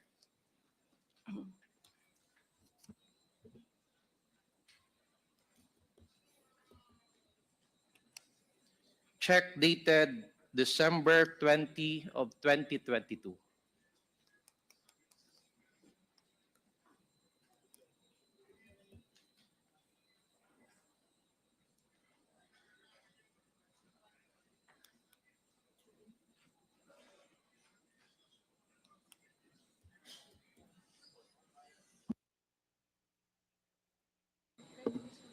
Sure. Your Honor, we're having technical difficulties, but may I please recognize Senior Deputy Speaker Honorable Aurelio Dong D. Gonzales Jr. from the 3rd District of Pampanga and Vice Chairperson Honorable Janet L. Garin from the 1st District of Iloilo. Thank you, Your Honor.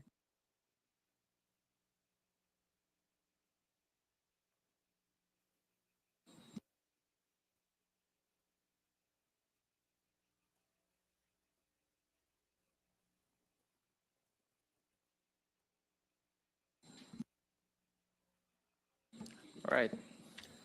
Let me continue. Mr. Chair, as flashed in the screen is the check, land bank check dated December 20 of 2022. And it appears in that check 2 names, namely Rosalyn Sanchez and Lemuel Ortonio. Is that correct? That is correct, Mr. Chair.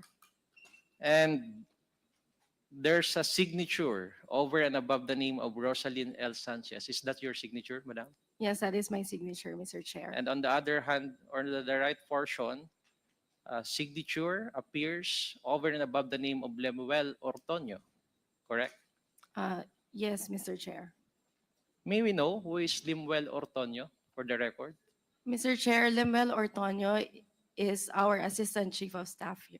Assistant Chief of Staff. Yes, Mr. Chair. So basically, based on the diagram or the organizational chart that we have shown a while ago, you are under the Assistant Secretary or the Assistant Chief of Staff in the person of Lemuel Ortonio, correct? Yes, that is correct, Mr. Chair. And you and Lemuel Ortonio are both from OVP, correct? Yes, Mr. Chair. So other than this check, nakatanggap din ng OVP ng cheque na nagkakahalagang 125 million na confidential funds noong first quarter ng taong 2023. Yes, Mr. Chair. And can we also show on the screen the check dated January 31, 2023 for reference? So that is the check. Can you confirm that that was the check that you are referring to? Yes, Mr. Chair. And in the same manner, your name appeared in that check and your signature appeared in that check, correct? Yes, Mr. Chair. Likewise, Mr. Chair,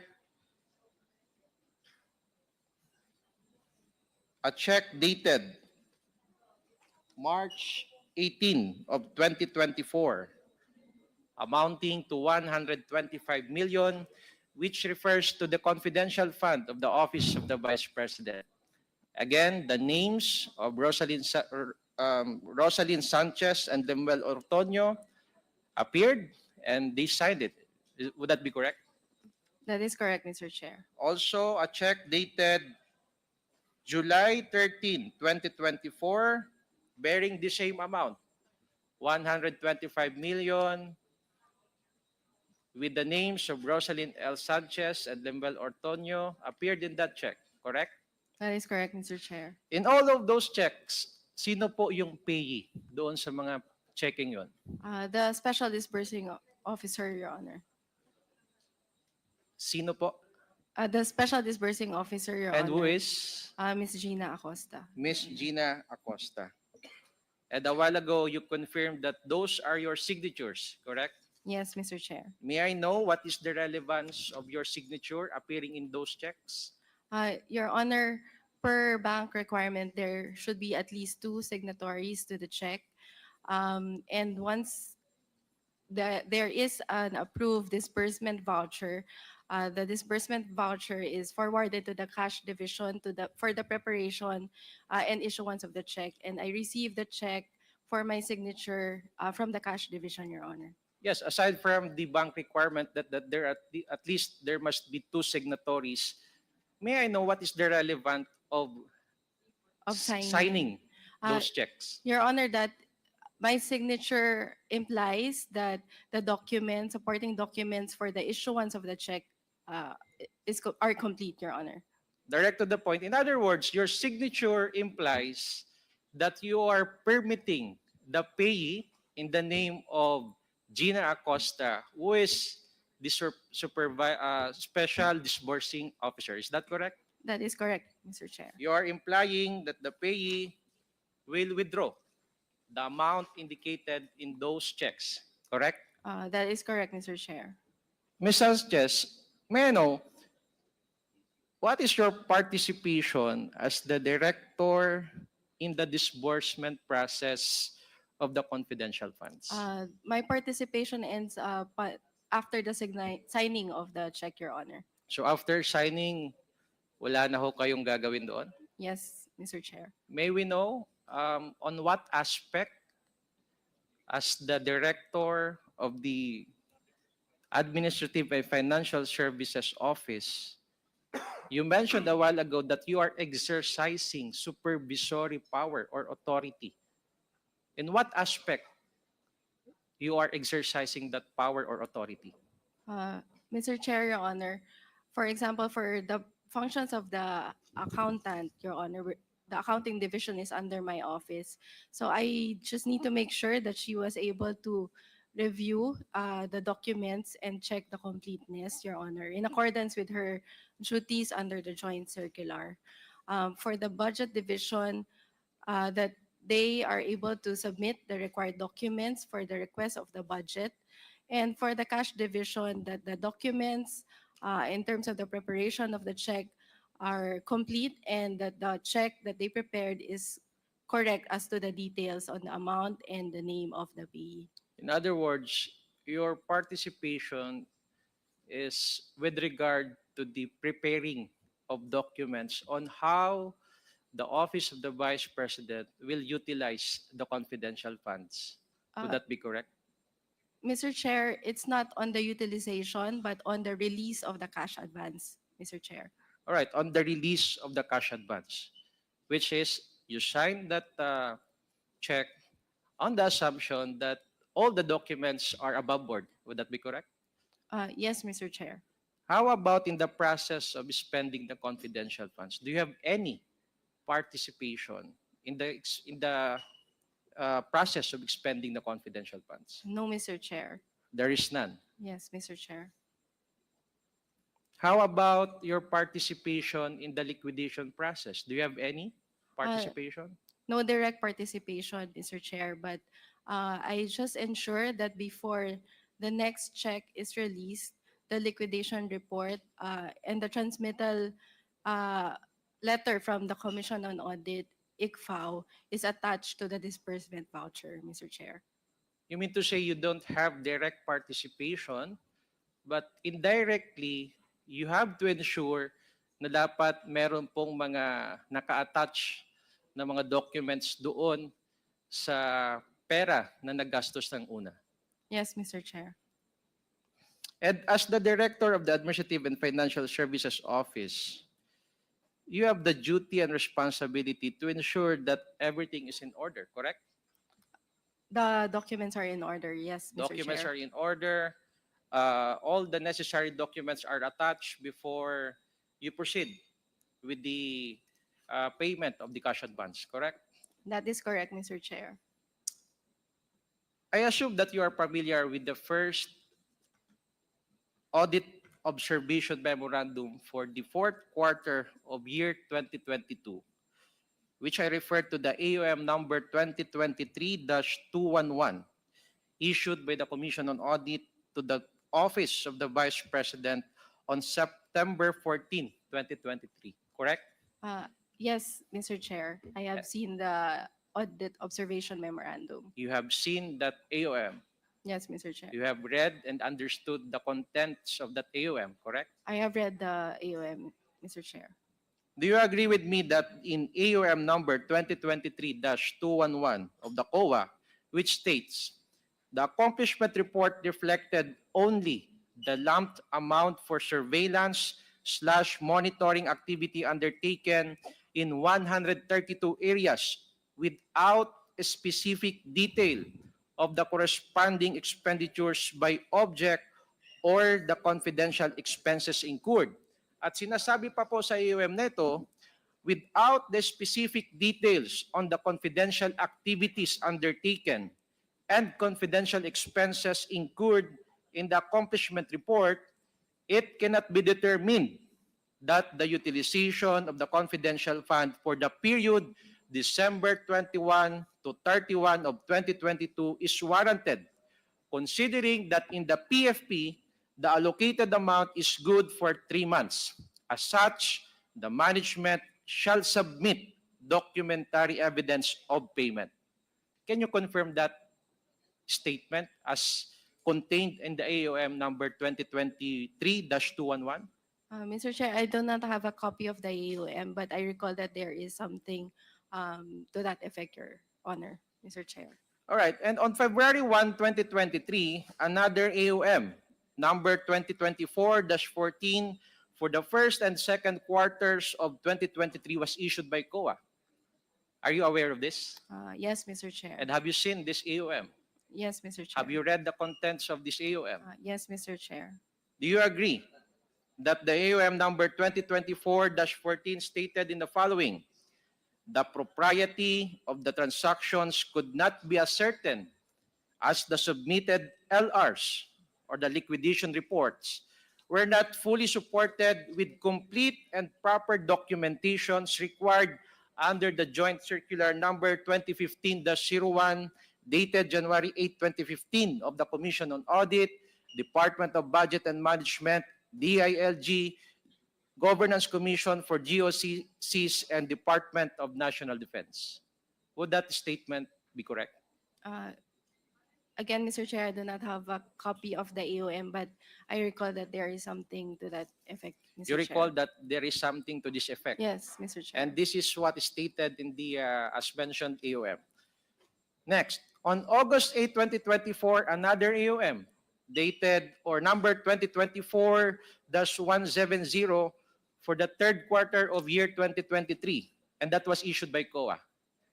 Have you seen Yes. the contents of this AOM? Yes, Mr. Chair. Have you read and understood the contents of this AOM? I have read the contents, sir. Do you agree with me that in the said AOM, it stated also the propriety of the transactions could not be ascertained as the submitted liquidation reports were not fully supported with complete and proper documentations as mentioned or required under the joint circular?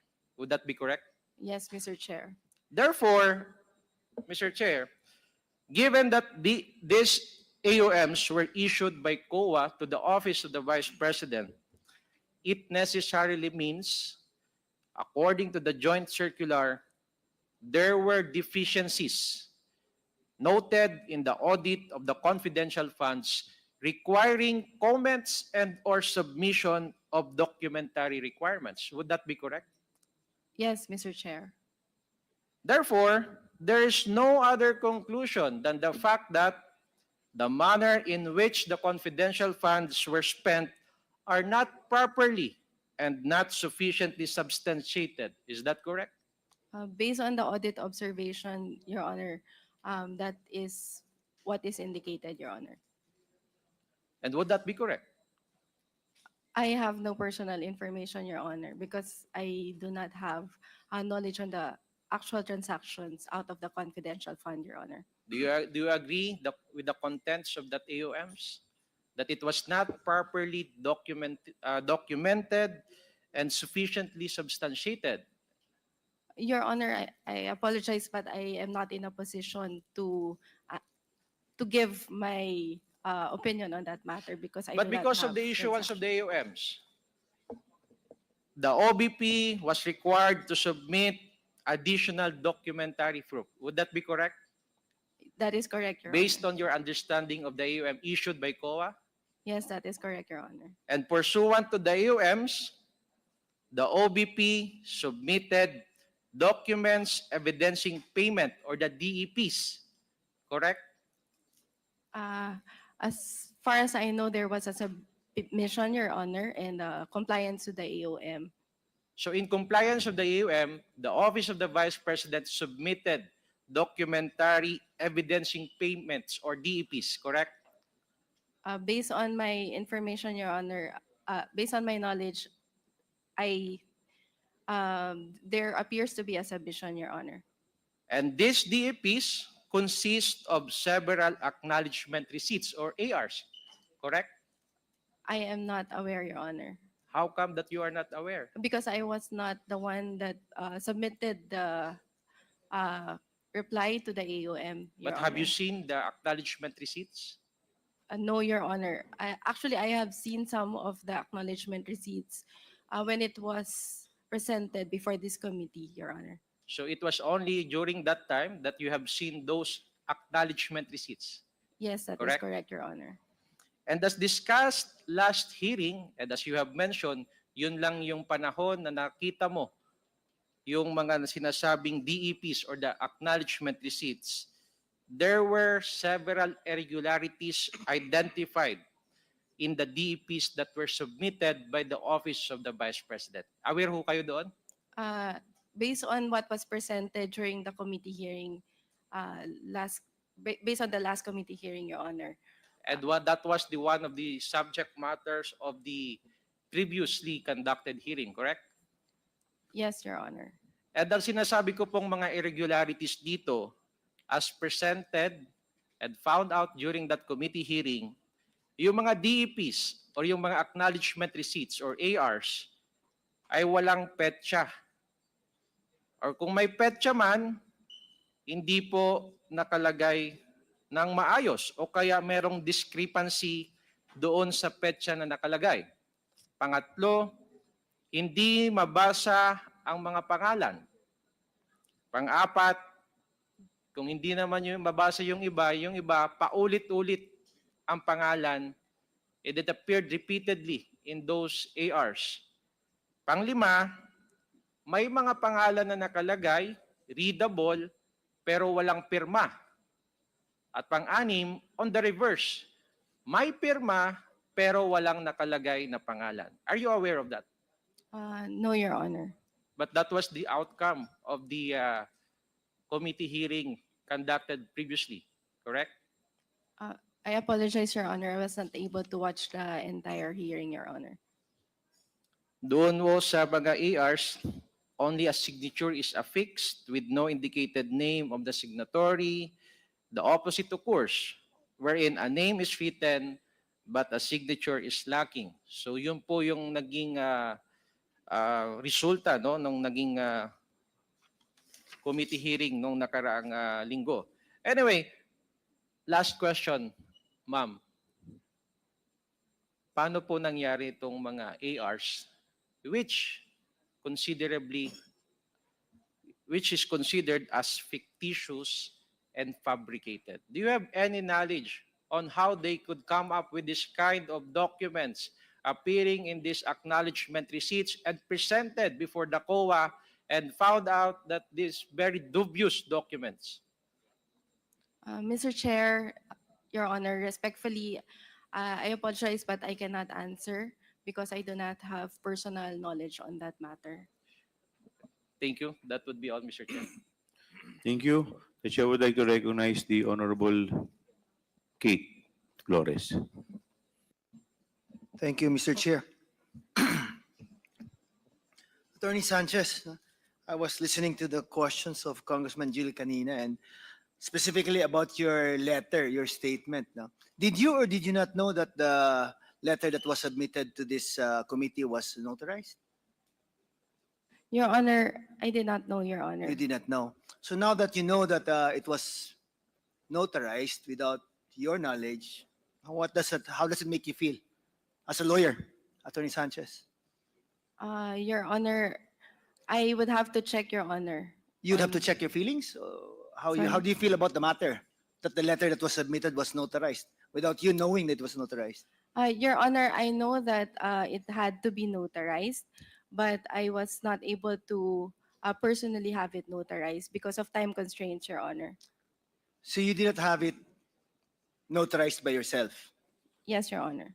So isn't the notarization, doesn't it state that you personally appeared before this notary public, etc., etc.? Your Honor, as I mentioned, I did not have it personally notarized. Kaya nga, Your my question is, as a lawyer, how does it make you feel? Honor. Or what is your thoughts about the matter? I would need to check, Your Honor. You need to check on how you feel. And All no, right. I Your got it. Honor, I got it, on Attorney how Sanchez. it got notarized, Your Honor. Yeah, thank you. Now, in your statement, you said, dated November 9, no? Na the documents that you submitted contain the names of the beneficiaries of the programs of the different programs of the Office of the Vice President, correct? Yes, Your Honor. It contained the names and the details of these persons who received help from the Office of the Vice President. That is correct, Your Honor. And there were a lot of programs mentioned in the Office of the Vice President, di ba? And very good programs din. Parang namimigay din ng ayuda yung Office of the Vice President. We provide assistance, Your Honor. Yeah, kaya nga, in the form of an ayuda. or something. Various forms, Your Honor. Right. Now, one of this is the medical assistance program, correct? That is correct, Your Honor. Another is the rice food bags. Yes, Your No? Honor. And sa sinabmit ninyo na 2023 budget accountability report, you indicated that there were about 977,615 beneficiaries of the different programs of the Vice President, Yes, Your Honor. most of which were the libreng sakay. Yes, Your Honor. How did you account for the libreng sakay in the first place? No? Did you count how many people rode the jeepneys? Yes, Your Honor. We require the conductors to submit trip reports. So for every trip, they have a ticker as to the number of passengers that rode the bus, Your So Honor. that is the bulk of the beneficiaries, no? Yes, Yung Your Honor. libreng sakay. Okay. Now, ang medical assistance, like, are you familiar with how the medical assistance are given by the Office of the Vice President? Yes, Your Honor. So you are. Is there a limitation as to how much one can get in terms of medical assistance? We have a tier, Your Honor. Tier, And okay. it depends on the nature of the assistance So, being requested, Your Honor. To determine the nature of the assistance needed, specifically the medical assistance, you would need to interview the patient or the person asking for medical assistance. Yes, Your Honor. So do you have in the employ of the Office of the Vice President social workers Yes, Your Honor. who does the interviewing? Some social workers, Your Honor, but Some there social are workers. other employees who are non-social workers, Your Honor. Okay, now the medical assistance is given in the form of cash or goods? It's in the form of guarantee letters, Your Honor. Guarantee letters to another government agency. No, Your Honor. It can be a government hospital, but can also be private hospitals and pharmacies and other medical service providers, Your Honor. So let me understand it. you give a guarantee letter to, example, patient A is asking for 10,000 pesos, and after interviewing, parang you find out that they're qualified to get this kind of amount. So you give a guarantee letter addressed to the hospital where he or she is being admitted, that the office of the vice president will pay for this amount or will Yes. cover this amount. Yes, Your Honor. That's correct, right? Yes. How about in terms of medicines or something like that? We also give, for 2023, Your Honor, we provide the medicines, Your Honor. But So for, actual medicines na. yes, Your Honor. So they bring, they give you parang prescriptions, and then ang ibabalik niyo sa kanila are actual medicines that they need. Yes, Your Honor. Wow. But then again, when you report this in your budget accountability report, you indicate how much or ilang magkano ang value ng medicines na binigay niyo to this particular patient. Yes, Your No? Honor. So, in this report, you indicated that there were about 95,756 na nakatanggap ng medical assistance. Sorry, Would that can be we- a fair statement or an accurate statement, Attorney Sanchez? Your Honor, can we see the presentation again, Your Honor? Sorry. Table number 16. Do we have a slide of the table number 16? Yung, yes, that one. 95,756, Your Honor. Would that be correct? Yes, Your Honor. So now, 95,756 ang binigyan niyo ng medical assistance, and the total amount given for medical assistance was about 998,279,054 pesos. It's almost 1 billion pesos. Would that also be correct? I will confirm, Your Honor, if that amount includes the burial assistance. Can anyone of the persons invited confirm the amount?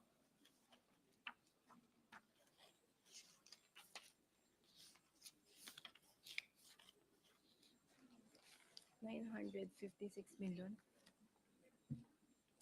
1,044,000. Your Honor, based on the annual audited report, the amount disbursed for both medical and burial assistance programs, Your Oh, Honor. just medical assistance. Yeah. For medical assistance.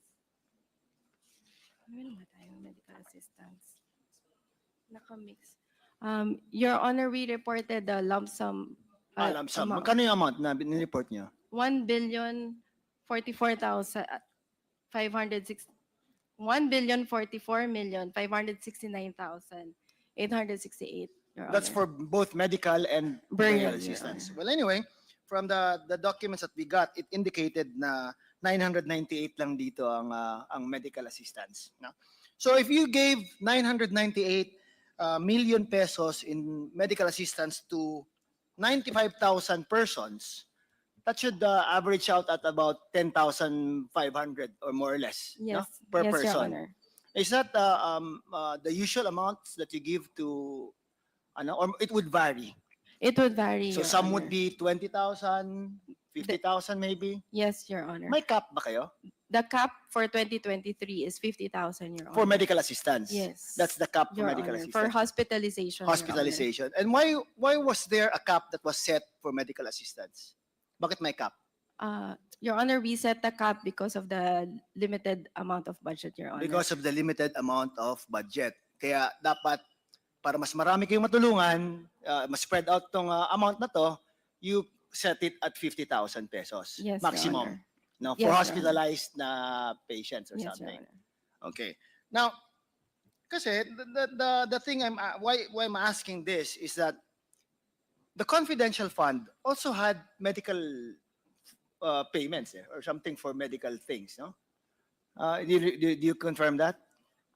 Your Honor, I have Medical and ano ba yung sinasabi nila? Purchase of provision of medical and food aid ang sinasabi to justify the expense. So that was the documents that the office of the vice president submitted. And in one of this tulong na binigay nila in terms of purchase of provision of medical and food aid is in the amount of 1 million pesos. No? So if the theory supposedly was that we are to cap the medical assistance at 50 para mas marami yung matulungan, bakit may isang medical assistance na umabot ng 1 million pesos? Okay, if we can show the acknowledgement receipt, no? Para mapakita natin yan. February 6, 2023, 1 million, no? Provision of purchase of provision of medical and food aid. So di ba it defeats the purpose na so akala ko nga kinakap nyo at 50,000 para mas marami yung matulungan nyo. Bakit dito 1 million isang tao lang? Would you know the reason for that, Attorney Sanchez? I'm sorry, Your Honor, but I do not have information on that. Okay, now in the regular program din na ito, rice food bags. How much is given to each beneficiary sa rice food bags?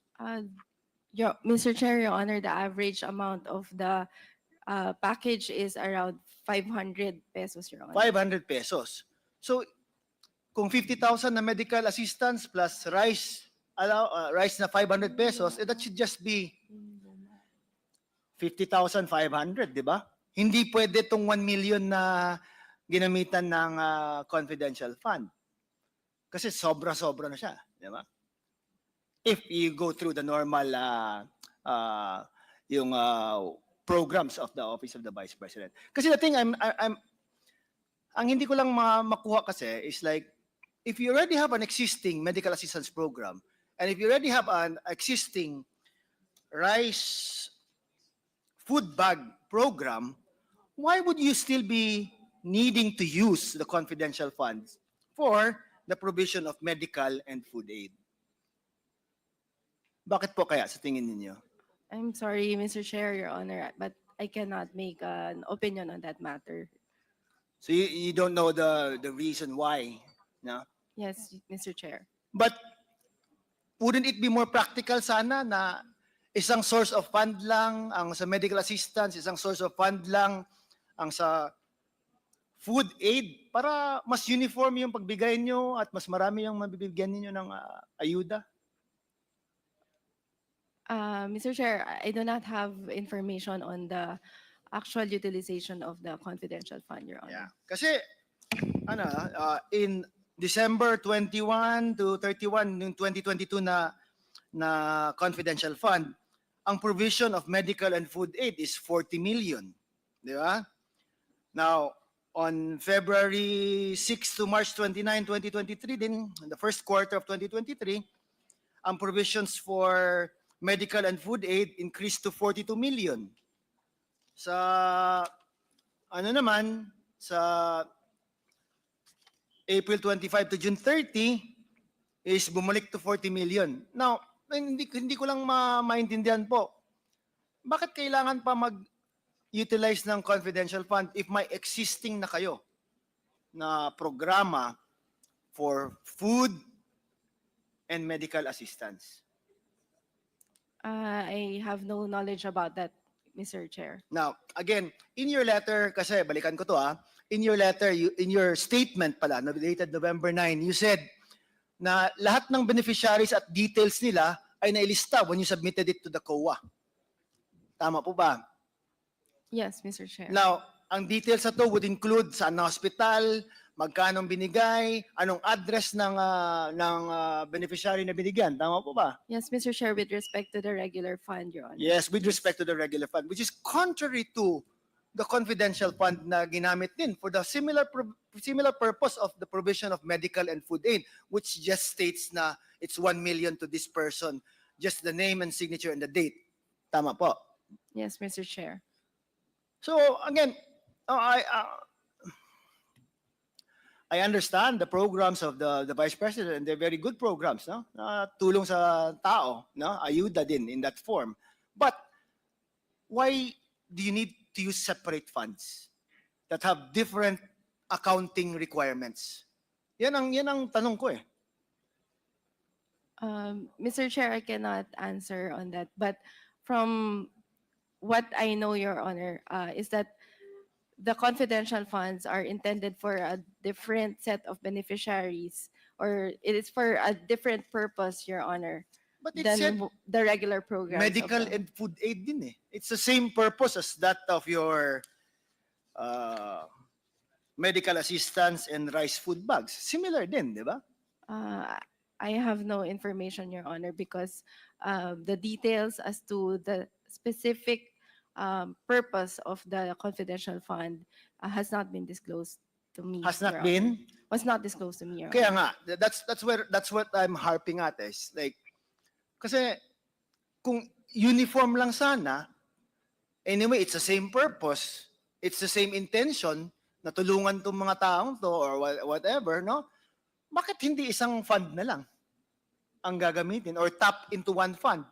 Anyway, in the regular program, you said kanina na may social workers kayo who will be interviewing these people, di ba?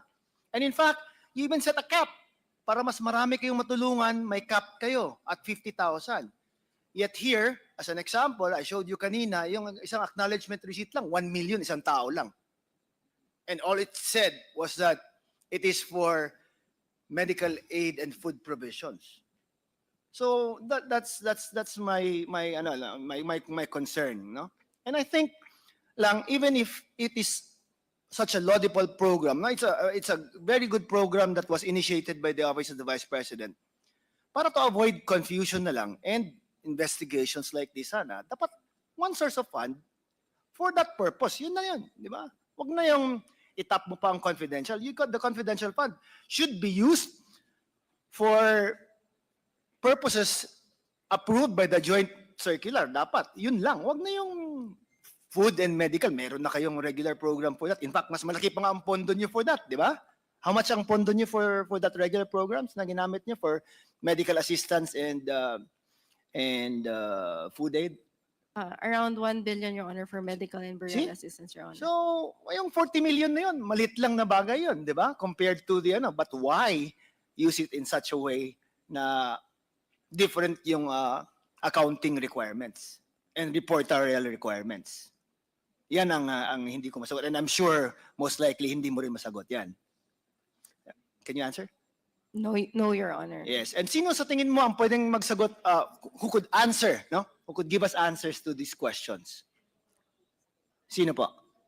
Your Honor, as to the actual disbursements of the fund, that would be the special disbursing officer, Your Honor. How about as to the reason as to why two separate funds were used? Who should have answered this? Bakit confidential ang isa? Bakit regular fund ang isa? Your Honor, the fund was requested by the Office of the Vice Kaya President, nga, Your Honor. I'm questioning who would be the person in the best position to answer why it was separated pa. Your Honor, the head of the agency, Your Honor. And who is that head of agency? Vice President Sara Duterte, Your Honor. Thank you, Attorney Sanchez. Thank you, Mr. Chair. Thank you, Congressman Flores. The chair would like to recognize Congresswoman Mika Swansing. Thank you very much, Mr. Chair. Mr. Chair, I would like to direct my first set of questions to Attorney Sanchez. Attorney Sanchez, I would just like to reiterate some of the questions my colleagues asked a while ago. Nakalagay po, you signified that the signature on the statement is yours and it was duly authorized. But you had no knowledge that it was notarized. Is that correct, Attorney Sanchez? Yes, Your Honor. Opo. Siguro on this po, I will not belabor the point, but I would just like to second what Kong Roj spoke about earlier. Kasi pati po dito makikita natin ang nag-notarize po noong inyong statement ay si Attorney Rochelle Abella. Which to me is very interesting, Mr. Chair, because one, she's already operating outside of her area of jurisdiction, which actually kind of renders the notarization invalid. But second po, apart from like official OVP DepED documents, it seems like she's also handling personal notarizations, like notarizations of personal documents for all of the employees of OVP and DepED without the employee's knowledge. So mukha pong, Mr. Chair, I would leave it, I would defer it to the judgment of the committee as to whether we should also call on Attorney Rochelle Abella to answer some of the questions because it seems like she's certifying, notarizing a lot of the documents that are being covered in this committee, Mr. Chair. But I would just like, Mr. Chair, I will defer that to the committee as to whether we want to invite Attorney Rochelle Abella. Just an interjection, Mr. Chair. In line with the statements of Congresswoman Mika, Mr. Chair, can I move that we invite Attorney Abella? There's a motion to invite Second, Mr. Chair. Attorney Abella, duly seconded. Is there any objection? Hearing none, the motion is carried. Thank you very much. Mr. Chair, interjection. Yes, Congressman Jill. Attorney Sanchez, you mentioned that you have no knowledge that the statement was notarized, correct?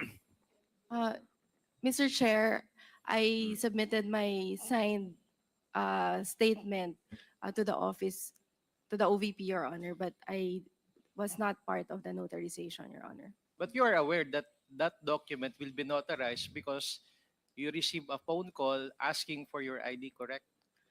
I was aware that it would be notarized, but I was not aware if it was actually notarized, Your Honor.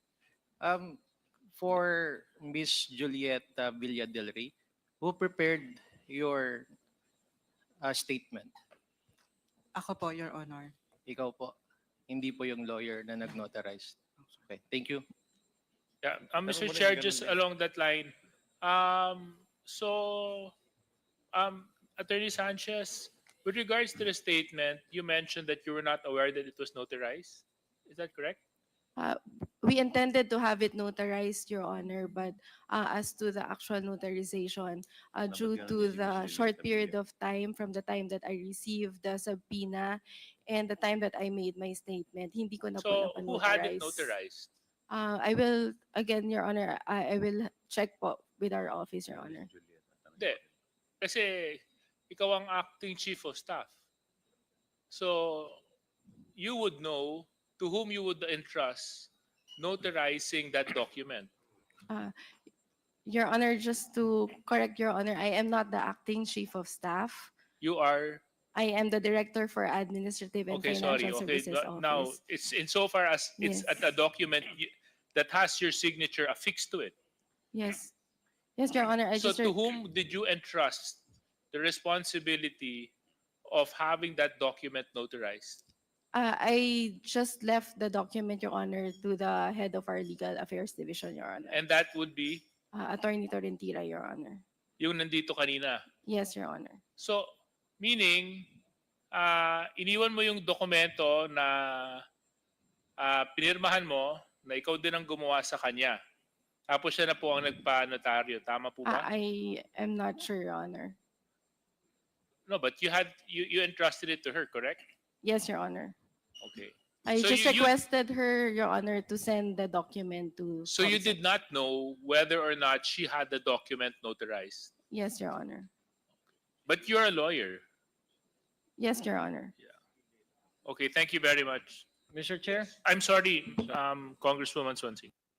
Thank you very much, Mr. Chair. Mr. Chair, I would also, maybe one question that's also playing in my mind is given that they all seem to be centralizing the submission of all of these documents, baka meron pong filter, baka meron pong nagre-review ng lahat ng mga statements nila as to whether it's allowable, if I may use that term, na pwede pong i-release. So yun lang, Mr. Chair. I don't know as well why the officials of the OVP are barred from sending directly to the committee because that's also an avenue that they have. They're given the contact details, the email address of the committee as well, so they could have easily sent it directly, Mr. Chair. But just wanted to highlight that, Mr. Chair, before I move on to my questions. Attorney Sanchez, given that you've manifested to the committee that you've drafted your statement word per word, I would like to ask specific questions on some of the statements that you made. The first point that I would like to quote was your statement saying, for the years 2022 and 2023, the OVP has received unmodified or unqualified opinions in COA's annual audit reports. An unmodified or unqualified opinion is considered as the best rating given by COA.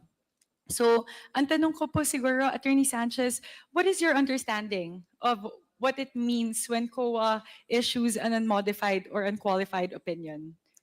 Your Honor, Mr. Chair, my understanding is that the unmodified or unqualified opinion means that the audited financial statements present fairly in all material respects the financial position of the agency. My next question is, what is your basis for saying that, quote, this is considered as the best rating given by the COA? Your Honor, because there are three audit opinions which are usually issued by the Commission on Audit. The first is the unmodified opinion. The next is the qualified opinion. And the last is the adverse opinion. Thank you, Attorney Sanchez. May I maybe rebut some of the points that you noted. May I request the COMSEC to please flash the statement released by COA themselves? Essentially, a statement saying that the highest COA rating or COA audit rating is not an unmodified opinion. So let me read specific answers or clarifications issued by COA. I would like to first highlight the third paragraph, which is their definition of what an unmodified opinion is or unqualified opinion, which is issued when the auditor concludes that the financial statements are prepared in all material respects in accordance with applicable financial reporting framework. The next that I would like to highlight is in the first paragraph, an audit opinion should not be viewed as a rating, score, or grade with ranking of lowest to highest. I would like to move to my next slide, if the COMSEC may please show that. It has the different types of audits. It has your financial audit, your performance audit, and the compliance audit. So I would just like to create a delineation among the three different audits that COA does.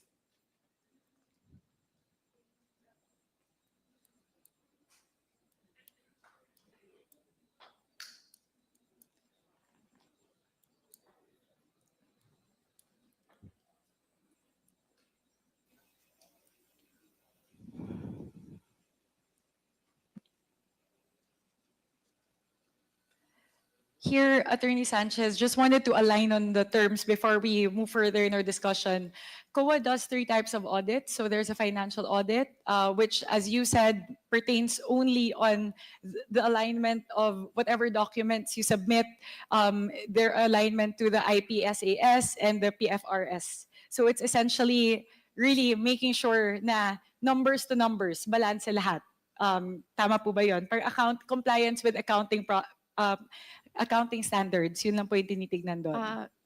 Your Honor, from my understanding is that it also means that the financial statements are accurate or present fairly what is the real position of the financial status of the agency, Your Honor. But it's looking just at the numbers, right? You're not looking at the nature of the disbursements. You're not looking at compliance with laws and guidelines, like department orders, memorandums, etc. Memoranda. Yes, Your Honor. Because that's where your performance audit comes in, which looks at whether the programs are in accordance with principles of economy, efficiency, and effectiveness, and the compliance audit which looks at whether the disbursements or the nature of the expenses are compliant with laws, rules, and regulations. So I just wanted to align on those before we move forward. So may I come back to that COA statement, please, COMSEC?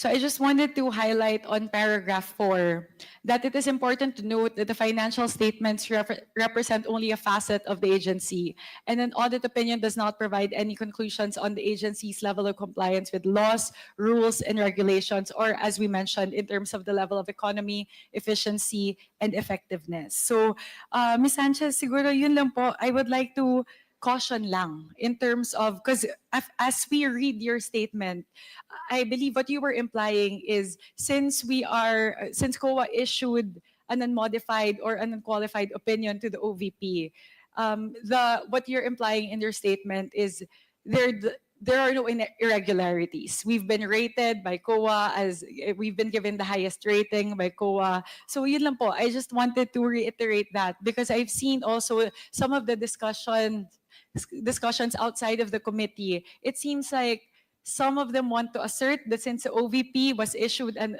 unmodified opinion, an unqualified opinion, there is no room for irregularities, or there probably are no irregularities. But here I just want to reiterate that having an unmodified or unqualified opinion does not preclude the OVP from having irregularities from the standpoint of the nature of the disbursements, whether these disbursements are legal, whether the intended beneficiaries were actually given the welfare programs, etc. So yun lang po.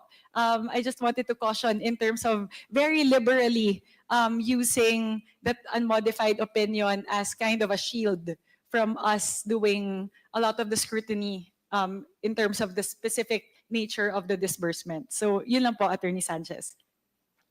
Okay. Mr. Chair, I would like to move to the next part of the statement, which I would like to ask Attorney Sanchez on. Quote, in addition, since July 2022, the OVP has not received any notice of disallowance nor suspension on the transactions covering the reported beneficiaries and strategic partners. So I would just like to ask what you mean by this statement. Your Honor, if I may continue the statement.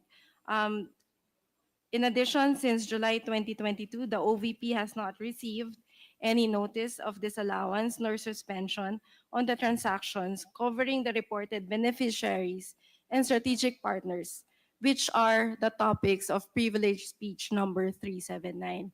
Your Honor, I am referring to the privileged speech delivered by Honorable Rolando Valeriano of the 2nd District of Manila, wherein he mentioned that there were unverified claims on the number and concentration in terms of location of the beneficiaries of the OVP programs and projects and the number of OVP strategic partners. Your Honor, the numbers that were cited in the privileged speech of Honorable Roland Valeriano are all included in our report to the DBM and the COA. Those numbers correlate to the regular fund of the agency. So in terms of the regular fund of the agency, we did not receive any notice of disallowance nor suspension since July 2022 up to the present, Your Honor. But are you aware of the AOMs, the audit order memoranda that have been issued by COA to the OVP pertaining to regular funds? Yes, Your Honor. May you please let us know how many AOMs have been issued to the OVP, specifically pertaining to regular funds? Kasi alam naman po natin, with regard to confidential funds, there have already been 3 AOMs and 1 notice of disallowance for the confidential funds. But it was revealed to us by COA just during the previous hearing that there are also AOMs. And actually, some of the AOMs pertain to welfare programs. That's why I want to also highlight the statement of yours, Attorney Sanchez, because Mr. Tomawis in the previous hearing said there are like 170 million pesos in question under the AOM for the regular fund pertaining to welfare programs in particular. Yes, Your Honor. Mr. Chair, thank you for that clarification, Your Honor. We have around 14 AOMs, but the item that was mentioned earlier, which is a 174 million on welfare goods, I think the auditor was able to clarify that it was a matter of a recommendation to improve internal controls, but there is nothing that is missing or unaccounted for. Your Mr. Honor. Chair, I would just like to flag that 14 AOMs, 14 audit order memoranda issued to the OVP pertaining to regular funds since July 2022 up to present. That is only for Until end of 2023. 2023. Yes. Opo. Siguro po kasi it seems to us like you're cherry picking in terms of your statement. Because if there are 14 AOMs, for someone who is not familiar with the extent of the AOMs and the NDs issued by COA to the OVP, magmumukha po kasi na mukhang walang NDs and AOMs. Kaya yun lang po, it's the way that the statement is worded because welfare programs in general, some of the welfare programs have been subjected to the AOM. Yes, that is correct, Mr. Chair, Your Honor. But as mentioned, there is no disallowance on the welfare goods, Your Honor, because nothing is missing. Because if the items are missing, then we would not be able to get an unmodified opinion, Your Honor. Actually po, Mr. Chair, medyo alarming po yung flinag ni Mr. Tumawis during our previous hearing that what was actually missing for some of the welfare programs were the distribution lists or the list of beneficiaries for some of the programs. He mentioned two, disaster operations, I believe, and pagbabago program. So yun po, COA na mismo yung nagsabi, Attorney Sanchez, na merong deficiencies po in terms of the list of beneficiaries. Mr. Chair, maybe we can refer to the annual audit report for 2023, wherein it states that only the post-activity report, which is a summary of the activity, was lacking, Your Honor. Mr. Chair, perhaps in the next hearing, maganda po kung mapaghaharap po natin si Attorney Sanchez at Mr. Tumawis kasi po COA themselves were the ones who said that there were deficiencies in terms of the distribution lists because of the internal guidelines of the OVP. Sabi nila for some of the programs, the OVP did not require distribution lists to be created for some of the programs and that's why there were no distribution lists submitted. So siguro po pagharapin na lang po namin kayo ng COA dahil COA na po mismo yung nagsabi that there are deficiencies in that area. Mr. Chair, I would like to next move to a follow-up question to what Kong Jill asked. Given your position, Attorney Sanchez, you're the Director of Admin and Financial Services. To what extent are you involved in audit proceedings? In audit proceedings, Your Honor, I am involved in the review and finalization of annual audit memoranda, reply to AOMs, Your Honor. Pero kanina po, sinabi niyo po kay Kong Jill na hindi po kayo yung nag-reply doon sa AOM. So you're not privy to a particular information that Kong Jill was asking for earlier. Again, Your Honor, I am only involved in the regular fund, Your Honor, but not in the confidential fund, Your Honor. So who's handling the response to the AOMs and the NDs, the AOMs on the side of the confidential funds? Your Honor, I have no personal knowledge, Your Honor, but from what I know, it should be the persons indicated in the AOM.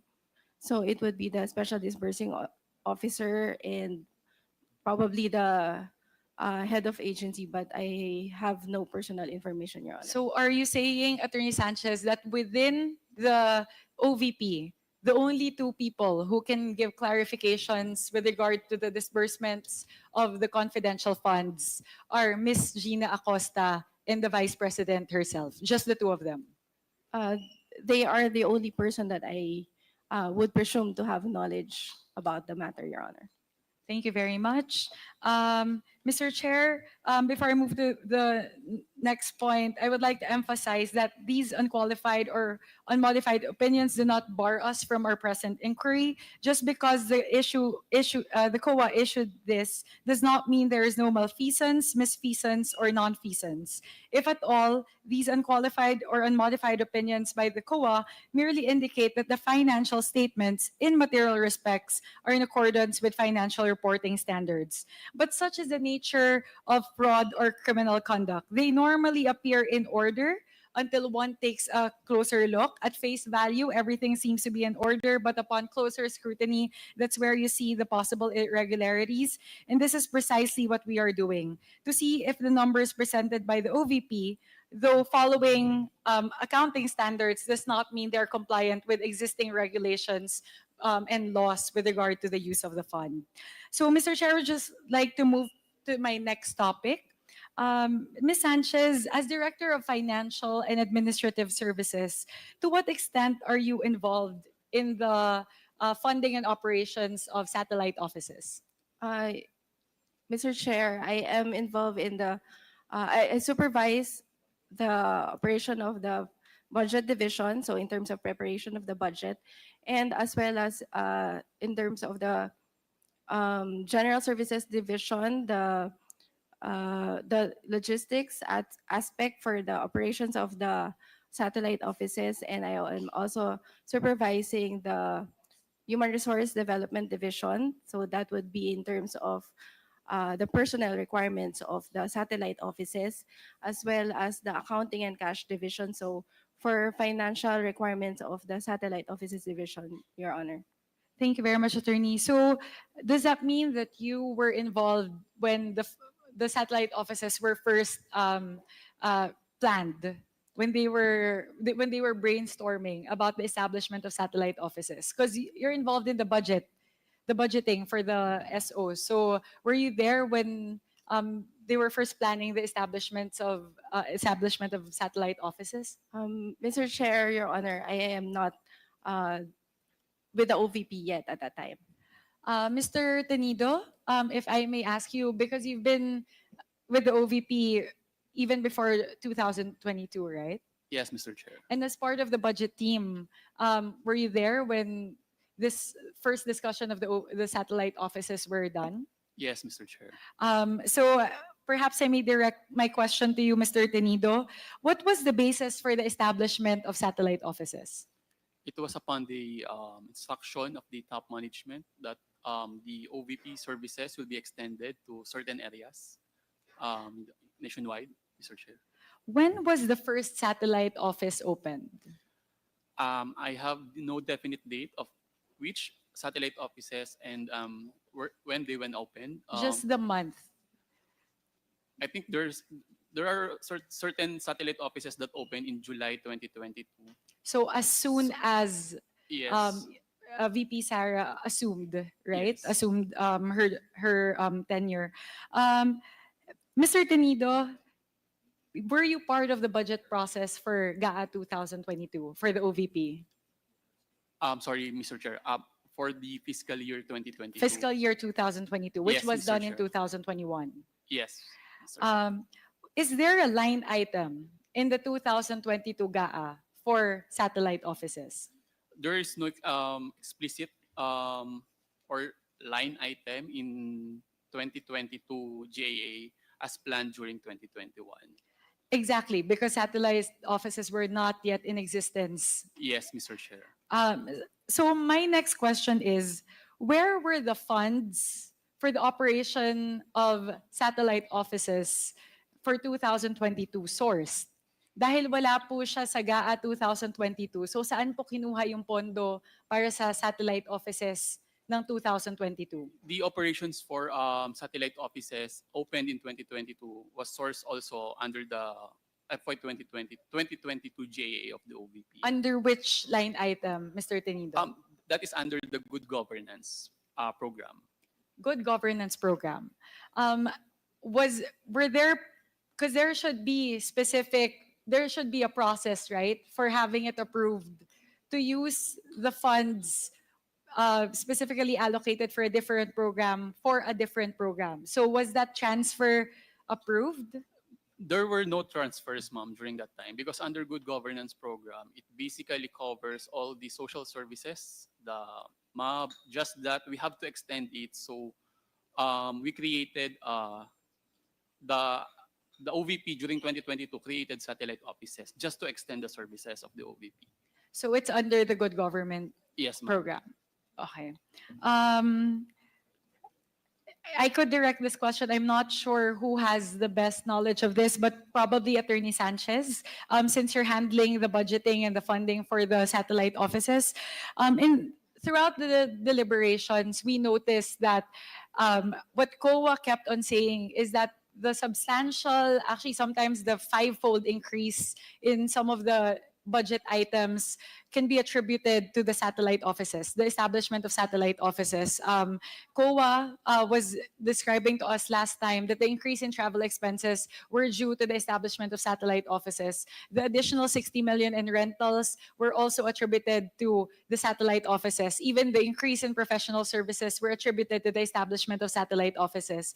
So actually, that made the committee very curious. How much are we spending in total across the different expense categories towards the satellite offices? So all in po, that includes the rent, the supplies, the travel, the personnel, because it seems to be eating up a huge chunk of the OVP budget. Please give that to us for years 2022, 2023, and 2024. Would you be able to share that information now? Your Honor, we have the information. May I refer to our budget analyst, Ms. Edeline?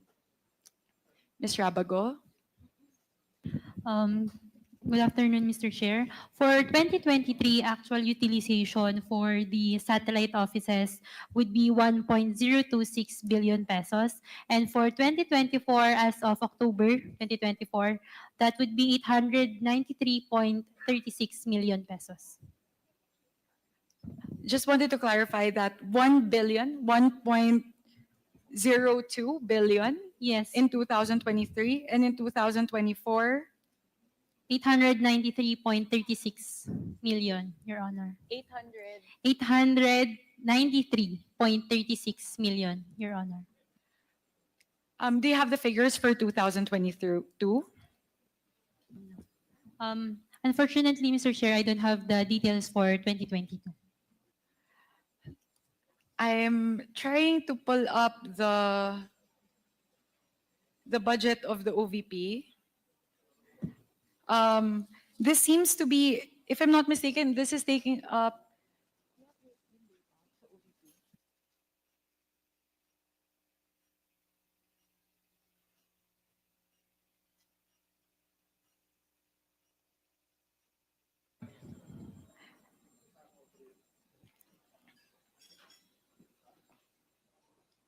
Mr. Chair, just looking at it, it seems to be occupying 60% of the OVP budget, but I just need to quickly check.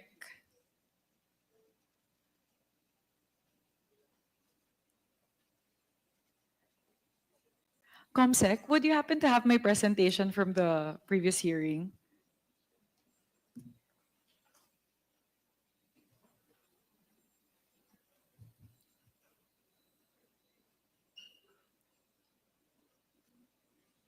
I have it now. So, Mr. Chair, for the year 2023, the OVP budget,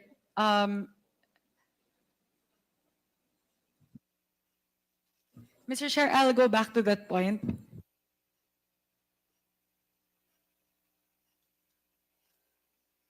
Mr. Chair, I'll come back to that point. I'll just have to very quickly compute the percentage that the satellite offices are taking Yes, up. please. But But before you continue, may I recognize the Honorable Franz Castro? Please continue.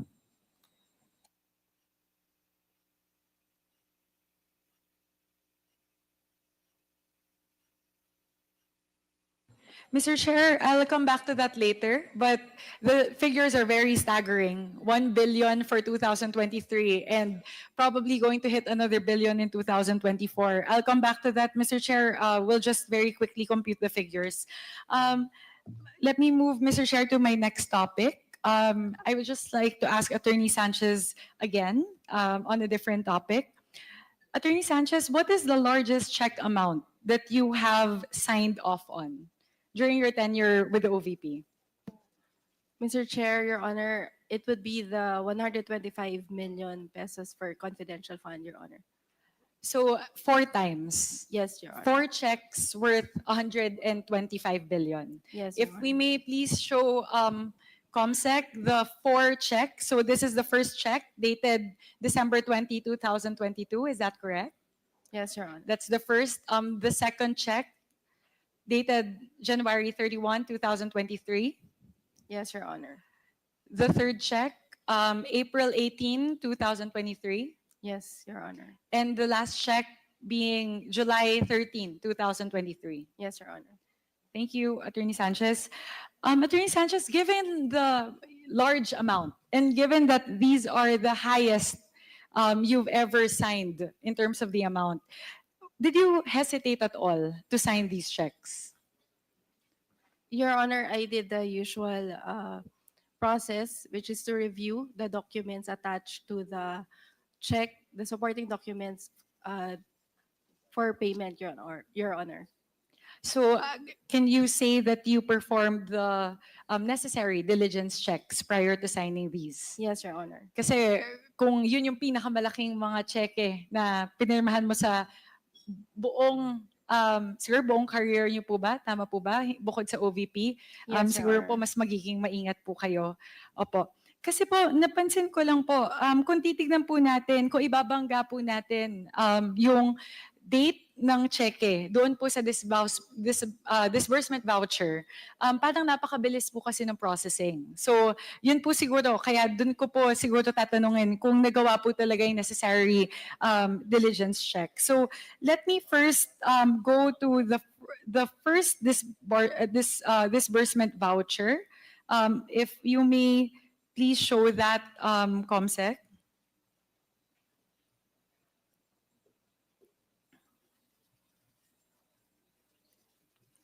While we're waiting for it to be flashed, the first disbursement voucher was prepared in December 20.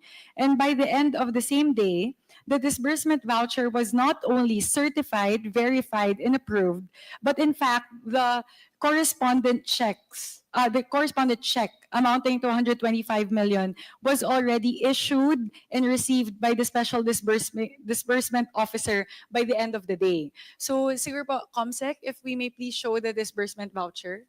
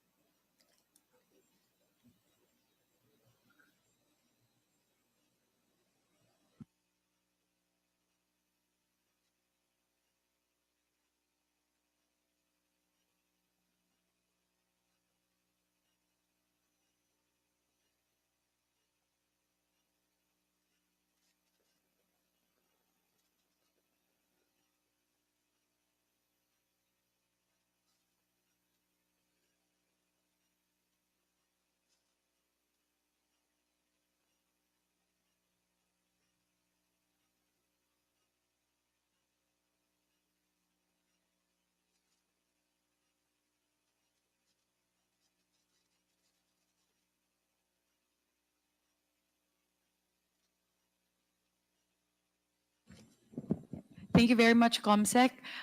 Here, siguro po kaya ko po tinatanong yung bilis nung pag-process po nung disbursement voucher. Makikita po kasi natin dito, there are a lot of different signatories, a lot of different divisions that it would have to pass through for that check to be issued. So as you can see here, it has to be signed by the Vice President, and then after that, it has to be certified by the Chief Accountant, and then it has to go to the approval of Mr. Ortonio. And then thereafter, at saka lang po pupunta sa cash division. And then after that, that's when you and Mr. Ortonio would have to sign it.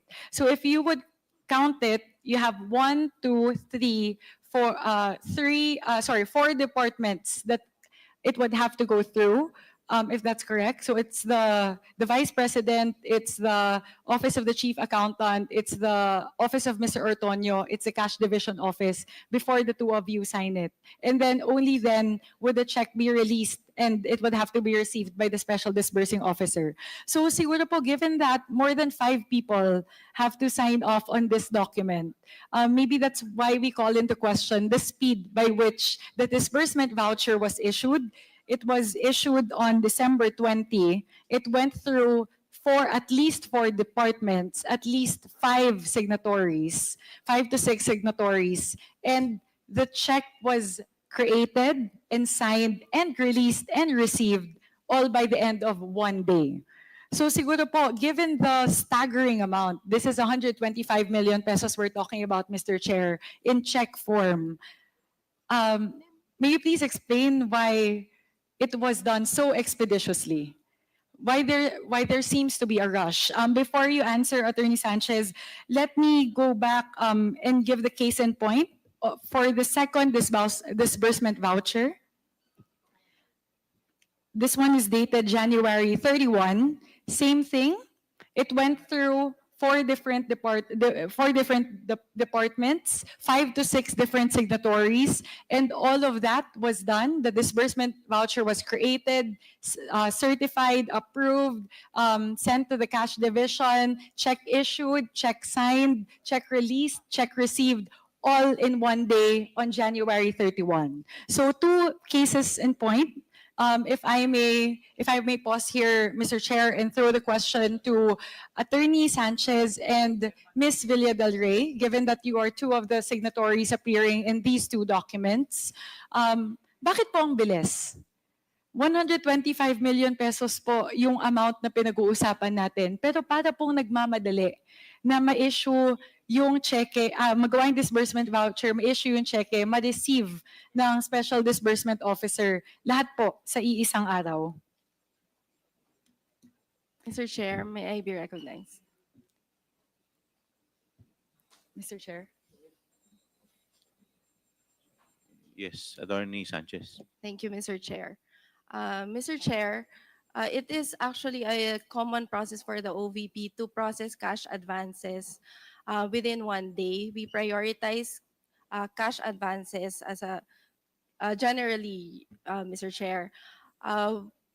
The way our office is organized, Mr. Chair, is that the accounting and cash divisions are close to each other. So it would not take several hours for the documents to reach the cash division. And my office is also just near the cash division and the accounting divisions, Your Honor, because they are under my office. So in terms of processing, there is nothing unusual for us to be able to process cash advances within one day. In fact, in our Citizens Charter, for internal services for cash advances, our usual turnaround time is 1 to 2 days, Your Honor. Also, for the cash advance for confidential funds, there are just a few documentary requirements which are required to be attached to the disbursement voucher. And so it's not very difficult to browse through the documentary requirements, Your Honor. Thank you, Attorney Sanchez. May we please pose the same question, Mr. Chair, to Ms. Villa del Rey. Before you certified it Ms. po, Villa del Rey, you are recognized. what diligence checks did you do?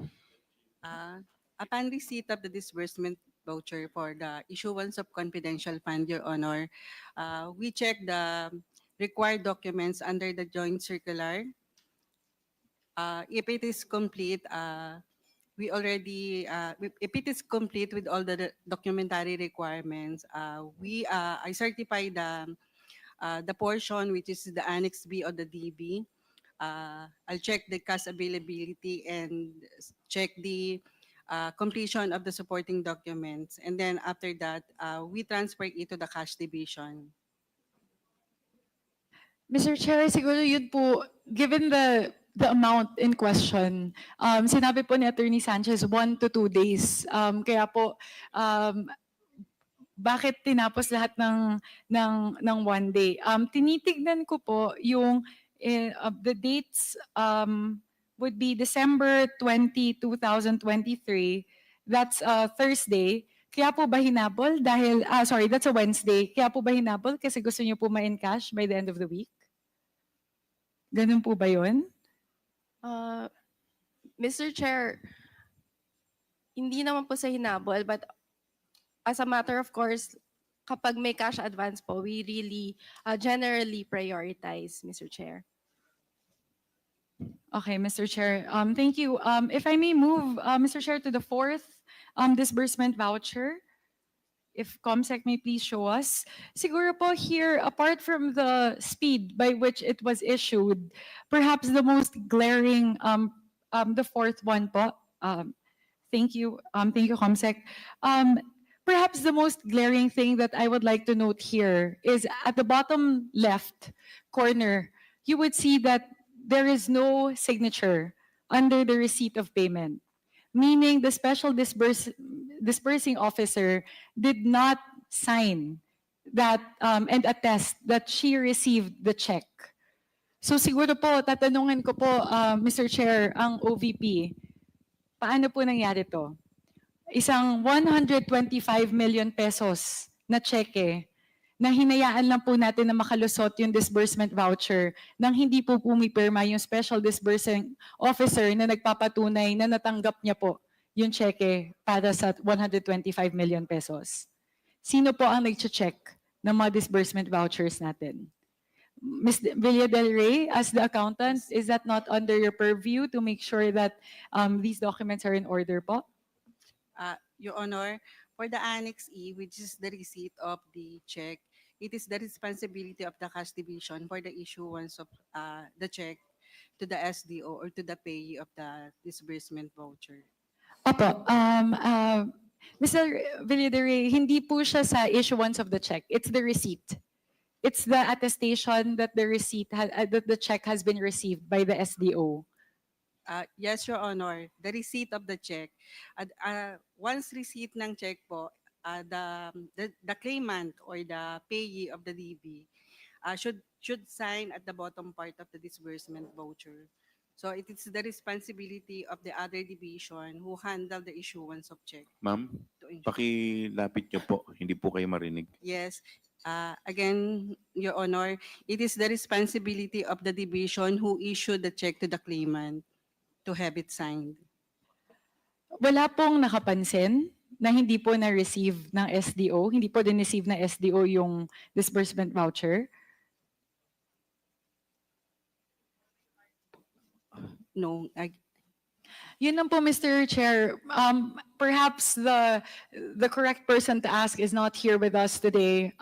So maybe what I would like to highlight here is there may be some lapses in the internal controls of the Office of the Vice President. If the release of the checks, in terms of looking at the disbursement vouchers and the checks, are not scrutinized thoroughly by the OVP. Ganito po kalaki, as described by Attorney Sanchez, this is the biggest check she has ever signed off on. Pero may problema po sa internal controls dahil po nakakalusot yung mga ganitong lapses na hindi po na a-attest ng SDO na nare-release po yung funds. Last question po, before I move on, may I ask po, sorry, cash division. Naisip ko lang po, hindi po ba under niyo po yon yung cash division, Attorney Sanchez? So actually, you're here to be able to answer that question. That Attorney should be Sanchez. your responsibility to check po. Yes, Mr. Chair. Mr. Chair, when I check, there are 3 copies of the disbursement vouchers and only 1 copy is required to be signed by the SDO. The copy that was signed by the SDO was actually retained by the accounting division. And it may not be the same copy that was forwarded to the resident auditor. Nonetheless, we have a copy that was actually signed by the special disbursing officer. In addition, Mr. Chair, as to the matter of internal controls, in addition to the disbursement voucher, there is an additional control in place that requires the special disbursing officer to sign the warrant of checks. There is a logbook of the checks that is released by the cash division. And as far as I am aware, Your Honor, she was able to sign that warrant of checks. Given that that's the copy that was furnished to COA, may please furnish this committee with that copy that you're talking about that's signed by, is that Ms. Acosta who signed it? Yes, Mr. Chair. Please furnish a copy to this committee. We will do, Mr. Chair. And Mr. Chair, since Ms. Acosta is not here, I would like to ask our resource persons present here, would anyone know whether the SDO has a bond, meaning Ms. Acosta has a bond, and if yes, how much? Ms. Villa del Rey, as the chief accountant, would you know? Yes. Your Honor, for the band of Ms. Acosta,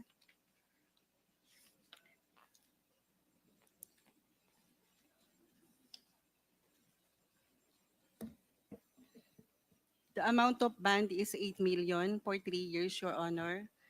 It was released through a confirmation letter on November 3, 2022, Your Honor.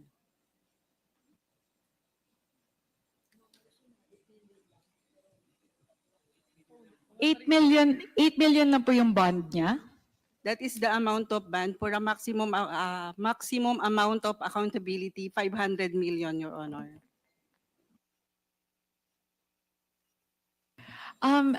Mr. Chair, do we know what salary grade Ms. Acosta is? Would anyone know on the part of the OVP? Kasi ang laki po nung Yes. 500 million po yung maximum. Your Honor, her position and at salary grade 24. 24, Your Honor.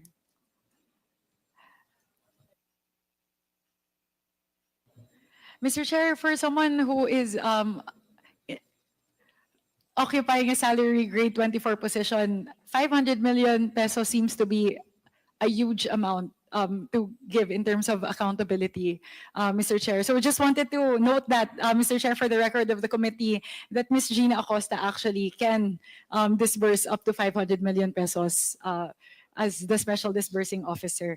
And Mr. Chair, balik lang po ako before I end doon po sa kanina with regard to the satellite offices. So if we compute what percentage the satellite offices take up in terms of the expenses of the OVP. So for 2023, the total GAA amount, the total budget for the OVP is 2.3 billion pesos. And since 1.02 billion pesos po yung expenses associated with the satellite offices, it takes up 45% of the total expenses of the OVP. For the year 2024, so far, out of the 1.9 billion pesos funds of the OVP, the 893 million expenses for the OVP translates to 48% of the total budget of the OVP, Mr. Chair. So napakalaki po talaga, halos kalahati ng OVP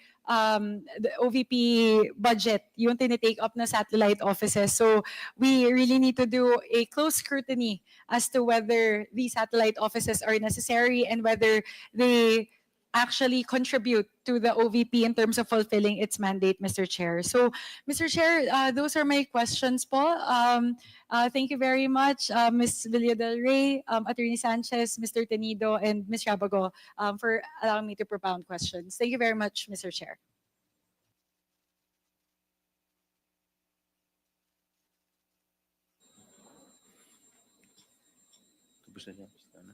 Yes, the next interpellator is Congressman Asidre. You're recognized. Magandang hapon po, Mr. Chair.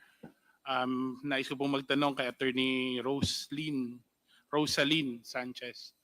Good afternoon, ma'am. Yes, Attorney Sanchez, ikaw po ay isa sa mga approving officers ng Fidelity Bonds, tama po ba? Yes, Mr. Chair. Kailan po kayo naging approving officer ng mga Fidelity Bonds? Mr. Chair, from my assumption to office, Mr. Chair, Kailan po ito? July 19, 2022, Mr. Chair. 2022. Attorney Sanchez, siguro pamilyar naman kayo sa purpose ng Fidelity Bonds, no? Ito ay to ensure against losses, shortages, defalcation by officers or employees accountable for public funds. Tama po ba? Yes, Mr. Chair.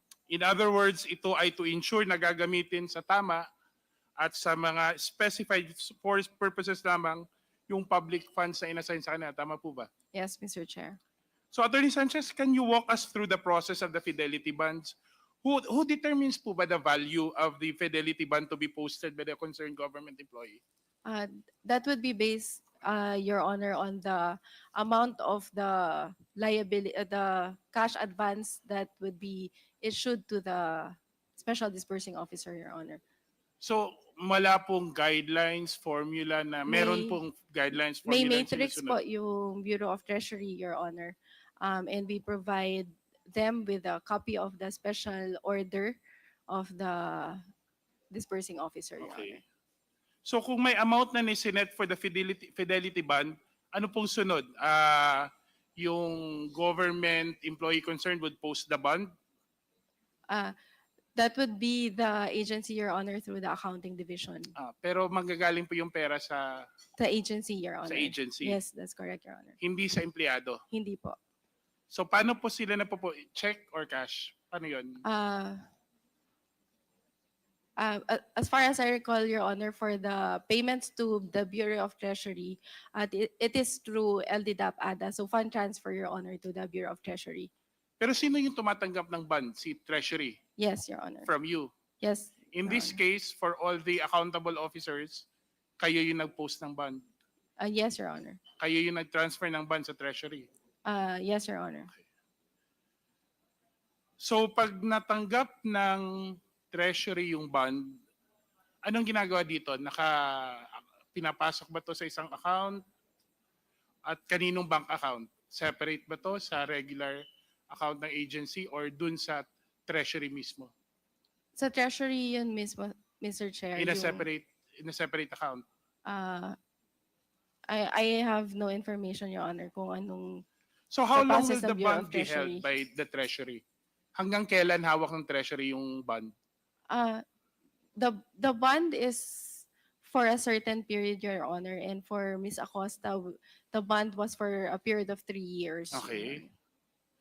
So paano po siya, anong mangyayari after 3 years na babalik sa agency? Wala na po, Your Honor. So nawawala lang yung Yes, bond? the bond is in the nature of a premium payment para po siyang Okay. insurance, Your Honor. So yun ay nasa Treasury na? Yes, Your Honor. So hindi siya i-release balik sa agency na pinanggalingan? No, Your Honor. Okay. So ang kanina na-mention na si Miss Gina Acosta, magkano nga po ang authority niya to release? 500 million, Your Honor. Pero magkano ang bond niya? 8 million, Your Honor. 8 million. Yung 8 million na yon, ang premium magkano? Your Honor, I will just confirm based on the documents, Your Honor.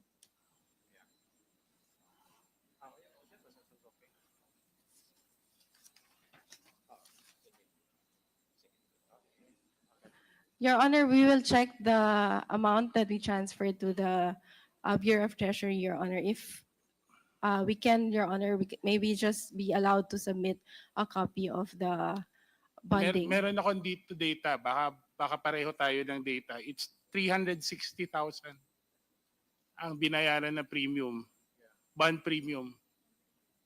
We will check, Your Honor, from our records. In any case, ma'am, do you confirm na ito ang nagbabayad, hindi yung empleyado? Almost the same as with Miss Gina Acosta. Hindi ba dapat proportionate ang bond sa cash advance na dapat pwede niyang ma-withdraw? Di ba dapat ganun? Yes, Your Honor.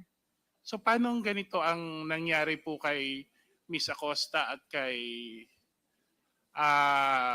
sabihin na lang kay Edward Farda na wala pang 1/4 yung halaga ng ban niya sa total amount na may authority siya to withdraw? Your Honor, we just base it on the matrix provided by the Bureau of Treasury, Your Honor. So, pwede kaya nating sabihin, Attorney Farda, Mr. Chair, na itong matrix na to, sabihin na lang natin, depending on your expert opinion, having been in this position for quite some time, na dahil ganito ang matrix, hindi nagiging effective na deterrent yung bond requirement, especially for special disbursing officers. Kasi kung tutusin, di ba? Hindi naman ganun yung kalaki yung bond mo, tas ganun kalaki yung pera na hawakan mo. Tama po, would you agree with me? Your Honor, my understanding is that the purpose of the bond is to cover the liability or accountability of the special disbursing officer in case there would be irregularities in the use of the fund, Your Honor. Tama, I agree with you. Kaya nga kung titignan natin, like for example, nung previous hearing, nakasama yung mga yung mga kaibigan natin mula sa AFP no, na sinabi nila wala naman silang natanggap na pera from the YLS, pwede nating masabi na okay lang na hindi gamitin for public funds yung pera kasi total hindi naman, dahil mababa naman yung bond requirement, wala naman technically mawawala sa agency o ano man. Kaya ang chances ng technical malversation mas mataas. Kasi hindi nga effective deterrent yung bond requirement para isipin ng mga tao na, especially for accountable officers na, wag natin gawin to kasi this is the bond requirement involved. Kasi kung titignan mo, kahit nga sa kanina pa, siguro the same observation ni Congresswoman Swansing, no? Napakalaki ng authority na cash advance. Tapos ang bond requirement, 8 million lang. Yung kay Mr. Fajardo, 50 million, 4 million lang ang bond requirement. As the head director for accounting, don't you think that we need to increase the matrix for fidelity bond requirement so that it becomes more effective as a deterrent for malversation? Your Honor, as to that matter, I would submit to the wisdom of the Bureau of Treasury, Your Honor. No, I mean, sa'yo, based on your experience, don't you think there's a need to increase this? So that, anyway, this is in aid of legislation, no? So we can also propose it to the Bureau of Treasury later on to review the matrix for setting fidelity bonds, the fidelity bond requirement. Would you agree with me na sobrang baba ng ating hinihingi for fidelity bond requirement despite the amounts in consideration? I would agree, Your Honor. Thank you, Attorney. Attorney, babalikan ko lang yung statement mo kanina. Kasi medyo naintriga ako sa statement mo. How long have you been with OVP? Since 2022? Correct? July 19, 2022, Your Honor. So, correct me if I'm wrong, yung COA report, you mentioned kasi dito for the years 2022 and 2023, the OVP has received unmodified or unqualified opinions in COA's annual audit reports. Correct me if I'm wrong, the 2022 COA report referred to expenditures incurred in 2021. Tama po ba? Your Honor, I was referring to the 2022 annual audit report for the year 2022, Your Honor. Okay. So hindi siya audit report for 2022. Audit report siya for expenses in 2022. Yes, Your Honor. So ito siya, yung 2020, hindi siya 2021. Hindi siya COA report for 2021. No, Your Honor. Merong isa dito na point na sinabi mo, the COA evidence-based reports on the financial financial position of the OVP for the years 2022 and 2023 shows the OVP's commitment to transparency and accountability based on existing audit and accounting rules and regulations. Tanong ko po, bilang isang career official, don't you think that the ability of career officials to demonstrate or to realize their commitment would also depend on the willingness of the principal to enforce the same? Kasi nakailang VP na po kayo. Your Honor, I only joined the OVP during the term of Vice President Sara Duterte. Si Ma'am Julieta po yung 7 VPs. Yes, Your Ma'am, Honor. don't you think for this, no, as career officers, don't you think that despite your willingness to submit to accounting rules and regulations, malaki pa rin ang role ng principal? It really depends on the principal. In the end, it depends on the willingness of the principal to enforce the same. Having been a part of the OVP for the longest time. No, Your Honor, kasi ang processing po in compliance with existing rules and regulation on the disbursements of fund is not based on the decision of the head of the agency, Your Honor. But the decision to have confidential funds eventually is the decision of the principal, right? I think so, Your Honor. In which case, previous vice presidents did not have or choose not to have access to confidential funds, practically for the reason that it would have demonstrated more accountability and transparency if they use regular MOOE or other regular funds. Tama po ba? Tama po. And in this case, the decision of the vice president to use confidential funds for items that could be considered under MOOE casts a doubt on the willingness of the principal to enforce accountability in her office. Tama po ba? Hindi ko po siya masasagot, Your Honor. Pero sabihin na lang natin na kung gumamit na lang ng regular fund sources for items na klarong-klaro naman, pwedeng MOE ang ginamit at hindi confidential funds, mas madedemonstrate natin ang sinasabing commitment natin to transparency and accountability. Yes, Your Honor. Maraming salamat po. Thank you, Congressman Asidre. The next interpellator is Congresswoman Franz Castro. Thank you, Mr. Chair. Magandang hapon po sa ating mga resource person. Kanina kasi tinatanong ni Kong Asidre, Mr. Chair, about kay Attorney Sanchez. July 2022 ka napasok po sa OVP. Saan po kayo galing? I am from the Commission on Audit, Your Honor. Okay. So Commission on Audit. Thank you po. Yung first topic ko po, Mr. Chair, ay yung tungkol doon sa pagbabudget. So sa budget muna tayo, no? Noong 2022, involved ba kayo, Mr. Chair, sa ating dalawang sa budget, sa budgeting ng Office of the Vice President? Yes, Mr. Chair. Buong noong 2022. Kailan kayo napasok po sa OVP?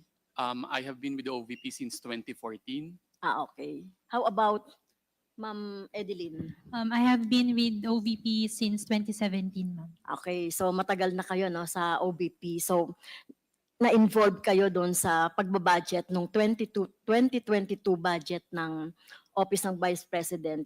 Syempre galing ito sa 2021 na budgeting, 'di ba? Yung 2022 budget na ginawa yan ng 2021. Okay, so yung mga so ang ibig sabihin ng Mr. Chair, doon sa budgeting na yan, wala pang confidential funds noon.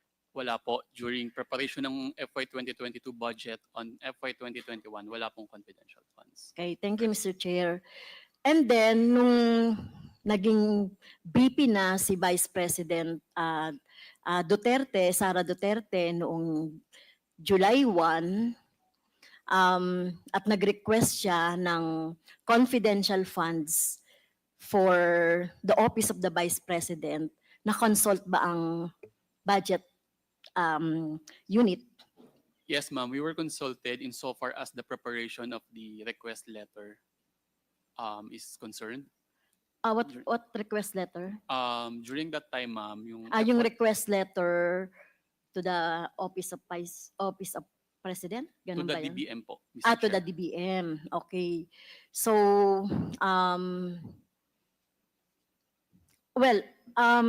doon po sa preparation ng letters, so syempre, nag-request ng budget, 125 for confidential funds. Pero alam niyo po saan gagamitin itong confidential funds as far as budget unit is concerned. Doon lang po siya sa activity na safe implementation of OVP programs and projects and confidence building. Pero that time, ano po ba yung mga nakalagay doon sa sulat? Kasi nakita ko naman yung sulat ng request ng Office of the Vice President to the DBM, yung request ng budget for 125, yung attached. Ano nga yung mga activities na yon? Can you enumerate, Mr. Chair? Wala.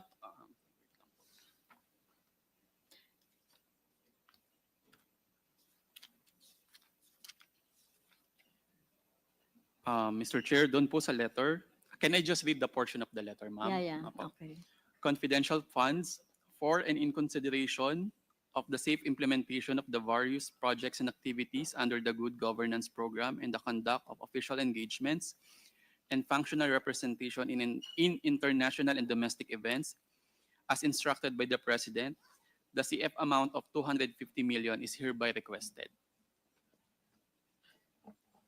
Yeah, yung 250 million ang request, pero ang nag-grant ay 125. That's correct po, Mr. Chair. Yes. Okay. Pero yung mga, Mr. Chair, yung mga projects and programs na yon under under yung 125 million, mga project pa ito which was conceptualized during the Vice President Robredo, right?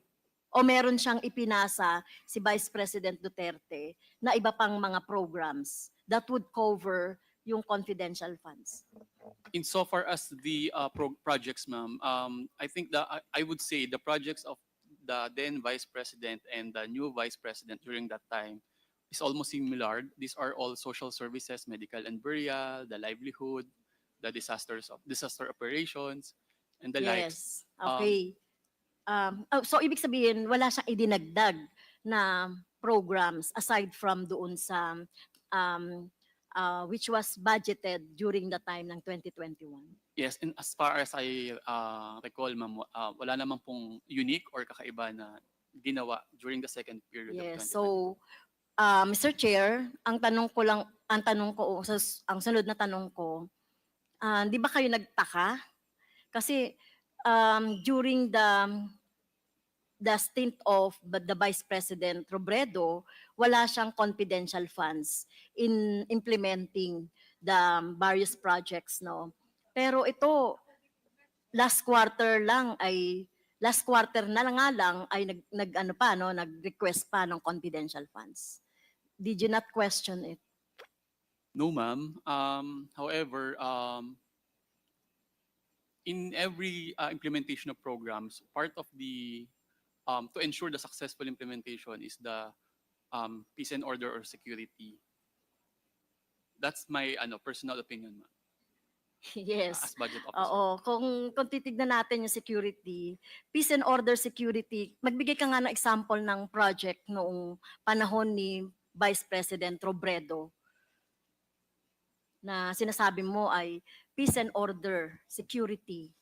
Kasi katulad nito, yung program ng Vice President ni VP Sara, kahit na yung sa libreng sakay or sa kasi dito sa Quezon City massive yung libreng sakay, pero tingin ko naman di naman yang ginamitan ng confidential fund ng LGU, no, through Mayor Belmonte. Pero ito, magbigay ka nga ng example ng panahon ni Robredo, Mr. Chair, na sinasabi mo na kailangan ng peace and order, pero hindi naman nagkaroon ng amount ng confidential funds para to implement it successfully. Well, during the time of Vice President, I'm not saying po na may component ng security or peace and order, but heavily focused po sila talaga sa developmental works and partnership. Hence, nagkaroon po nung COVID operation at the latter part of her term po. Yes, okay. Tama. And syempre, alam naman natin yung confidential funds, di ba? It's a fund na pag-gather ng mga confidential information, di ba? Kung may sakali, tsaka kung sakaling may problema sa security and others. Pero kung titignan natin, Mr. Chair, malaking kaibahan talaga, no? Na kung sakaling kumbaga etong panahon ni Presidente Vice President Duterte, Sara Duterte, may ganito kalaki, no, na confidential funds na ginamit dun sa program.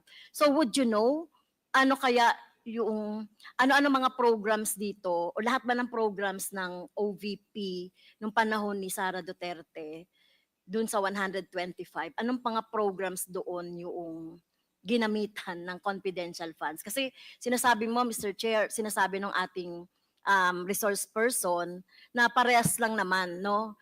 Kung ano yung project ni Vice President Robredo noong 2022, yun din naman yung ipinatupad ni Sara Duterte.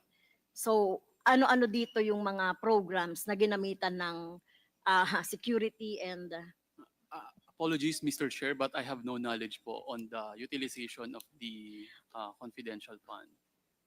Well, I beg to disagree, Mr. Chair. Hindi ko tinatanggap yung sagot.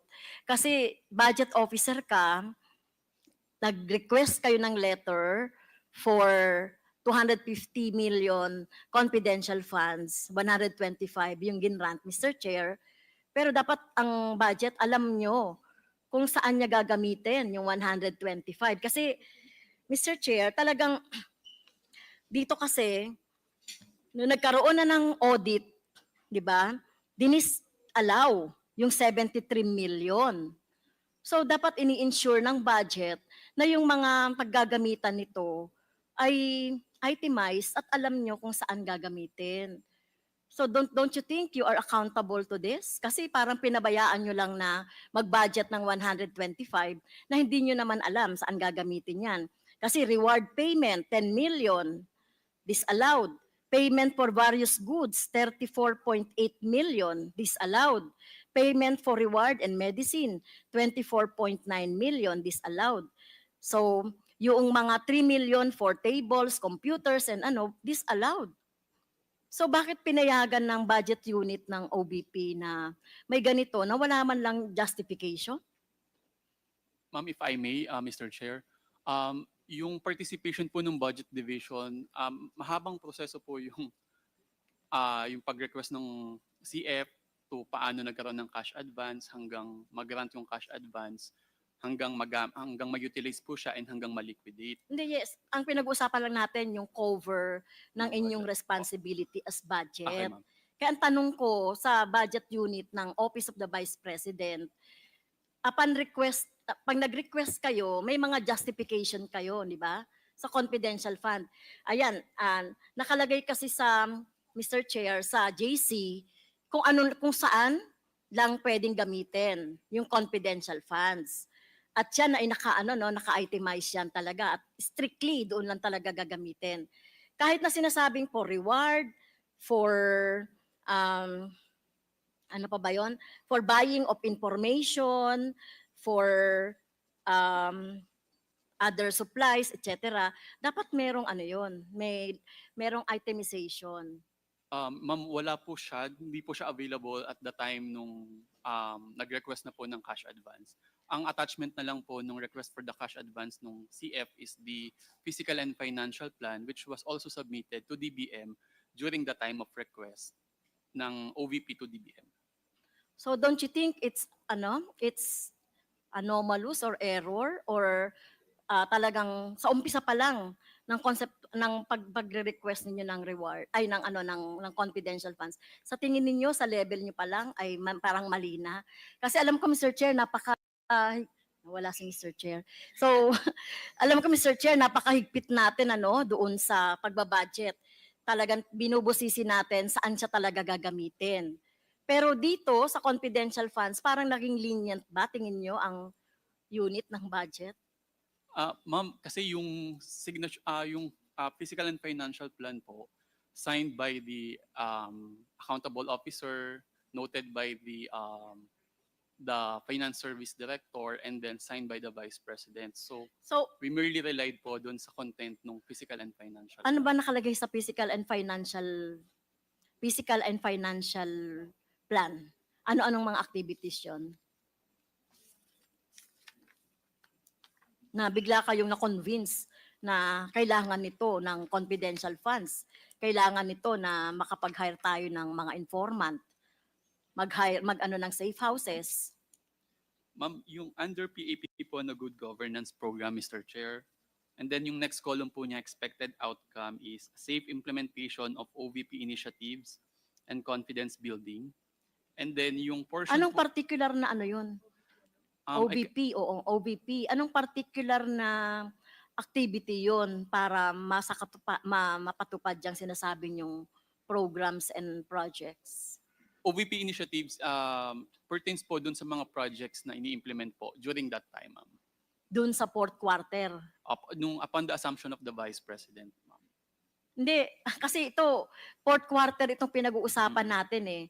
Anong mga programs ng OVP, Mr. Chair, yung tinutukoy na magwawarrant ng 125 million na confidential funds. Ano-ano to? Based on the PFP, ma'am, the Physical and Financial Plan, it's only the Good Governance Program. Under sa good governance program, ano-ano itong mga program? Wala na pong nakaspecify, ma'am, sa Physical and Financial Well, Plan. so Mr. Chair, no, doon pa lang talagang nakikita na natin, no, talagang very lenient. Hindi naka-specify. 125 yan, Mr. Chair. So hindi ba na-realize ng office ng yung unit ng budget na napakalaking halaga? Don't you think you are accountable dito? Kasi Mr. Chair, dahil meron ng notice of disallowances, don't you think you are accountable to this? Kung sakali na hindi ito ma-justify at ito nga nakikita na natin yung mga misuse nito. Don't you think, Mr. Kevin, you are accountable to this? Kasi part ka nung nagpirma dun sa mga budget na yan. Tsaka Based po dun sa joint circular, the accountability of accountable officer would depend dun sa degree of participation. Yeah. Okay. So, ikaw, tingin mo ba may accountability ka rito? Well, ma'am, as a budget officer, yung pinirmahan ko po is na sinucertify ko po na may allotment na na-receive ang OVP insofar as confidential expense is concerned, ma'am. Which na-release naman po yung SARO. So that's my basis po to sign na may... How about yung accountability mo nung hindi mo ginamit yung iyong, alam ang tawag dito, yung discernment or yung inyong pag-analyze saan gagamitin ito. Kasi doon pa lang talaga magsisimula yung pag-grant. Otherwise, hindi na grant ito kung nabusisi mo ng husto o nabusisi ng husto ng budget unit ng OVP ang paggagamitan nito. Remember 11 days lang ito na na-implement itong mga programs na ito. 105 activities, no, nakalagay dito, no, na inatenan mismo ng Vice President. Ano-ano itong mga 105 activities na nakalagay diyan? Nakita mo ba to, yung 105 activities, saan-saan? No, Mr. Chair. Paano? O, di ba? So talagang tingin ko Mr. Chair, meron ding pananagutan dito, no, yung budget unit dahil sa pag-approve, no, o yung pag-certify na merong budget na request, no, sa kung saan man yan na request, no, sa Office of the President, etc. Okay, next, Mr. Chair. Thank you, Sir Kevin. Dito po, Mr. Chair, sa notice of disallowance, naka-attention po dito, Mr. Chair, si Ma'am Julieta Villa del Rey. Tama po ba? Nakita niyo po ba itong August 8, 2024 na ND? Yes, Your Honor. Yes. So, as a chief accountant, ano po yung papel ninyo po sa confidential funds? As Chief Accountant, Your Honor, I ensure in the processing of issuance of cash advance, and I ensure that it is covered by allotment, it is covered by approved banding. There is a special order that designating the special disbursing officer. So okay, dito kasi Mr. Chair sa notice of disallowance na may attention si Ma'am si Chief Accountant Villa del Rey, you were asked, you were directed by the COA, since you are liable to nakalagay kasi dito, no, may I read, please direct the aforementioned persons liable to settle immediately the said disallowance. Audit disallowances not appealed within 6 months from the receipt thereof shall become the final executory as prescribed under Section 48 and 51 of PD 1445. So, naintindihan niyo po ba yung last sentence dito, Mr. Chair? Since kasama kayo, no, sa mga persons responsible, aside from Vice President Duterte, si Gina Acosta, at unfortunately, Mr. Chair, si Ma'am Villa del Rey as Chief Accountant, no, for 34 years, tama ba? Chief Accountant po kayo for 34 years in the public service. So kung ito po ay talagang mapapind out natin at magkaroon ng in the proper forum pa, so handa ba kayo, Mr. Chair, na maging responsible dito sa 125 million just in case, no, na hindi talaga ito ma-justify. At tingin natin nagkaroon ng misuse ng fund dito sa confidential funds. Handa ka ba, Mr. Chair? Depending on my participation, Your Honor, on the concern subject of the disallowance. Yes, oo, kasi kasama ka dito no? Malaki yung papel, Mr. Chair, ni Miss Villa del Rey. At ano ba tingin mo yung pwedeng maging parusa po dito, Mr. Chair, as an accountable officer to this? Your Honor, may I reiterate na ang aking pong participation is for the issuance of cash advance. When it comes to utilization and disbursement, it is the sole responsibility of the special disbursing officer. Yes, oo, pero nakalagay dito, so sa liquidation ba part ka rin nung pagli-liquidate? Kasi inuutusan din kayo dito ng COA, di ba? To liquidate it for the last 6 months. So ibig sabihin nun, ang participation mo, although ini-insure mo, ito ay merong, as you mentioned earlier, pero di ba dapat ini-insure mo rin na yung paggagamitan ng pera ay tama? Your Honor, ang taking up po ng liquidation sa books of accounts is based solely sa receipt transmittal, stamp receive ng ICPAW doon sa transmittal letter ng mga liquidation documents. Okay. So, tingin mo wala kang pananagutan dito sa pondo na ito just in case na magkaroon ng mga kaso or... Personally, Your Honor, none. So personally, wala kang pananagutan dito? Yes, Your Honor. Well, I tingin ko meron. No? Okay, so hindi na tayo magpapalawig doon. Mr. Chair, at itong, well, ano na po ang status ng liquidation nito? Kasi parang binibigyan kayo ng 6 months, no? From August 2024. So ano na po yung, ay hindi, ilan po bang araw na or months you were permitted to submit yung liquidation? 180. 180 days. Okay, Your ano Honor. na po yung status nito? I don't have knowledge po of the status of the appeal or the reply to the notice of disallowance, Your Honor. Pero nakapirma ka po dito Nakapirma ka doon sa at accountable officer kaya according to the COA, di ba? Yes, Your Honor, but as I read the notice of disallowance, the concern of the disallowance is on the disbursement and utilization of confidential fund. Okay. So, thank you, Ma'am Villa del Rey. Mr. Chair, thank you po, Mr. Chair. Thank you. The chair would like to recognize the Honorable Congresswoman Janet Garin as the next interpellator. Thank you, Mr. Chair. Magandang hapon po sa ating mga resource person. Just to clarify, Mr. Chair, I would like to pursue the line of questioning on the possibility that there seems to be a misunderstanding of how confidential funds are being utilized. No?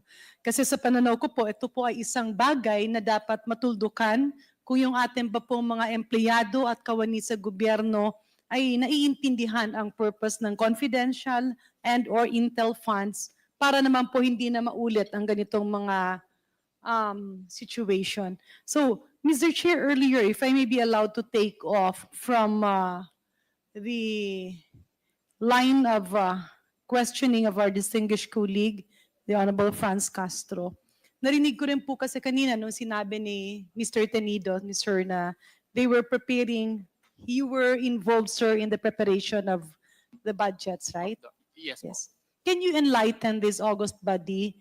Can you define confidential funds? Mr. Chair, if I may. Mr. Kelvin Tenido. Thank you, Mr. Chair. Based on the joint circular, ma'am, confidential funds is to be used for the confidential activities such as surveillance.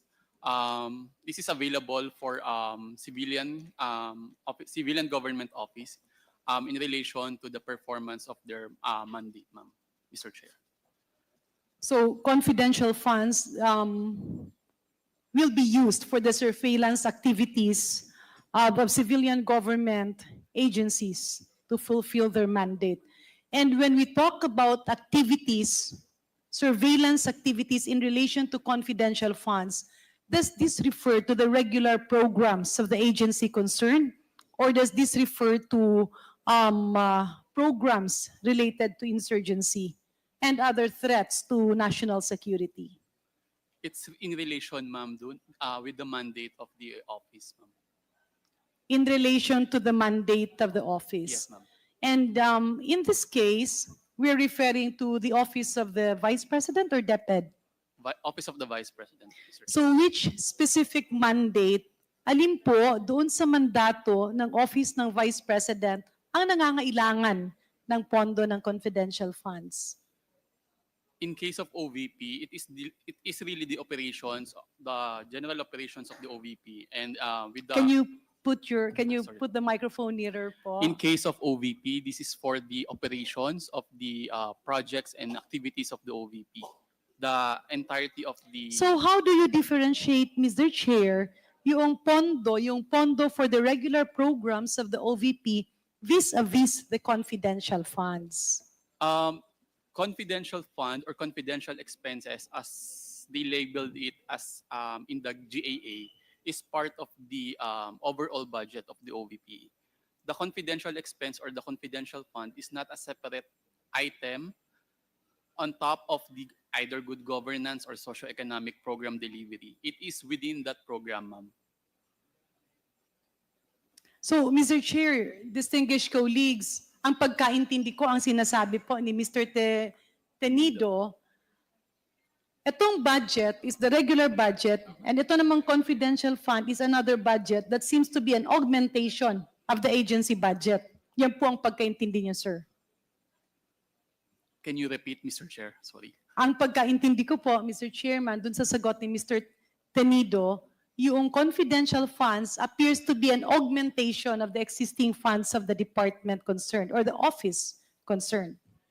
I can't really say that it is an augmentation, but it's part of the budget, agency-specific budget of one office. So, Mr. Chair, I believe this is where the problem lies. Kasi tila, pasensya na po, no? Tila hindi naiintindihan nung mga naghahawak ng pondo kung para saan ang confidential funds. I really didn't want to ask questions. Pero kanina ko pa kasi naririnig, Mr. Chair, paulit-ulit, tila umiikot po tayo, hindi natutuldukan. Either there is an intention to deviate from what should be discussed, either that is unintentional or intentional. Kasi sa pagkakaintindi ko at sa sinabi naman inamin ni Mr. Tenido, ang confidential funds ay ginagamit for surveillance activities of civilian government agencies.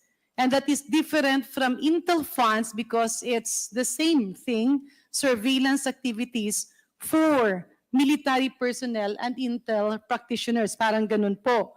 In other words, ang confidential fund ay gagamitin mo sa surveillance activities ng opisina kaakibat sa mga programa in relation to either terrorism and other activities that pertains to threats to national security. Can you confirm this, Mr. Tenido? Yes, Mr. Chair, I confirm. So, kinukumpirma niyo po ang sinasabi ko. Ulitin ko lang, Mr. Chair, no? So that we will be on the same road path. Yes, please continue. Okay. Linawin natin. Kasi kanina tila ang mga napag-uusapan, yung confidential funds ay pondo sa departamento ng Office of the Vice President and other civilian agencies that is dealing with specific programs and projects. Pero tila ang nakakalimutan, this is in relation to activities that pertains to either insurgency and other threats to national security. Do you confirm that, sir? I Sorry. confirm, ma'am. I confirm, ma'am, based on the joint circular. So on the joint circular, merong purpose. So nasabi niyo rin po kanina na kayo po ang gumawa ng proposal or justification. If I may quote nga, you also mentioned napakahaba ng proseso ng budget process at hindi madali ang inclusion ng confidential funds in an agency, either the OVP, DepED, or other government agencies. Tama po ba, sir? Yes, ma'am. Yes, Mr. Chair. Okay. When you proposed the budget of confidential funds item in the Office of the Vice President, ano po ang specific programs and activities?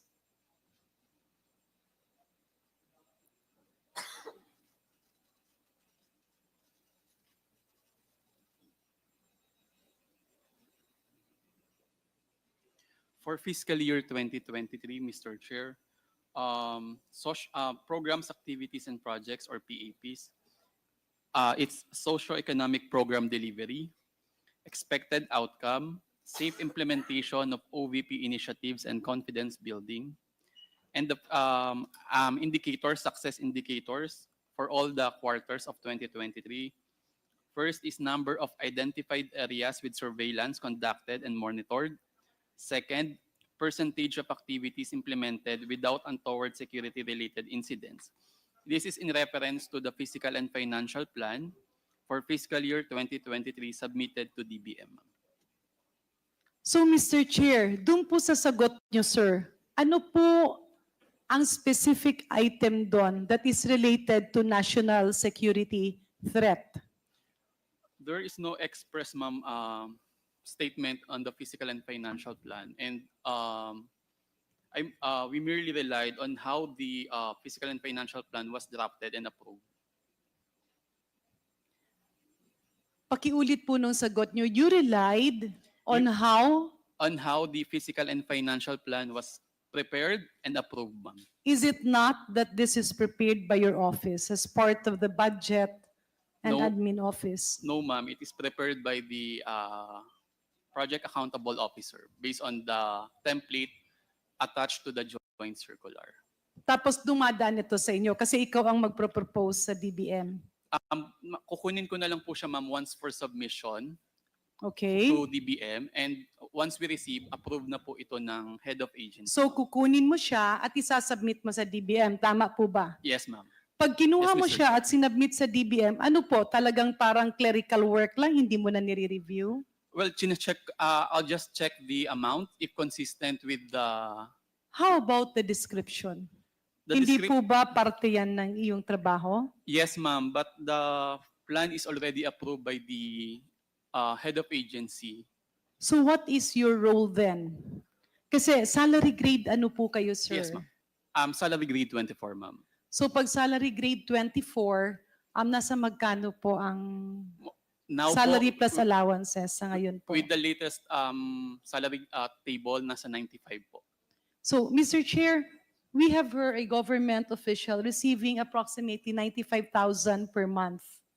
At ang naririnig ko sa sinasabi po ni Mr. Tenido, tinatanggap niya ang papel at pinapasa sa DBM. May we remind our good resource person, pasensya na po, with position and with responsibility comes accountability. So I cannot accept the reason na tinanggap mo lang tapos pinasa mo sa DBM kasi deemed approved na siya. Because if you look at the purposes that were being mentioned, I cannot pinpoint even in the slightest idea the link between national security threat and the PAPs that was mentioned by the Honorable Tenido. Tila po, Mr. Chair, yung justification is not for confidential funds, it was mere performance of the duties of the Office of the Vice President. At sa pagkakaintindi ko, this runs in contrast to the intention of the specific line item. Tama po ba ako, sir? I can agree, Mr. Chair. Okay. So may I ask also for Attorney Sanchez, so ma'am, you came from COA before po kayo napunta sa Office of the Vice President. Let's pursue the same line of questioning. Pag meron pong confidential fund, ang confidential fund by the joint circular is defined as funds that it's to fund surveillance activities for anti-terrorism, drugs, or other situations where there is national security threat. And this is performed by civilian agencies. Okay. Coming from the Commission on Audit, kung tanggalin po natin yung iyong position in the Office of the Vice President. When an agency requests for funds from the national coffers of our government, hindi po ba ay merong specific na paggagamitan ito? Yes, Your Honor. For the regular fund, it is required to be very specific, Your Honor. Okay. Kapag gumamit ka ng confidential fund, magkaiba ba ito sa pinagagamitan sa regular activities ng opisinang pinanunungkulan nyo? Your Honor, it should be different from the regular activities because that is the reason why it has to be separate fund, Your Honor. Okay. And in this case, Your Honor, Mr. Chair, and the Honorable Resource Person, kay Attorney Sanchez, nagawa po ba yun o hindi? Your Honor, as to the budgeting, Your Honor, based on what was submitted, it is different from the regular programs and projects of the Ano OVP. po ang difference, ma'am? Because I was hearing earlier, it pertains to, if, Mr. Chair, can we request Mr. Tenido to reiterate his earlier statement? My understanding earlier was that you mentioned that when you submit and requested for funding under confidential funds, it was for the purpose of the Vice President being able to accomplish her duties and mandate. Yes, Madam Chair, Mr. So, Chair. what specific mandate are we referring to? This is the operations of the OVP, ma'am. Which specific operational item? I mean, which specific activity? Kasi if we say operations of the Vice President's office, it can actually refer to all the tasks that she performs together with the President. It's quite vague. Sa pananaw niyo po ba, pag pinapadala niyo sa DBM yun, ina-approve or hinahanapan kayo ng specifics? Can you repeat, Mr. Chair? I'm sorry. Kapag kayo ay nagre-request ng pondo sa DBM, hinahanapan ba kayo ng specifics or details or hindi? Yes, there are instances po that the DBM request for additional documents, additional details. Okay. In this case, ano po ang naging justification? I mean, Mr. Chair, just for the record, I'm not saying that it's disallowed. I'm just pointing to the fact na kaya tayo nagkakagulo at nalilito lahat kasi apparently it seems that some officials in the particular office are not aware of how they should use or utilize confidential funds, nor are they aware of the difference between confidential funds and or regular funds of the agency or MOOE. So pwede po ba tayong maliwanagan doon? During the request, ma'am, nag-reply lang po ang DBM with our request to submit a physical and financial plan. The request was submitted on What was contained in your submission? the one I read earlier, ma'am, the Confidence building. yes, ma'am. Yeah. So Mr. Chair, Your Honors, medyo nagugulat po ako kasi pasensya na po sir, I don't want to mean any harm. But I think this should be corrected kasi you requested, let's say, 500 million confidential funds. And the purpose is confidence building.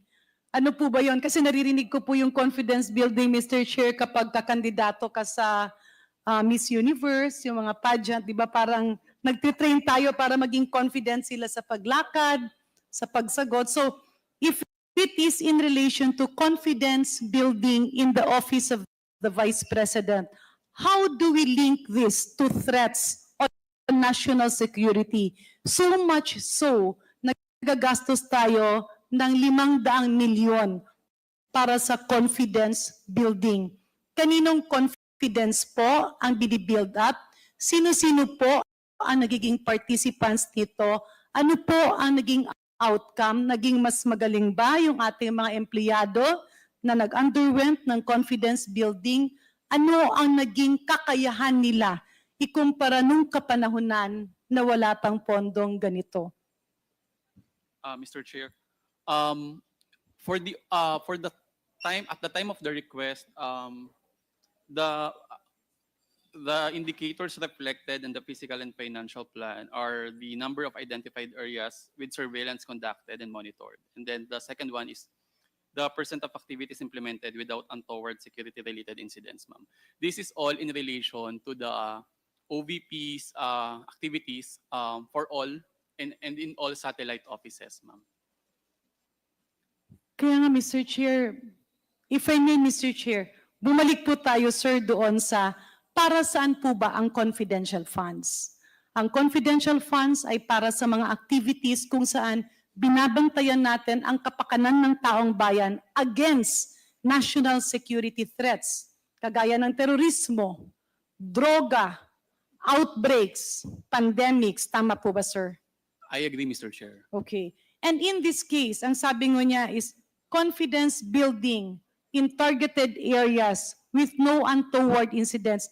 Pasensya na po, sir, kasi masyado pong vague Yes, ma'am. ang sagot nyo. And this vagueness can be interpreted, Mr. Chair, in two possibilities. One is that you are avoiding answering the question, or two, possibly talagang may misunderstanding on how confidential funds should be utilized. And that is why we are in this mess now. Okay.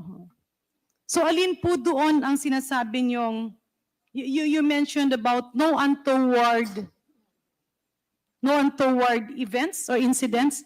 Ano pong untoward incidents ang hinahanap natin sa satellite offices na hindi dapat mangyari, na na-curtail or na-prevent ng confidential funds? I cannot give a definite statement, ma'am, because I just relied with the physical and financial plan, and I cannot interpret it in such a way na. But Mr. Chair, Your Honor, kayo po ang nagsasubmit sa DBM. Kung ako po ang official na magsasubmit sa DBM, hindi po ba pag-submit ko noon ay nakasaad doon ang mga activities na gagawin at ano ang objective? Di ba para anong tawag doon? PAP? Yeah. What does PAP stands for, Mr. Chair? Programs, activities, and projects. So programs, activities, and projects.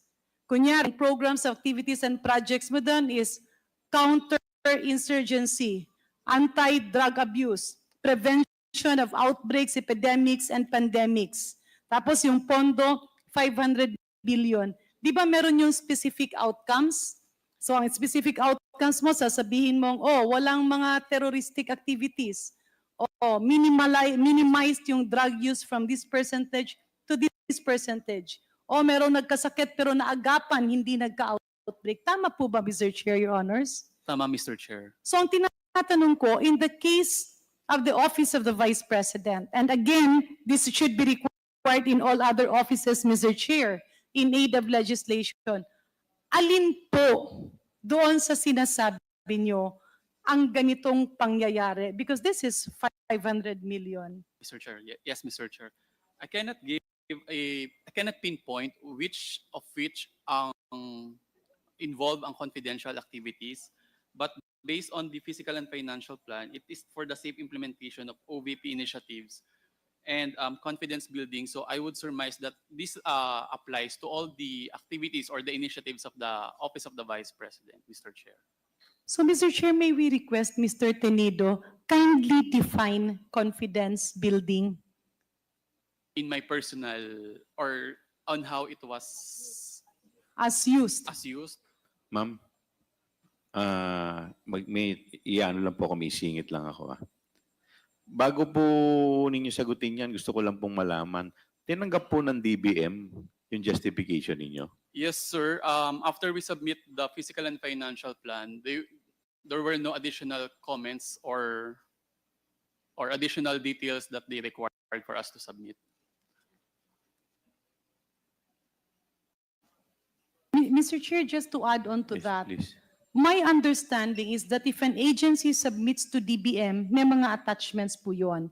The mere fact that it refers or pertains to confidential funds, it goes with it without saying that this should be compliant with the joint circular on the utilization of confidential and intel funds. Kaya po yung mga activities na nakasaad doon, yung implementation of OVP initiatives and confidence building should be aligned with the joint circular.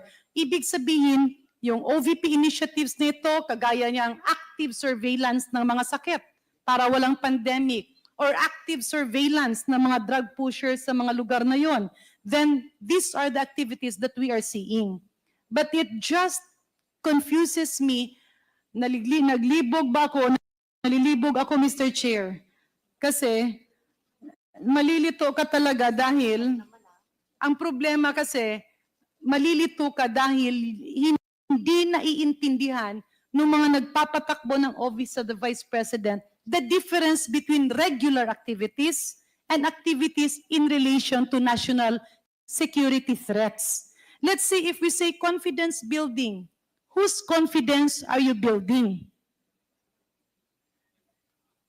I cannot interpret on how it was reflected in the physical and the financial plan because this But was you submitted this to DBM. So alam nyo supposedly, or let's say, sabihin na natin, dun sa mga activities na ginawa nyo, or on a personal note, and maybe we can also ask Attorney Sanchez because you came from COA. So if it's about handling activities in the satellite office, although Mr. Chair, for the record, I do not have objections in the satellite office. The more government offices that we have that can cater to direct services to the people, the better.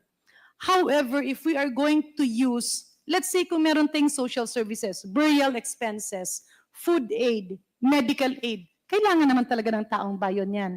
But the problem is that if we're going to use confidential funds for this, the fear of duplication is there. Kaya nga bumabalik tayo, saan ginamit yung pera? Kasi pag confidence building, Mr. Chair, kunyari, sasabihan mo ako, payat ka! Although alam ko namang mataba ako, ang feeling ko, talagang totoong payat siguro ako. But will that have an impact on national security threats? Or is it confidence na sabihin natin, trinain mo yung mga tao para pag nag-gather sila ng information, alam nila na tama yung impormasyong nakukuha nila.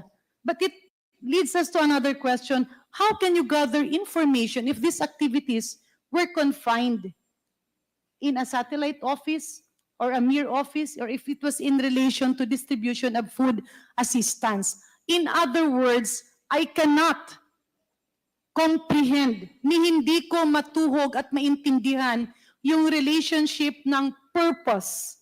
Para saan ba ang perang ito? Ano ba ang pinagkagastusan? Aligned ba sila? Or is this a case of technical malversation? Yan lang po, Mr. Chair, ang gusto nating maliwanagan because this has to be corrected. So may we ask, I think Attorney Sanchez was raising her hand. Yes, Mr. Chair. May I Attorney be Sanchez, recognized? you're recognized. Thank you, Mr. Chair. Your Honors, my understanding of the term confidence building as used in the physical and financial plan is that the office intends to build the public trust in the government. So we need to make sure that the services of the OVP reach the public. That's why it is for the safe and successful implementation of OVP programs and services. So, Mr. Chair, pasensya na po, pero mas lalo akong nininervyos sa mga sagot ni Attorney Sanchez. what you are saying is correct in terms of performing the duties of the Vice President. And this can be given even augmentation funds. But what is its relation to confidential funds that is related to national security threats? Mr. Chair, my understanding is that the use of the actual fund should be limited with what are provided in the joint circular. And what are the So, items provided in the joint circular? that Please would- read the specific section, Yes, Mr. Chair, Attorney So, Sanchez. For under item 4.8, the confidential fund shall be used only for the following confidential expenses. Under 4.8.1, that would be purchase of information necessary for the formulation and implementation of program, activities, and projects relevant to the national security and peace and order. Under 4.8.2, rental of transport vehicle related to confidential activities. 4.8.3, rentals and the incidental expenses related to the maintenance of safe houses. 4.8.4, purchase or rental of supplies, materials, and equipment for confidential operations that can not be done through regular procedures without compromising the information gathering activity concerned. 4.8.5, payment of rewards to informers for non-employees of concerned government agencies, subject to the following conditions. The first one is approval by the head of agency in the case of LGUs and national government agencies. So in other words, Attorney Sanchez, yung binasa mo, yan ang purpose ng confidential funds. Tama? Yes, among How two can you others. relate that to confidence building and making the office of the Vice President effective? So under 4.8.1, Mr. Chair, it is allowed to purchase information to be able to formulate and implement programs. Okay. activities, Madam, and Mr. projects. Chair, dagdagan ko lang, okay lang po ba?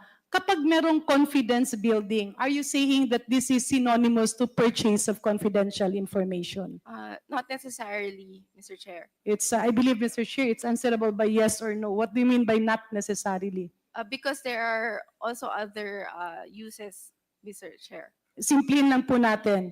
Yung sinasabi po ninyong purchase of information in relation to national security threats, is that synonymous? Pareho po ba yan sa confidence building in the office of the Vice President or hindi? It can be, Mr. How? Chair.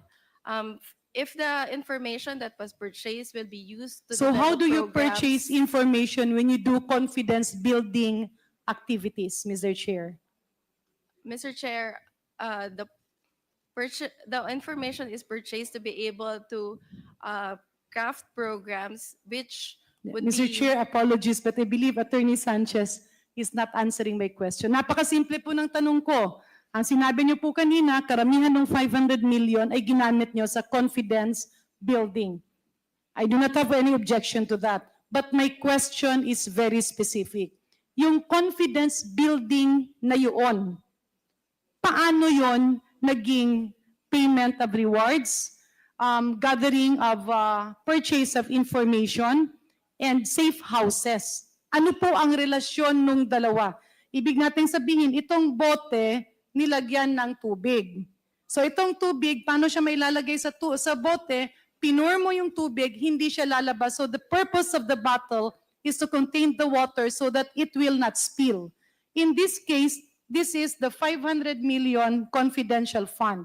The purpose of this is to prevent outbreaks, epidemics, national security threats, and to protect the sambayanang Pilipino. Ngayon, ano ang relasyon ni itong 500 million na sinasabi mo under the joint circular to the confidence building na ginawa nyo? You're saying purchase of information, safe houses, rewards na pinamigay. Pero sa confidence building, ang alam ko niyan mga seminar, di ba? Yung sasabihin, kaya mo to. Pinapatibay ang loob mo. What is the relationship nitong mga seminar na ito, ng mga confidence building activities na ito, dito sa goal nyo na mawala or maibsan ang terorismo sa Pilipinas? Your Honor, as planned, the confidence building uh, would entail that the projects and programs of the OVP are safely and successfully implemented because the Last question, public, Mr. Chair. I do hope you will bear with us, yes, Attorney Mr. Sanchez. Chair. By your looks and by your nature and by your reputation, I know that you have the intellect and the neurons and you know the truth about all of this. Okay. Ang sinasabi mo is for the implementation of the programs of the OVP. Are you not referring to the regular budget and not the confidential budget? No, And what differentiates that from each other? uh, Mr. Chair, no, I am not referring to the regular budget. Anong diferensya nun? Kasi di ba sinasabi mo, para ma-implement, o gumamit tayo ng ibang opisina, gamitin natin yung Department of Social Welfare and Development. Ano ba ang mandato ng DSWD para maalagaan yung mga Pilipino sa panahon ng kalamidad? Para maibsan yung gutom, para maiyahon yung mga hirap at umangat sa buhay. Am I correct? But if Yes. they will be given confidential funds, will that be tantamount to accomplishing those programs or objectives? Or is it tantamount to saying meron silang confidential fund kasi habang tinutulungan nila yung mga mahihirap, minamarapat rin nila na walang mga drugs na umiikot doon, walang mga sakit na pwedeng maging pandemic doon, or walang mga tao doon na rini-recruit na para sa mga illegal and terrorism activities. Tama po ba? Sorry, may I be clarified about the question, Your Honor? Napakasimple po nung sinabi ko. Ito ang DSW. Let's say, ito yung DSWD. Ang mandato nila, mamigay ng tulong kapag may kalamidad. Tulungan yung mga mahihirap na merong pangkabuhayan. Iangat sila sa antas ng pamumuhay. That is their regular budget. Tama. Yes. Pag meron siyang confidential fund, dahil ang confidential fund is for the purpose of countering terrorism, preventing threats to national security like outbreaks, pandemics, and even drugs, gagamitin nila yan, siguro kung andun sila tinutulungan yung mga mahihirap, na magkaroon din ng information kung sino dun yung mga nagsusupply ng drugs. Or, iso-surveillance naman nila in terms of disease surveillance kasi baka dumarami yan at maging outbreak. Tama po ba? Yes. Now, kanina ko papaulit-ulit na naririnig sa inyo to perform the mandate of the Office of the Vice President, to be able to perform the initiatives and confidence building of the Office of the Vice President. What is the difference in that objective that is different from the utilization of the confidential fund? Your Honor, the objective may be the same, but the specific items intended to be spent on would be different, Your So Honor. sabihin na lang natin, can you categorically point to us what specific OVP mandate are you referring to or OVP initiative? Your Honor, as planned, it would pertain to all OVP. So lahat ng programs. OVP activities is related to counterterrorism? Your Honor, that can be related, Your Honor. Please be specific. Uh, Alin doon? Your Honor, again, the plan is very general, but in terms of the specific or actual Hindi, kaya nga, uses- give us one example. Pasensya na ha, kasi hindi ko rin talaga memorize. Can you explain, can you give us the mandate of the Office of the Vice President? the mandate, essentially, Your Honor, is to provide socioeconomic services to the people, Your Honor. So which in the actions in providing socioeconomic services can a national threat happen? Saan, kailan, at paano nagiging national threat sa taong bayan ang trabaho ng OVP? Your Honor, it can also be in the engagements of the Vice President, Your Honor. But for the specific projects, for example, Your Honor, when we conduct distributions for our projects and in some So when you areas. conduct distribution, kunyari may namatay, pag nagbigay ka ng abuloy, tinatanong mo rin yung namatay o meron ba ditong drug pusher, ganun po? I have no knowledge, Your Honor, on the specific or the actual use, Your Honor, but it can be, and it can also be, Your Honor, part of it. So pag nagbibigay ka ng abuloy, sasabihin mo, oh, condolence po. So sino po dito sa palibot nyo ang nagsusupply ng drugs? Parang ganun po? Your Honor, with regard to the regular fund of the OVP, No, we're not talking about the regular fund. We're talking about the confidential fund. that is possible, Your Honor. Ah. Talaga namang, yeah. So, and then when you provide food aid and medical aid, so this is in the interior areas Your Honor, or in the offices. I am not aware of the actual utilization, Your Honor. And napansin ko na lang din, in all the quarterly utilization, it pertains to all the same items. Purchase of information, payment of reward. So every quarter, meron kayong binibigyan ng reward. I have no personal knowledge, Your Honor. Who can answer that in your team, among the resource persons here? I don't think there is anyone from us who can answer, Your Honor. What is the process? When you release funds, di ba before mo sundan yon ng it's cash advance, tama po ba? So Yes. nagbigay ka ng cash advance, before mo isunod, sisiguraduhin mong na-liquidate or natapos na yung... So can you give a reward kung wala ka namang parameters by which a reward can be given? Based So on tanungin kita, kunyari ikaw yung head ng office, meron kang reward na ipamimigay, pero wala ka namang parameters.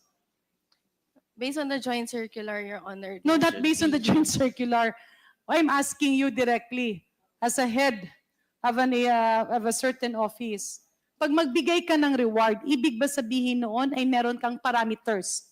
Let's say example, magbibigay ka ng reward sa mga estudyante. E titingnan mo ba doon, walang absence sa school, ito yung grade na na-attain, tama po ba? Yes, So Your in Honor. this case, meron kayong parameters kung paano magbigay ng reward, tama po ba? I am not aware, Your Honor. But then how can you say that you are giving out rewards every now and then? Kasi yun ang naging justification nyo. Safe houses, how do you define safe houses, Your Honors? Your Honors, based on the actual utilization, Your Honor, I cannot. On your give- personal knowledge as a lawyer. Your Honor, safe houses are places wherein you could house your informants or people who would need protection, Your Honor. So in this case, you had informants that you were providing housing on a regular basis.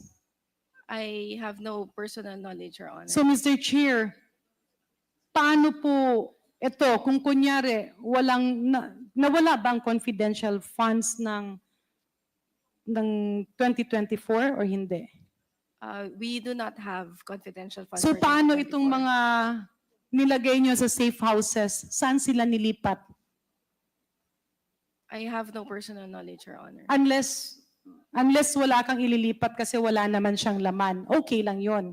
Kunyari, may mga safe houses, nag-rent kayo ng maraming safe houses, pero walang laman. Kung nawala ang pondo, okay lang yun, kasi wala namang laman, Mr. Chair. Pero kung merong laman, syempre, kailangan nyo silang ilipat, di po ba?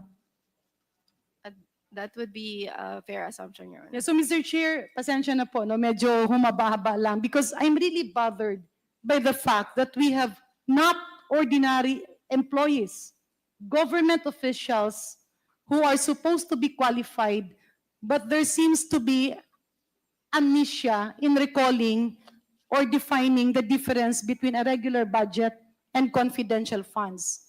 And mas nakakabahala po, Mr. Chair, if pag-uusapan natin ang confidence building, if this is confidence building among our athletes or among our Miss Universe contestants, okay po yan. Pero hindi ko pa rin po talaga matuhog ang confidence building vis-a-vis spending 500 million pesos. So with that, Mr. Chair, I hope that as we move forward, the committee can recommend initiatives by which people in these offices will be reoriented. I'm not sure if indeed they do not know, reoriented, or maybe check into how technical malversation can be prevented in the future. And maybe, Mr. Chair, if I'm not sure if it's allowable, but can we have the confidence building activities? A copy kung pwedeng ma-request sa committee for the future hearings. COMSEC, please take note of the manifestation of Congresswoman Janet Garin. Manifestation lang. Yeah, Mr. Chair, it's a request para lang po maliwanagan tayo kasi baka I'm requesting if it's possible what kind of confidence building activities led to the disbursement of the confidential funds kasi baka naman We will try to write the Office of the Vice President inquiring the meaning of confidence building. yan po ang naging sulat papunta sa DBM which triggered allegedly as mentioned by Sir Tenido yung kanilang request for confidence building resulted to the release of confidential funds. Kaya Maybe we can ask the DBM the programs, activities, and projects that the OVP submitted to the DBM para doon po ma-check po natin talaga kung magmamatch po talaga yung justification nila and how come it was approved by DBM. yes, Mr. Chair, I rely on your confidence also. Thank you po. So, are there any other matters that the members wish to discuss before we suspend the hearing? Kung wala na Motion. po, do I hear a motion I to move to suspend. Before we move for that, Mr. Chair, I just have a quick manifestation. Unang-una, nagpapasalamat po ako sa 4 na resource persons po natin na dumalo po kayo ngayon. Kay Ma'am Villa Del Rey, kay Attorney Sanchez, kay Mr.